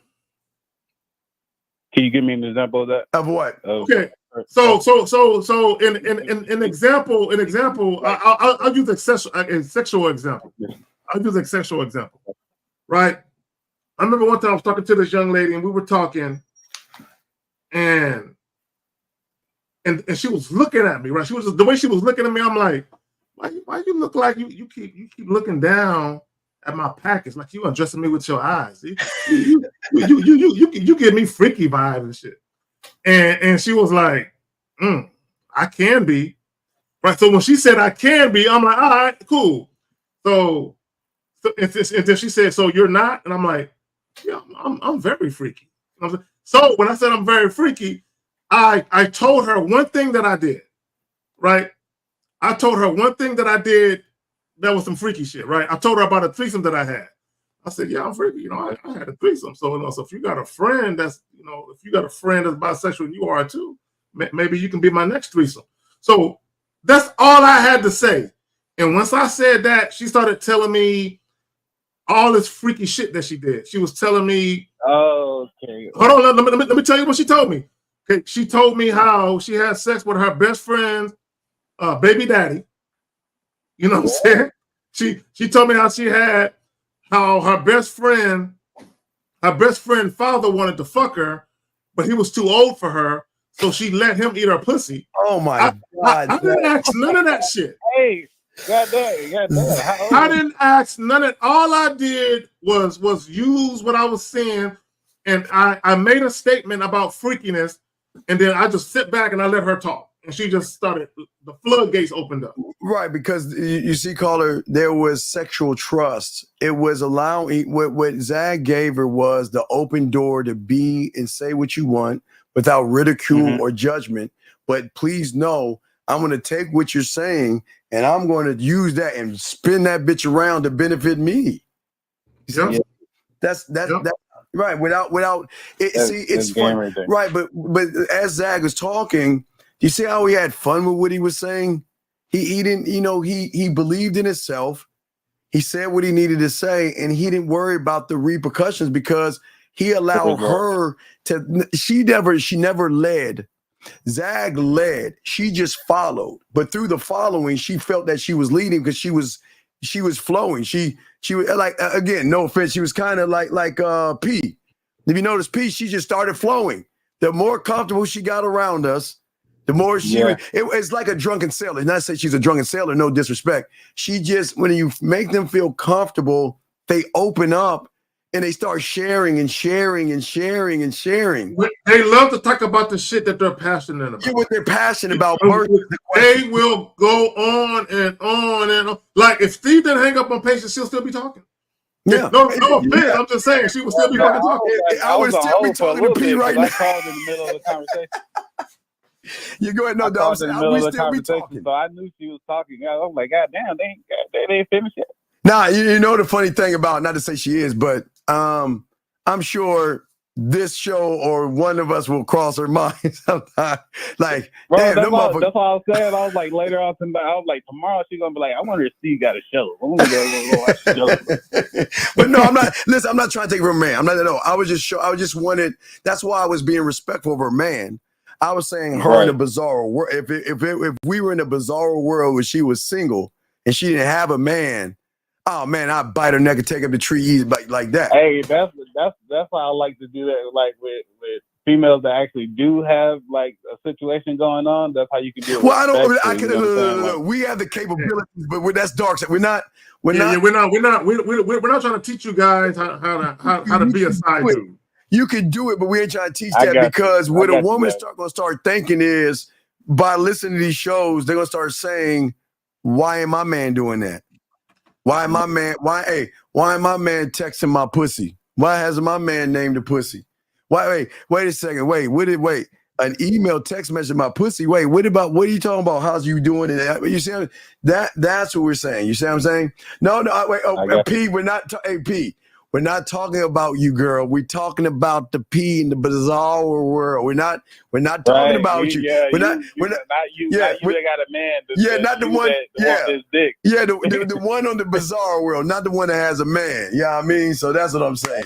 God, that's what we're saying, dog. But I'm saying that Zag and I are trying to teach you that you have got to be on 25 hours a day, 8 days a week, and on Sunday, and you got to believe in yourself and actually have fun. Zag and I have fun, and Zag and I want to leave. Okay, remember, here's the key thing. I would be having fun too if I could make a bitch giggle and shit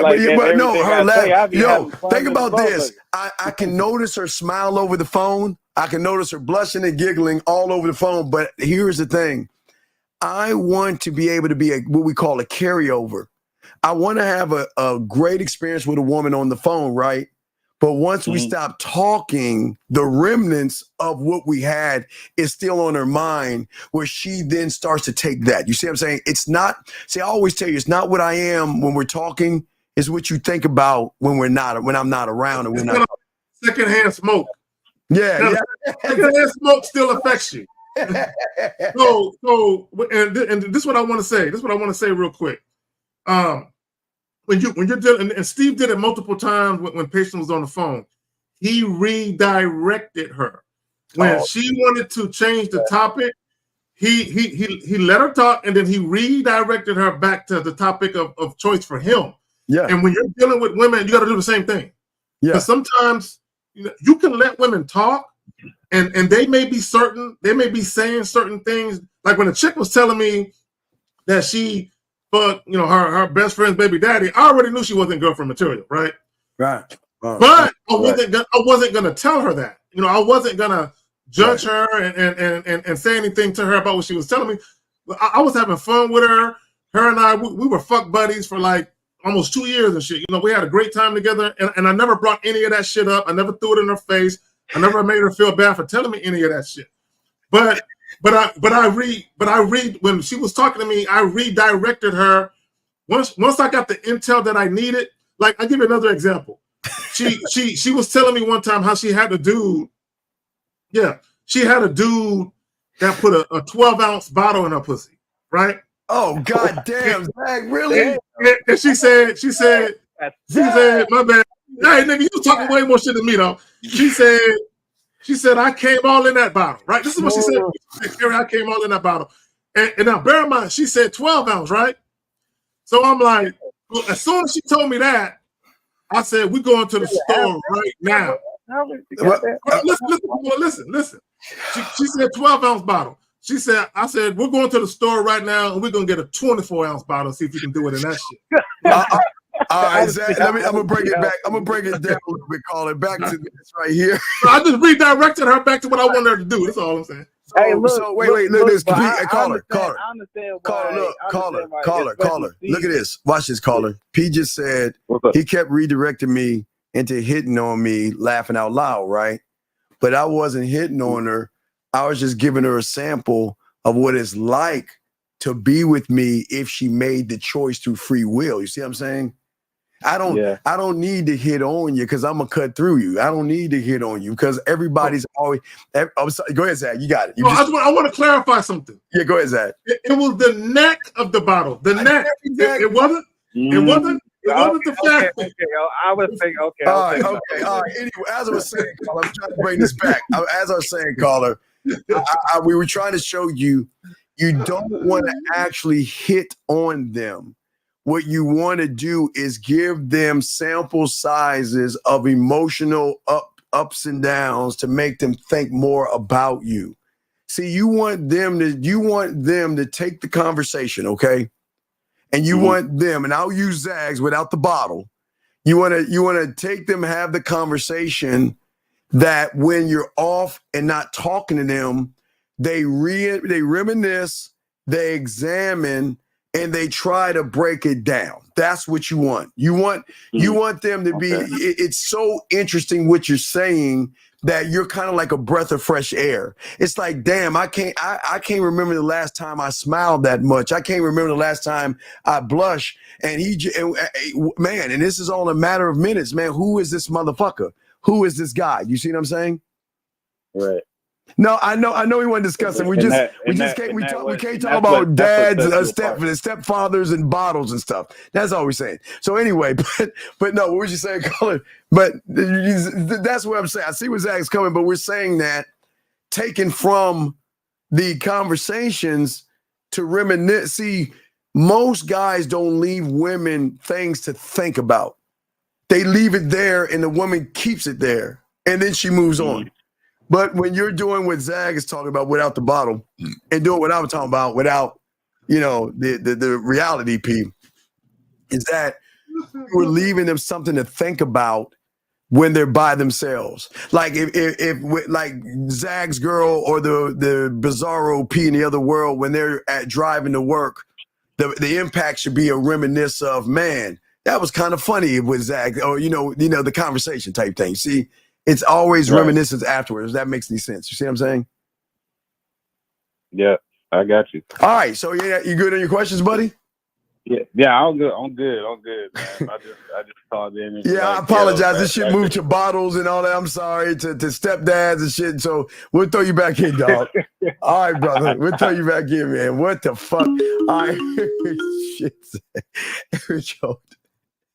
860. What's your name? What's your question, brother? What's up? Hi, my name is Fane King. I'm 18 years old and I'm from CT. Yes, sir. How can we help you, brother? My question is, I called there earlier to the show. How do I lead a woman after getting the phone number? Why would you get her phone number? Why do you hate yourself? Oh, here we go. Okay. So caller. Caller.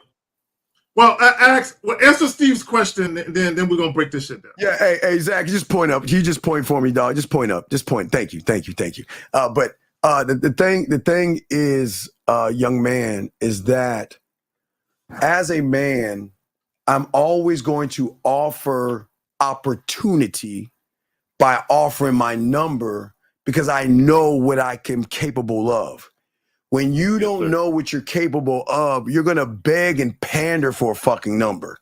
I want you guys to recognize the power of your dick and recognize the worth that you have to say, I'm the prize, call me.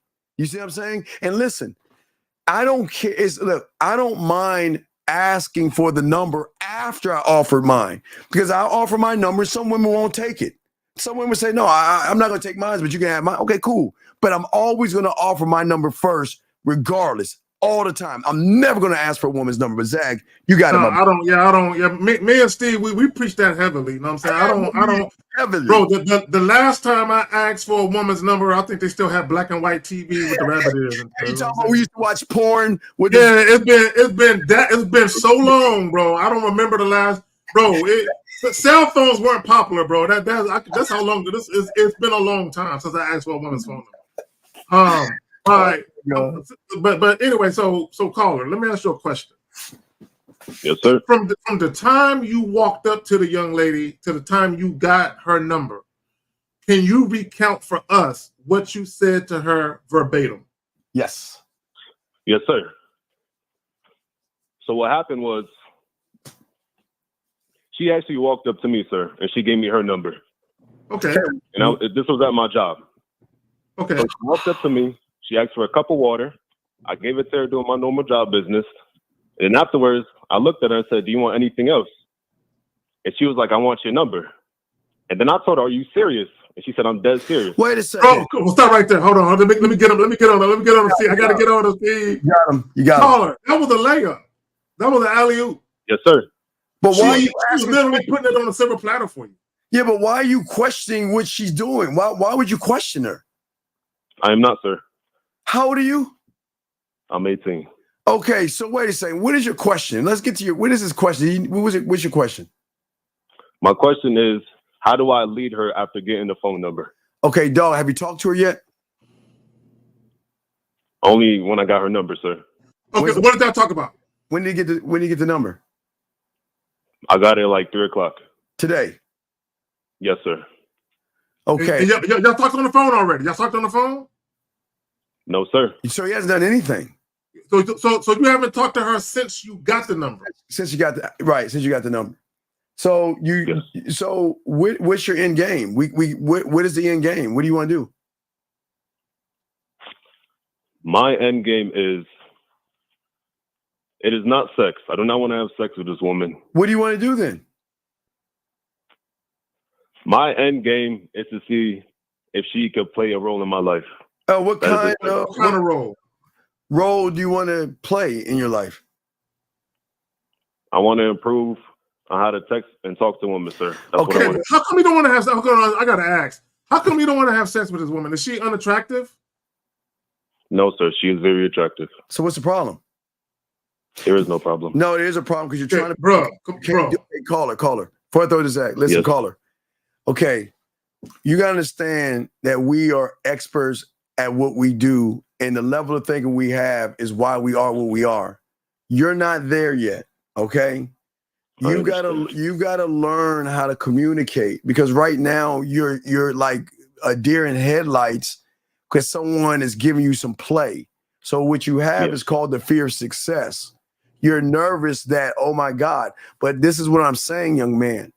This is why I want to tell you, I would rather you not talk to a woman at your job because you're not experienced enough, because I'm letting you know, if you fuck up, and that means bad in bed, that means boring. If you fuck up, remember, the office is clicked up. And if they find out the old guy in the mailroom, wherever you fuck, he had a chance to get some pussy and he pussed the fuck up, it's gonna get out. So I'm just telling you, I don't think you should do that. Let me ask him a question. So you're not sexually attracted. Are you sexually attracted to her or no? I am. So at some point, do you want to have sex with her? At some point. Yes. Okay, cool. So basically, you're interested in dating her. No, sir. Bro, fam. Yes. Fam. Yes. Have you ever had sex before? You're a virgin. No, sir. Yes, sir. That explains. Okay. I got. Okay. And how old are you again? 18. I am 18 years old. Okay. So are you waiting to get into a relationship or to get married before you have sex for the first time? I am waiting for marriage, sir. Okay. Nothing wrong. Okay, cool. Bet. There's nothing wrong with it. There's nothing. Right. Cool. There's nothing wrong with that. And in fact, I applaud you. Never let no one shit about you about that. Right. Yeah. Okay, cool. So what you can. So if you're interested in having her play a role in your life, then all you got to do is just ask her out on a date. Never ever mention sex. Just. So okay, because you said you're saving yourself for marriage. Is there a reason why you wouldn't want to date her then? Because you got to date before you get to the marriage part. Yes.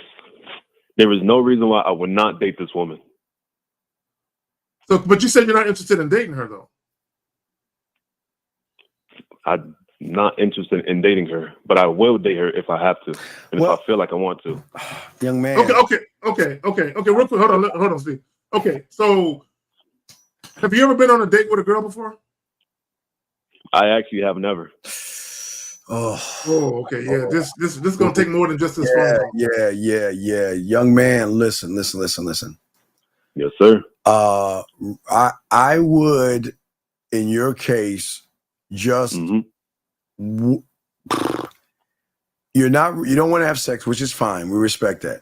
And yes. And I think this woman might want to push to that limit there. So what I'm saying is that again, how long you been at your job for? For a year, sir. Okay. Do you like your job?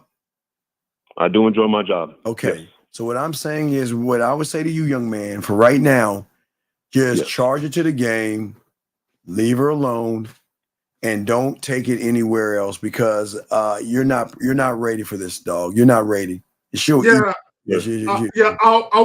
would say this to Steve's point. Two things. if you're really trying to save yourself for marriage, and again, we apply that, don't date a woman who's aggressive. Yeah. Right? Especially a woman who's sexually aggressive, who got more experience than you, because it's not going to end well anyway. You're going to end up having to get rid of her because you don't want to have sex, or she's going to end up leaving you alone because she thinks you're scared to have sex. So either way, it's not going to work. It's right? not But also, you don't want to deal with a woman at your job because you're new at this, and actually dealing with a woman at work takes a lot of experience. So you don't get yourself fucked up and sitting in the human resources office. Right. You know what I mean? I'm starting some paperwork, right? Yeah. May I make a statement, please? What's that? May I make a statement, please? What's up? Yeah, she was a customer. She wasn't. Okay. If she's a customer, okay. This is what I'm saying. If I'm you, what I would do is reach out to her tomorrow. And just reach out, and again, 4th of July game. I find out what the fuck is she doing on the 4th. She can probably go to a party, something like that. You know what? We can go there and hang out and see how it goes from there. Yeah. Kick it with her. Don't bring up sex since you're not interested in sex. That shouldn't be hard for you. Yeah.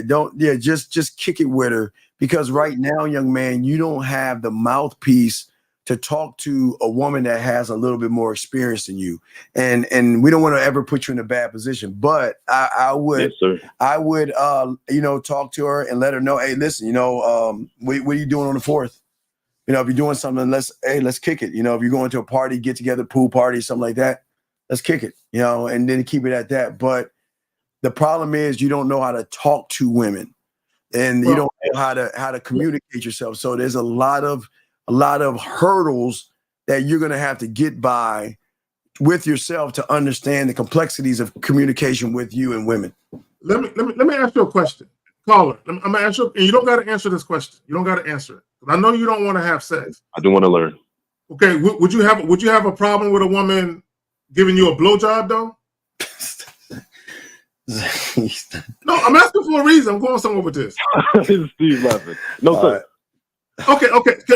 I'm going somewhere with this. I'm going somewhere because back when we were in high school, there were women who were virgins. They didn't want to have sex, but they gave plenty of blowjobs. You know what I'm saying? Or anal. Or they did anal sex, but they never got penetrated vaginally because they weren't ready for that. Right.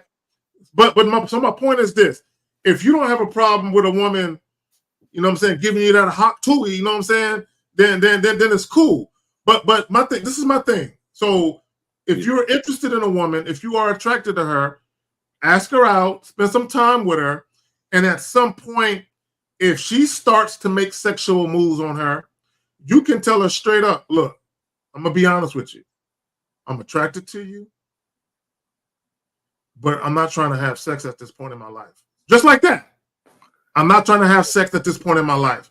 And you can pick and choose how much information you give her, right? Yeah. You don't gotta say I've never had sex ever with a woman. Now, if you choose to share that, you can, but you can just tell her straight up, look, I'm not trying to have sexual intercourse at this moment, but if you want to do some things, hey, have at it, do you. Yeah, but I'm not trying to have sex with you. Yeah, I don't think you're ready for that shit, Zach. But hold on a second. Big, this is why y'all lose, dog. There ain't no fuck female nature, motherfucker. What the fuck you talking about? Here's the problem with y'all mother. Hold on, caller, be quiet. Hold on a second. The problem with you weak ass motherfuckers who can't fuck right, y'all always want to say you got to learn female this and learn female that. When the fuck did we say the game is about women, motherfucker? When did we say we got to learn? Well, no. Do you see does Zag look to Zag to come with the answer Zag needs, or does Zag look towards a woman to be the answer what she wants? The fuck y'all did see? This is why that red pill shit has fucked y'all motherfuckers up, man. All y'all wanted. You understand women are smart enough to move your bitch asses where they want to? You understand? See, this is why they lose that, because they believe in that shit. No, because they make everything about women. He's talking about learning women. No, the the reason why you guys get eaten alive by women because you don't know yourself. Exactly. It has nothing to do with women. You don't know yourself. Yeah, all that female nature, bitch. Nothing to do with women. I've never been used by a woman. Look, let me say that shit again. I have never been used by a woman specifically for money. Never happened. Sex. Yeah, I've been used for sex. I've been used for sex. And I'm still traumatized. See, I can't believe. Exactly. I can't believe they just hopped on my joint and used me, dog. You know what I'm saying? It's like a message, I'm horny. Can you call me so I can play my pussy? Are you sure? Yeah, please. All right, let me do work. Let me put work. But I'm just saying. I've been definitely used as a woman's play toy, so I can't front on that. That's okay, caller. We'll throw you back in, caller. Money? No, a woman never played me for no fucking money ever. All right, caller. We'll throw you back in, okay, buddy? I have another question. What's your next question, man? What's up? How do I get ready if I don't have any experience? Okay, sir. If you want to be a lawyer, you go to law school. If you want to be a doctor, you go to medical school. So if you want to learn game, what do you think you got to be a student of? The game. Well, then there your question is, buddy. It's very simple, okay? Yes, sir. All right, respect to you, young man. We'll throw you back in. Thank you for the call, though, okay? And keep us updated and we'll help you. All right, respect. Good call. Thank you. Can you put up that comment by Uncle Guns? Uncle Guns. What, this? Thank you. A female don't even know her own nature without a man. Like, leave me. Come on, man. Look, guys, there are women who don't even realize what type of orgasms they can have until they get with the right man who can teach them. They ain't ready for that. They ain't ready for that. They say, come on, man. What are we talking about? They ain't ready to about them. They think their orgasm is the end of orgasms. They think, yeah, that's it. Until they meet that man and they like, oh God, I never knew I could feel like this. Yeah, man. Y'all worried. Y'all woman. Man, y'all worried about the wrong shit. Wait, you're asking, here's a question. How to humble a woman by being okay, listen. You humble a woman by doing the weirdest thing that y'all guys can't do. And that's giving her the free will to do whatever the fuck she wants to do.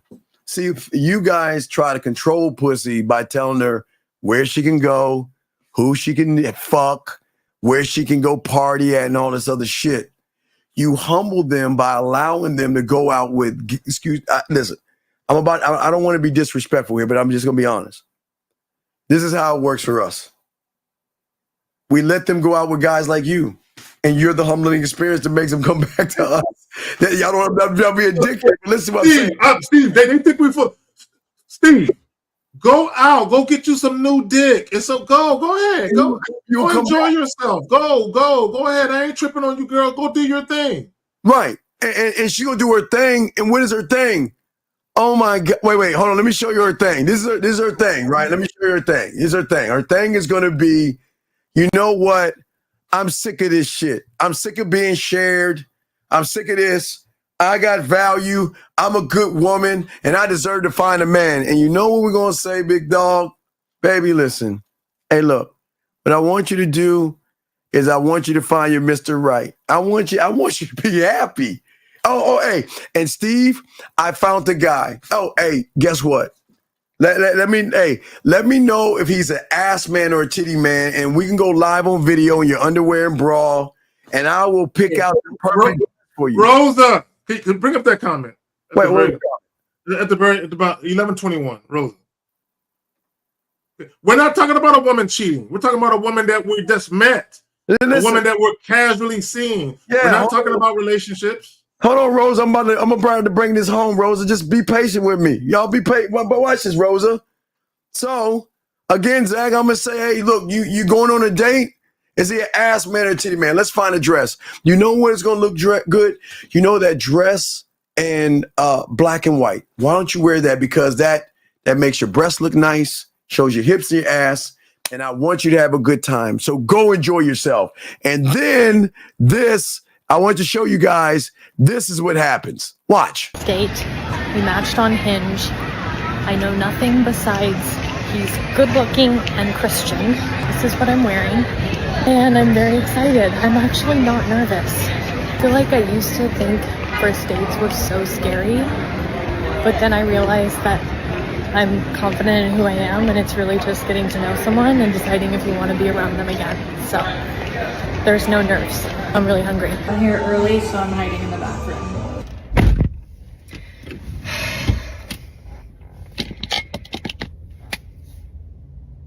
That did not go well.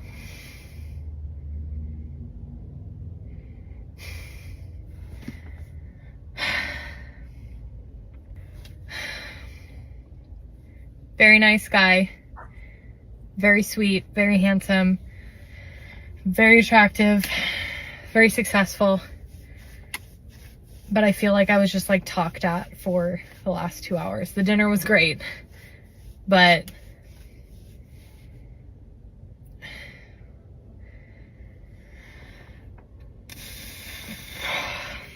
I was just like talked at.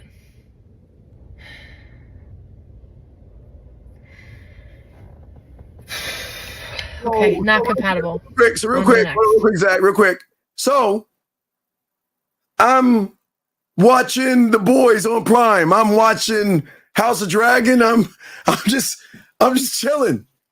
And guess who's gonna get a fucking phone call because you guys made her feel so unsexy that she knows if she calls me or Zag, that we're gonna bring this sexy right back at her. They're coming right back. As soon as we tell them to go out, they come right back and say, dude, suck. The dating pool is horrible. That's why we send them out there to y'all. Because they coming right. And Steve, as soon as we send them out there, we kick our feet up. And we already know. Yeah. And we go out there and date these motherfuckers. She gonna come right back anyway. Ain't gonna ask one question, guys. We just gonna say, yeah, you can come on over. And look. Open the door. She gonna be like this. She gonna be like, I hate myself for this, but this is the only motherfucker that makes me feel sexy. He makes me feel free. I laugh with him, and I just hate, as Zach say, that's why I've got to share him. Because there's nobody else like him, and I see the pool out there. Because every time I try to question him, and every time I'm not happy, guess who's gonna send me? He's gonna send me right back outside that door, right back out the door. Same thing to come right back to us. Zach, you got it now, dog. Come on. No, cause I just like even and I want to say I want to make a point because what did she say? She said he was attractive at least 3 or 4 times. So that wasn't enough to keep her hooked. And then she said he was successful. So when guys say, all women want is money. Oh, really now? Oh, really now? So she just had a man who took her to dinner on a first date, which we tell you guys don't do that shit. Yes. If she was all about dealing with successful men, how come she ain't fucking with him? Yep. Because they're not compatible. She is not attracted to who he is as a man. And when she was going on a date, what did she say? He's attractive and he's Christian. So he checked off boxes. So initially she was interested. But once she got around him and she spent some time in his physical presence and he started fucking talking and talking at her rather than to her, she realized I'm not really attracted to this guy like I thought I was. Right. And I'm not really having the good time like I thought I was. This is when at the end when she was in her car and she was breathing heavy. Yeah. She was like, I'm disappointed because the experience I thought I was gonna have with him, I didn't have. Yeah, I'm sorry, go ahead. Go ahead. So I just want to say, so that guy that dicks her down on a regular basis, guess what she gonna do? So and you busy? Yeah, hey, just out my House of Dragon. If y'all watch the new season of House of Dragon, that woman keeps saying we shouldn't do this, but come right back and give that pussy up to that motherfucker. I shouldn't do this. Gentlemen, listen, this is what we talk about. That's the humbling experience. The humbling experience is letting her freely go out there, date who you want to date. Go on in trips and do what you want to. I don't give a fuck. I am not here to control you. I just know when you're with me, you're gonna lose control, and you and I both know free will. Give them free will. Hey, see, a lot of you guys, y'all meet women and y'all want to cuff them. Look, Steve, check this out. Check this out. There's a viral video going around. I don't know if it's a Facebook post or a video clip of a guy. He took a woman out on a date, and I think he asked her, "So what are you going to do next?" She's like, "I'm going out on my second date." Yeah. And he felt some type of way. Some type of way. I'm like, I would have gave her a high five. Good luck, girl. Oh, absolutely. Oh, have fun. Good luck. Hey, look, please, ladies, find Mr. Right. Hey, look, I'm not that we'll have pom poms, but I'm gonna cheer you on. I want you to be happy, but you won't be happy. You'll never be. See, here's the problem, guys. They find happiness in us, but they expect you guys to be like us to get then turned down and upset like that woman. Oh my God, I'll never find my Mr. Right because my Mr. Right is there. It's just I can't have him. I can share him, but hey, look, I'm just going to have to go on. Go ahead, Zach. And some real shit. And women might not like this, but I'm going to tell the truth. See, guys, a woman can be single and she could be looking to be in a relationship. She could be looking to start a family, be a wife. She could be looking for these things. Yeah. But what happens is they're always going to come into contact with men that they are sexually attracted to. Yeah. And some of those guys aren't trying to be their next boyfriend. Right. They're not trying to be their future husband. So what happens is she got a choice to make. So she can either take what she's being offered, or she can just be single, bored, with no good sex life. So what happens is while she's dealing with us, she's still going to date men because she's looking for that guy that wants to be booed up. She's looking for a future husband. So ZW, I'm going to show you two kind of comebacks that you can have with a woman. And these are actually real text messages. So you know I'm going to show you this shit. But you've already seen one. Maybe you've seen the other one. So the first comeback is actually this right here. I'll show you this one right here. This one is leaving a candle in the window, right? But this is the woman saying, right? She recognizes she can't have you all to herself. So she's going to say, no, I'm not going to fuck with you, but because, you know, there's an attraction. But if I'm feeling naughty, I will come back to you. OK, that's one kind of a woman that will hit you back. Right. But then you have another woman that will be mad at this because she's saying that, you know what, I'm going to come back in my own time, but I hate coming back because I want you all to myself. I want you all to myself. I want this to happen all to myself. Okay. Oh yeah, no doubt, Zach. We are, Zach. We are, Zach. But yeah, but you see what I'm saying? So there is a difference in the woman or her just coming back. But what we're saying to you, big dog, at the end of the day is that we don't ask women to come back, dog. They come back on their own because women miss how we make them feel because they've never felt the way we make them feel. See, they don't understand what it means to be connected, one thought, one mind, one way, or a man actually opening the door to the unrecognizable. That's what makes us what we are because they love the feeling that we give them. They just wish that the average guy can do that thing, which makes them frustrated. They're going to find somebody, and we'll never say they won't find somebody, but they'll never be satisfied. They'll never be satisfied. And that's what we're saying to y'all guys out here. It's not a thing that we're going to beg them back. The free will alone, gentlemen, we're the only ones doing this. There's nobody giving them free will. Really saying and really meaning, do what you want to do. I am not going to handcuff your ass, dog. And that's what makes them come back because they want to come back. They're not manipulated to come back. They're not being used to come back, lied to. It's a straight up thing that they're not used to is honesty. But here's the cute thing that Zach talked about before. When they come back, we're going to move like nothing ever happened.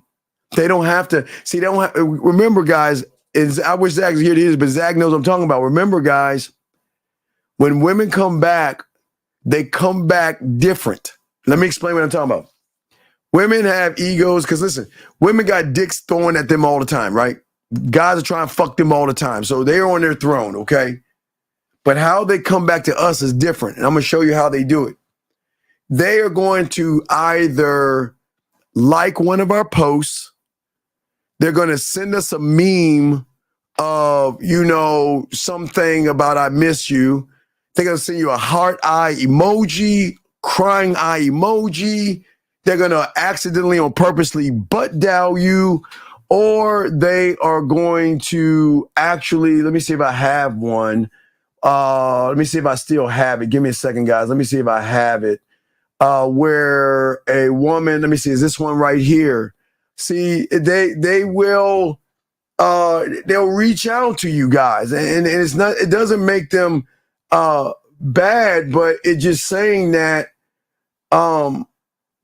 they're reaching out to you in a different way to let you know that, look, you're the guy. And because you allow me to be open, I can come back and talk to you, tell you what's on my mind. When I'm missing you, thinking about you, care about you, love you, you're not going to laugh at me. You're not going to ridicule me. You're not going to judge me. We just going to move like it was. So, gentlemen, it's a different world when you're on this side, dog, because they will come back eventually when they realize they miss the time that they spend with you.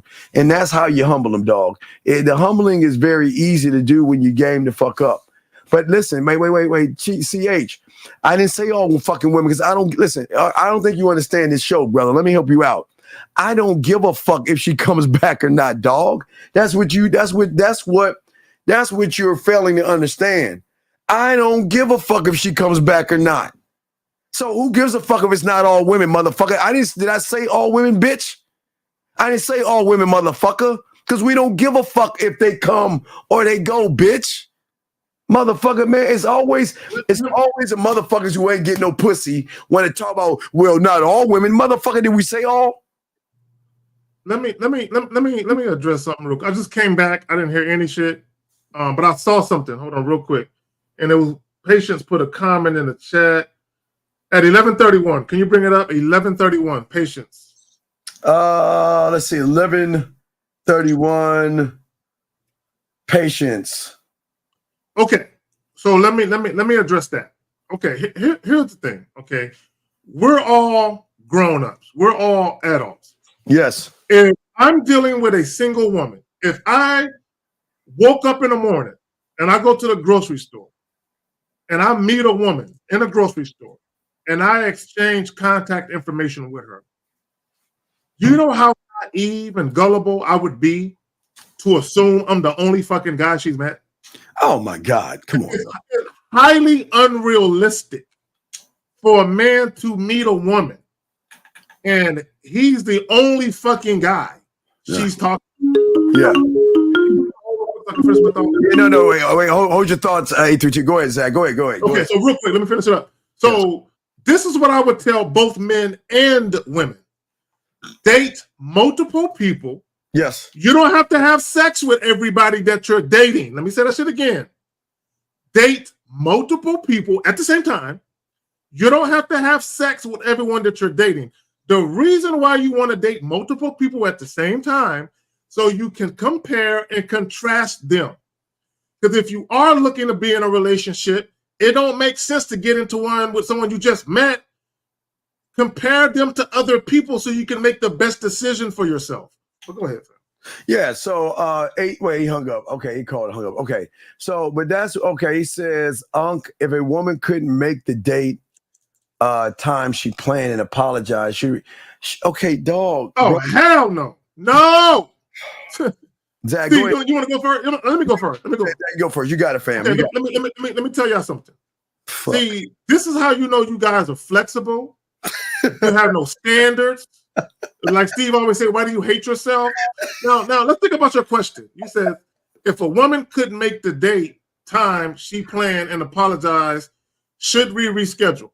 Okay, guys, if a woman is genuinely attracted to you and she's genuinely interested in you, now, we got to give women grace. Okay, and let me explain what I mean by grace. Yes, sir. Okay, sometimes things really fucking happen, right? Beyond their control, right? and sometimes they're late, and sometimes they can't make it. Now, a woman who's genuinely attracted to you, if she cannot make the date, this is how she should do it. Oh, I'm so sorry, I can't make it. Such and such came up. Why don't you let me make it up to you? Why don't you let me make it up to you? Or if she's running late, she'll call you or text you before she's actually late to let you know she's running late, not just show up late. And even then, what she will do is she will be extremely apologetic and contrite, and she might actually offer to pay for something because she's late. Because why? Because a woman who is genuinely attracted to you that wants to make it work, she doesn't want to do anything to cause you to lose interest in her. There you go. Yeah, period. So big dog, it's on you. But again, like the clip of the other woman, they will reach out and they will be really sorry. I mean, let's see here. Text me. Tell me about your spirituality. What does that mean to you? Motherfucker, I don't know. What the fuck does it mean to you, nigga? Goddamn. What the fuck does it mean? Come on. It's different to everybody. Like that's a dumb question. I gotta say it, Steve. That's a dumb fucking question. What kind of dumb bitch ass? What the fuck does it mean to you, you dumb fuck? Why are you bringing this to hold on, nigga? Hold on. Men? You mean males? You don't mean men. You mean males, motherfucker. You mean males? Ain't no man begging for no pussy, nigga. You fucking crazy. I ain't never begged a woman for shit in my life, dog. Are you serious? Man, I think you must be new to this show because you should know these two motherfuckers ain't begging for no pussy. I hope. Bro, I'm not begging for forgiveness. I'm not begging for nothing. Ain't begging for a motherfucking thing, man. You got that shit fucked up.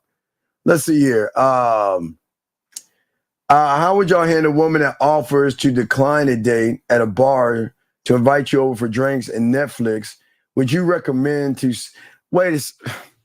Bro, call in. I don't. What do you mean? You gotta call in, dog. Because you don't. I don't know. This don't sound right, dog. You got to call in. Look, fellas, it don't sound right. There's this app. It's called Grammarly.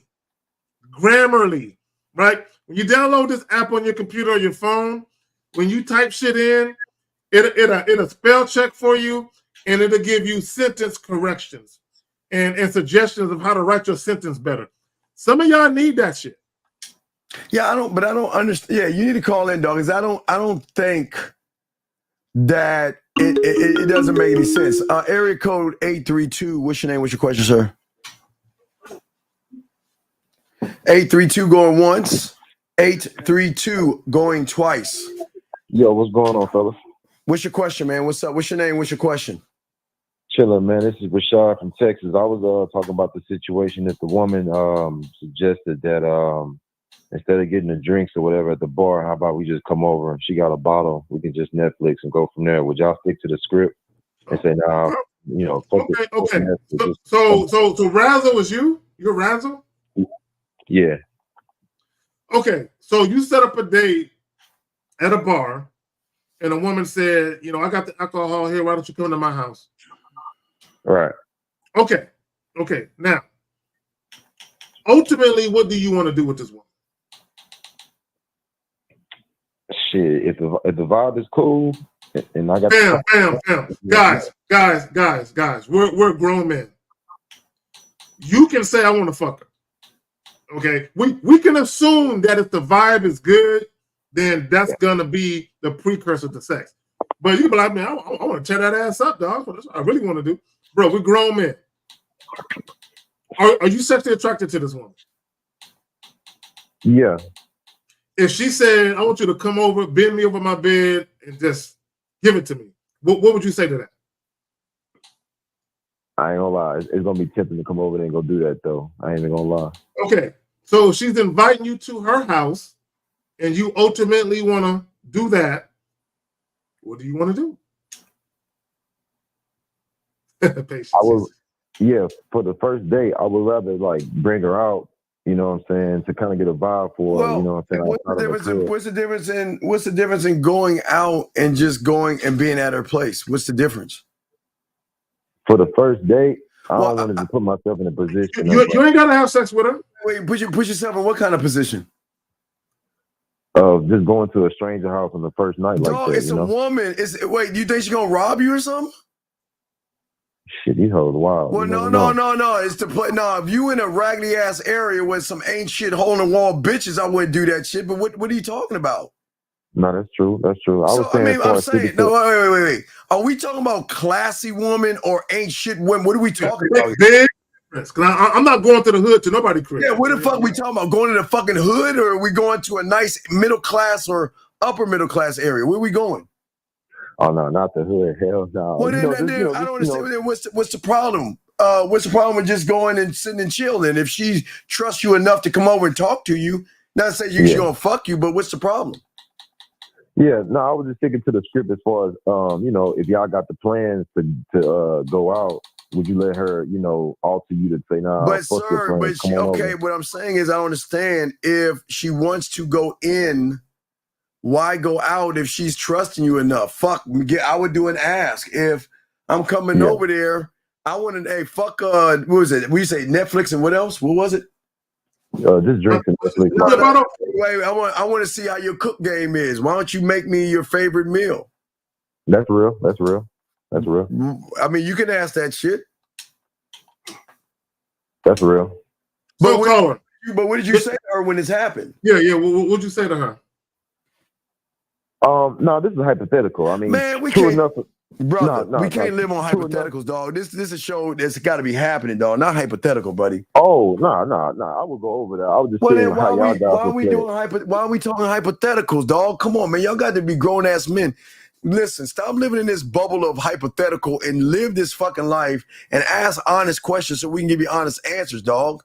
For what's the yeah? What's the point? Well, call it. Okay, I'll put it to you this way, right? So real quick. And then I'll pass it back to Steve if Steve want to continue with it. My thing is this: what it boils down to is what do you want to do? Okay, period. So let's say for the sake of argument, you don't want to have sex yet. You want to let her marinate and wait. You can still go to her house, but not fuck her. Go to her house, sip on a little wine. Don't let her make you shit from an unopened bottle. In other words, if she open a bottle of liquor, let it be a bottle of liquor that she just opened. Don't be letting chicks make you a drink that you just met at their house, and you don't see what they're doing. All right, man. We'll throw you back in, buddy. Appreciate it. All right. Yeah, man. I don't want to. We got about 15 minutes left, guys. Last round of questions. 15 minutes. We chopping up 15 more minutes, guys. Tomorrow we've got the Pineapple Show at 8 East with our dog 1950, Zag and I. But gentlemen, let's see if we got any other questions. Let's see. I think I have some here, man. We had a bunch here that I didn't even answer. Here we go, Zag. Just 2 days ago, told a woman I got my truck. We already talked to the truck guy. Let's see, Zag. Oh, wait a second. You say, Zag, should I get therapy? I'm too fearful to apply the game. I'm learning for you guys products. I can't. Dog, okay, dog. Sometimes a duck has to realize he's a duck and he can never be a lion. So you just gotta. I would not. You don't need therapy. You just need to come to the conclusion that this isn't for you, son. Everybody can't be a man. Everybody can't be a winner. So you just gotta understand that at the end of the day, you just gotta just accept that this ain't for you. You don't need therapy. You just gotta come to your to come to Jesus moment. Yeah, not everybody needs therapy. Yeah. Not everybody needs therapy. Not everybody needs therapy. You just gotta realize. Sometimes you just gotta realize who you are and come to terms with it. Just accept that this shit ain't for you, dog. You just look, dog. Everybody can't be a man. We gotta have soft motherfuckers. So do your thing, big dog. There's no knock on you. It doesn't make you a bad person. Logan says a text message. My grandma passed away, and I feel so discouraged. Then just go over there and see how she's doing, dog. I mean, we ain't gonna turn that into fucking, dog. It's just go see her, dog. I mean, come on, man. y'all crazy, man. Let me say this, Steve. Yeah. If a woman tells you that she lost someone in her family, Don't be trying to fuck her. Like how fucked up is that? Don't be. Well, that's my condolences. You want some dick? I mean, come on, man. How should I deal with a woman accusing me? See, Bill, you need some therapy because there's something that you're doing to get dog. Man, this is DC. Hey, this DMV is 202, Zach. 202, what's your name, brother? What's up? You better represent. Hi, well, I'm a girl, but you're a woman. Oh, I'm sorry. Yeah, you still got to represent the DMV, right? I don't care who you are. 202, you DC, Maryland, Virginia, where you at? So I'm in Maryland. All DMV. right, stand up. Montgomery, PG, where you at? Oh, okay, you must be around here. I'm Montgomery, born in DC. actually. We from DC, girl. Come on. Come on, man. We DMV Negroes. I'm saying so. Did my fucking I know it's far. yeah. That's love. All right, I did all my Absolutely. fucking in PG in Montgomery County, girl. I've been there. Okay. Red line, subway. Come on, you know about the red line. Oh yeah, you know Union for Station. sure. Yes. Absolutely. So I'm sorry. All right. So what's going on, baby girl? What's up? How can we help you? What's up? Yeah, so I'm 22 and I'm Yes. looking actually to genuinely date, and like maybe I'm just like shit at it, but I guess I look at it maybe like I'm just like too like nice in a sense, and so I'm kind of like at a frame where like I do want to genuinely date, and I guess like what are the things that I should look for? Because I am the type, as you said, like I'll probably date like one man like seriously because I don't want my attention span. But you had said before as far as you should be dating like multiple people, compare and contrast. And so I guess more so like just advice, or is it name? So okay, I got you. So this is what I would tell you, right? Because you don't have to have sex with everyone that you date, right. But you should be meeting more than because here's the thing, because we're human, right? And if you're dealing with just one person, you can easily get captivated and caught up in that one person. That'd be a problem. Absolutely. Yeah, but when you don't have no one else to compare it to, you won't know that there's better shit out there for you, right? Yeah. So yeah, and I'm by no means am I telling guys or women to fuck everyone that you're dating or to try and have sex. You don't have to do that, but you can still stick your toe in the water and just see it. So let's say as an example, you've been dating a guy for like 6 months, just you and him, but you're not ready for a relationship, but it's going good, right? And if there's other men asking you out, you can still entertain a date just to make sure, right? Because the last thing you want to do is turn down potential suitors, and then this guy ends up not being all he's cracked up to be.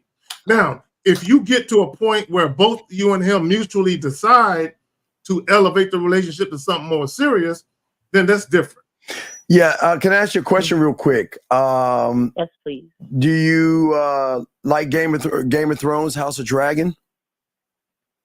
No. Okay, all right, I'm gonna give you some assignment. Okay, all right, I'm gonna give you some secrets to the secret sauce. The boy, do you have Amazon Prime? Mm-hmm. Okay, The Boys. I want you to write that down. You need to soak up The Boys. You need to watch you have HBO? Nah, I don't watch TV. Well, you got okay. Well, the reason why I'm saying that now, are you a Commanders fan? You watch football? Nah, fuck no, Cowboys all day if I gotta choose. Hell no. Who? What did you say? Yeah, I hang up on her right now, Steve. Block her number. Hang up right now. Don't you hate zagging? Wait, did you say you're a Cowboy fan all day? Oh, hell no. Hey, Did you just I don't say even watch music? football like that, but between the two, Cowboys. Did for you sure. say music Absolutely. to my cake ass ears? Oh, God damn it! I got something in my eye. God bless you, girl. God. 49ers, right? Come on, man. What y'all doing? Cowboys? Yeah, well, if you goddamn right. I can't Hell fuck. yeah. Hold on, girl. Hold on. Let me. Oh, hell no. Let me Oh my God. Let me put on my cowboy hat on this one. I appreciate you, girl. Yeah. You gotta represent. Oh man, this is hang up on her and block her number. She can never call back to this motherfucker. Yeah, you're good. Oh, okay, so I do also have like one more question. Yes, what's up? So, all right, so I mean, I definitely don't mind like treating as much as like, of course I want like a man like to treat for me, but is it something where as far as like should I more so like should it be most like a man like proving like himself? No, I like, want you your debit card. A great man, a great Zen master by the guy of Kerry K. Zagan has always said that your debit card works too. So what we want to do is you want to show a man that it's not about the money. It's more about the communication and the compatibility by, you can easily say, you know what?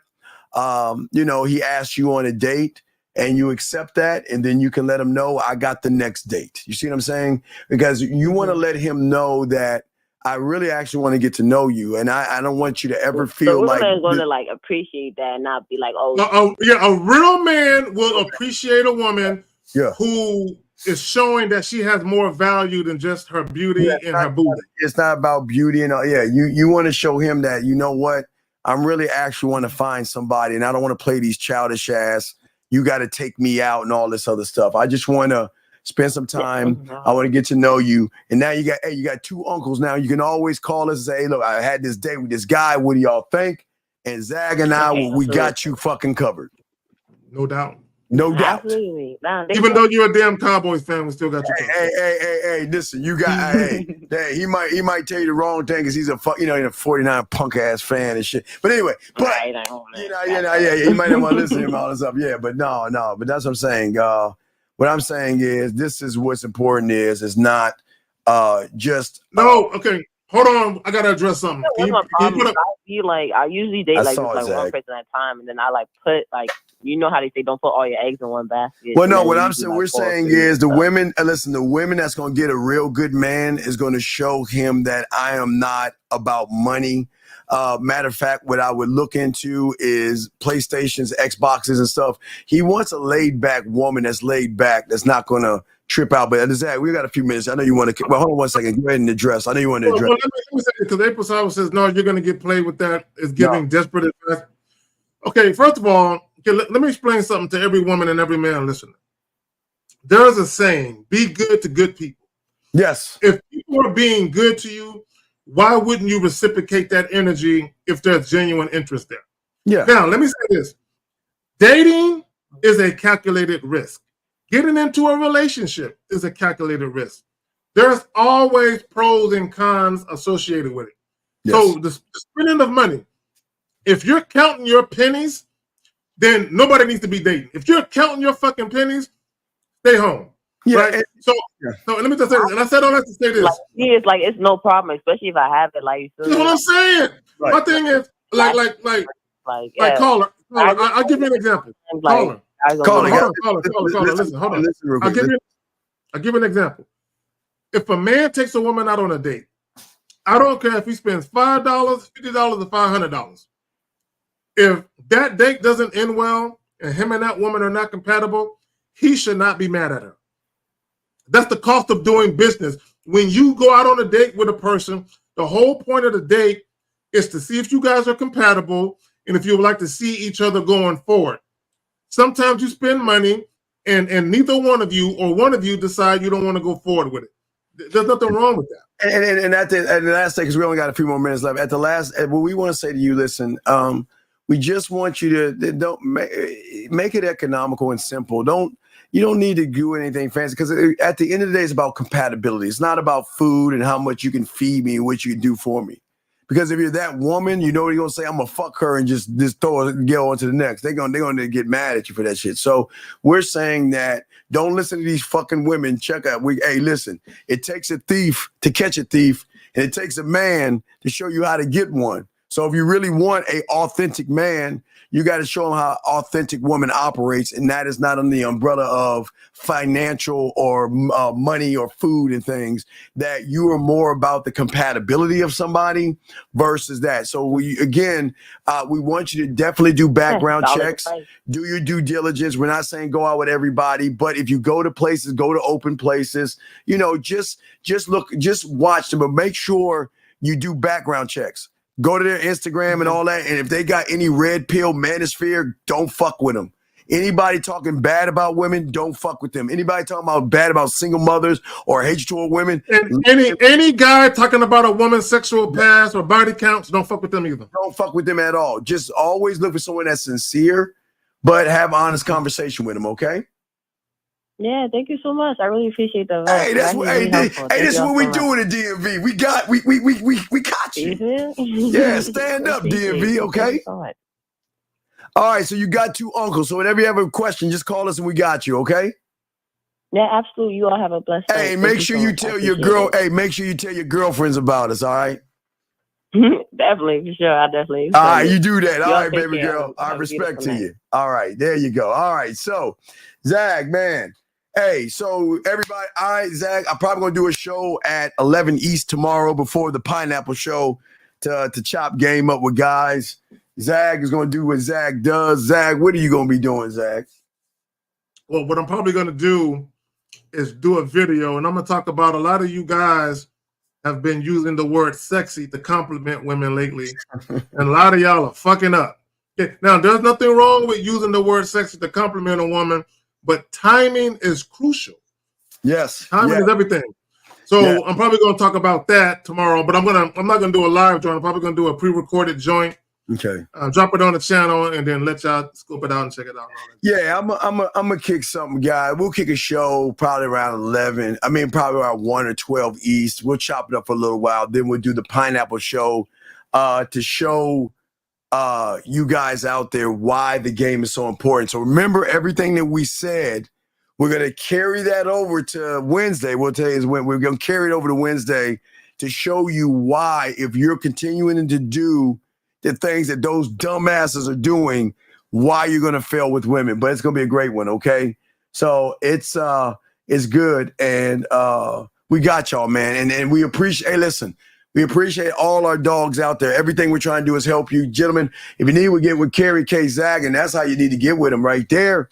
Any of y'all guys, please put out my poetry for all you guys out there. I tell you all the time, hey guys, I'm gonna work on a track. Maybe tomorrow. I'm going to put something nasty out for y'all guys. It's been a while since I wrote something erotic, so I'm going to drop a track for you guys. But for you guys out there, please work on your mouthpiece, work on your poetry, work on the game. Get with Zag, get with myself, subscribe, gentlemen. We appreciate all you guys, and we're going to keep pushing this game up on you guys. Hey, guys, we got you. Zag, we got him, right? We got him. Zag, do you want to say anything?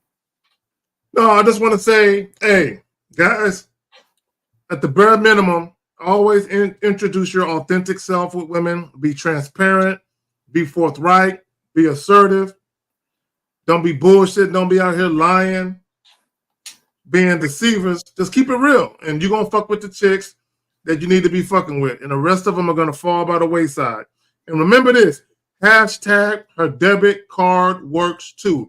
If she ain't swiping that motherfucker, she don't like you like that. Yeah, and at the end of the day, guys, we're showing you the back end, no diddy. It's not what you are on the front end. You've got to have a set of sexual and social skills that will propel you where we're trying to take you. But you got to learn this game. You got to soak this up. It's not about the women.